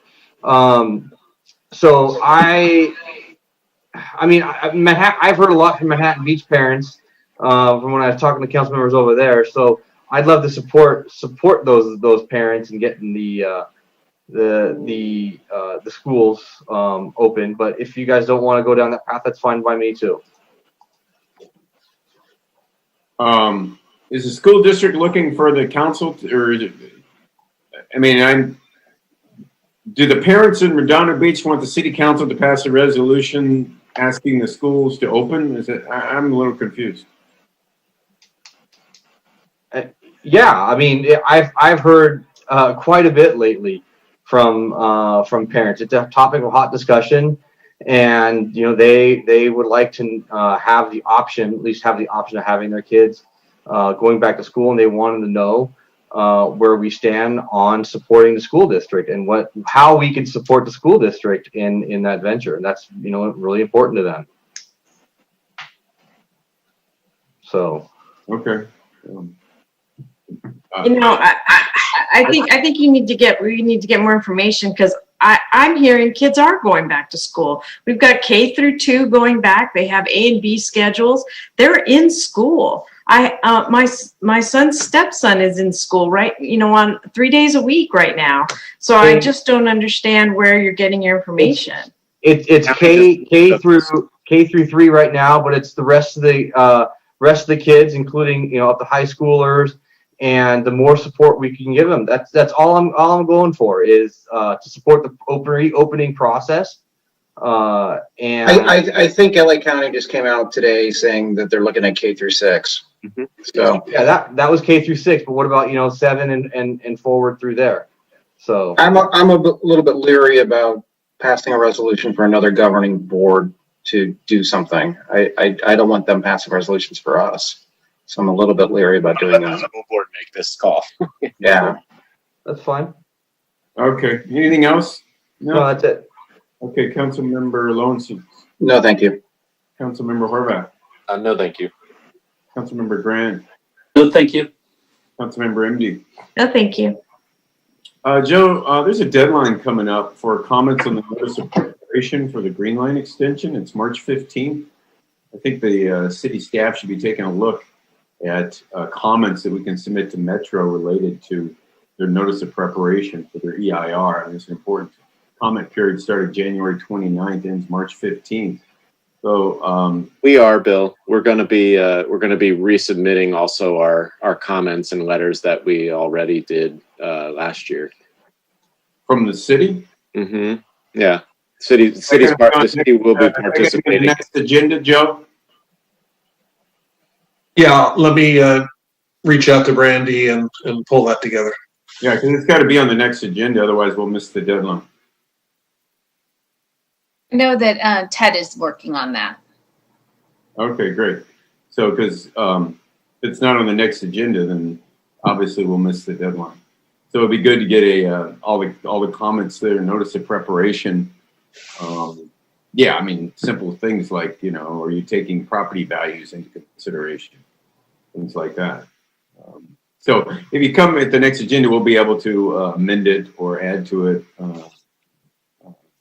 based on comments from the public, based on our own comments. And Bill, there's 2 scoping meetings, virtual scoping meetings, one on the 24th and one on the 27th. Well, let me just read this. Metro has planned to make it easier to get around, which includes dozens of projects to improve public transportation.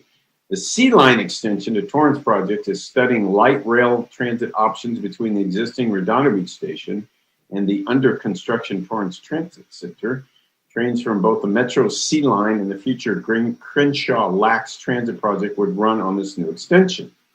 This extension will provide alternatives to congestion along the busy 405 corridor. It will also provide more transit options in this region by connecting to the existing Metro Rail A and E lines. Metro invites you to a virtual scoping meeting or online presentation on your own time to learn more about the project and provide your comments. The meetings are being held to inform the public that Metro prepared a notice of preparation and to solicit comment during a review period from January 29 to March 15, 2021. So apparently, look, you can submit comments right now. Any resident who's got concerns about what's going to be studied in the EIR can submit comments right now to Metro. The deadline's March 15th. You were saying, Christian, that there's specific online virtual meetings with Metro on this? Yes. One is on the 24th at 4 p.m. And then there's another on the 27th at 11 a.m. At least that's what I have on my calendar. Okay. And apparently, they said they will on your own time. I guess you could call them and they would. Yeah, if you click on, there's a link on that where it says online presentation, and you can go and review a document online, and then to your point, you could submit comments they have contact information. Okay. All right, and then it'll be on our agenda next time. Great. All right, thanks, Randy, Joe, and everybody. I think we've covered everything. Got a lot done tonight, and got a lot to think about. Our bonds. That's interesting presentation. Could save us a lot of money. Okay, well, with that, I guess I'll just entertain a motion to adjourn. So moved. Second. Like it. Okay, motion by Councilmember Lowenstein, second by Councilmember Horvath. Any objections? Okay, so ordered. And have a good night, everybody. And we will see you on March 9th. Perfect. Thank you. See you guys. Thank you. Good night. Good night, everybody.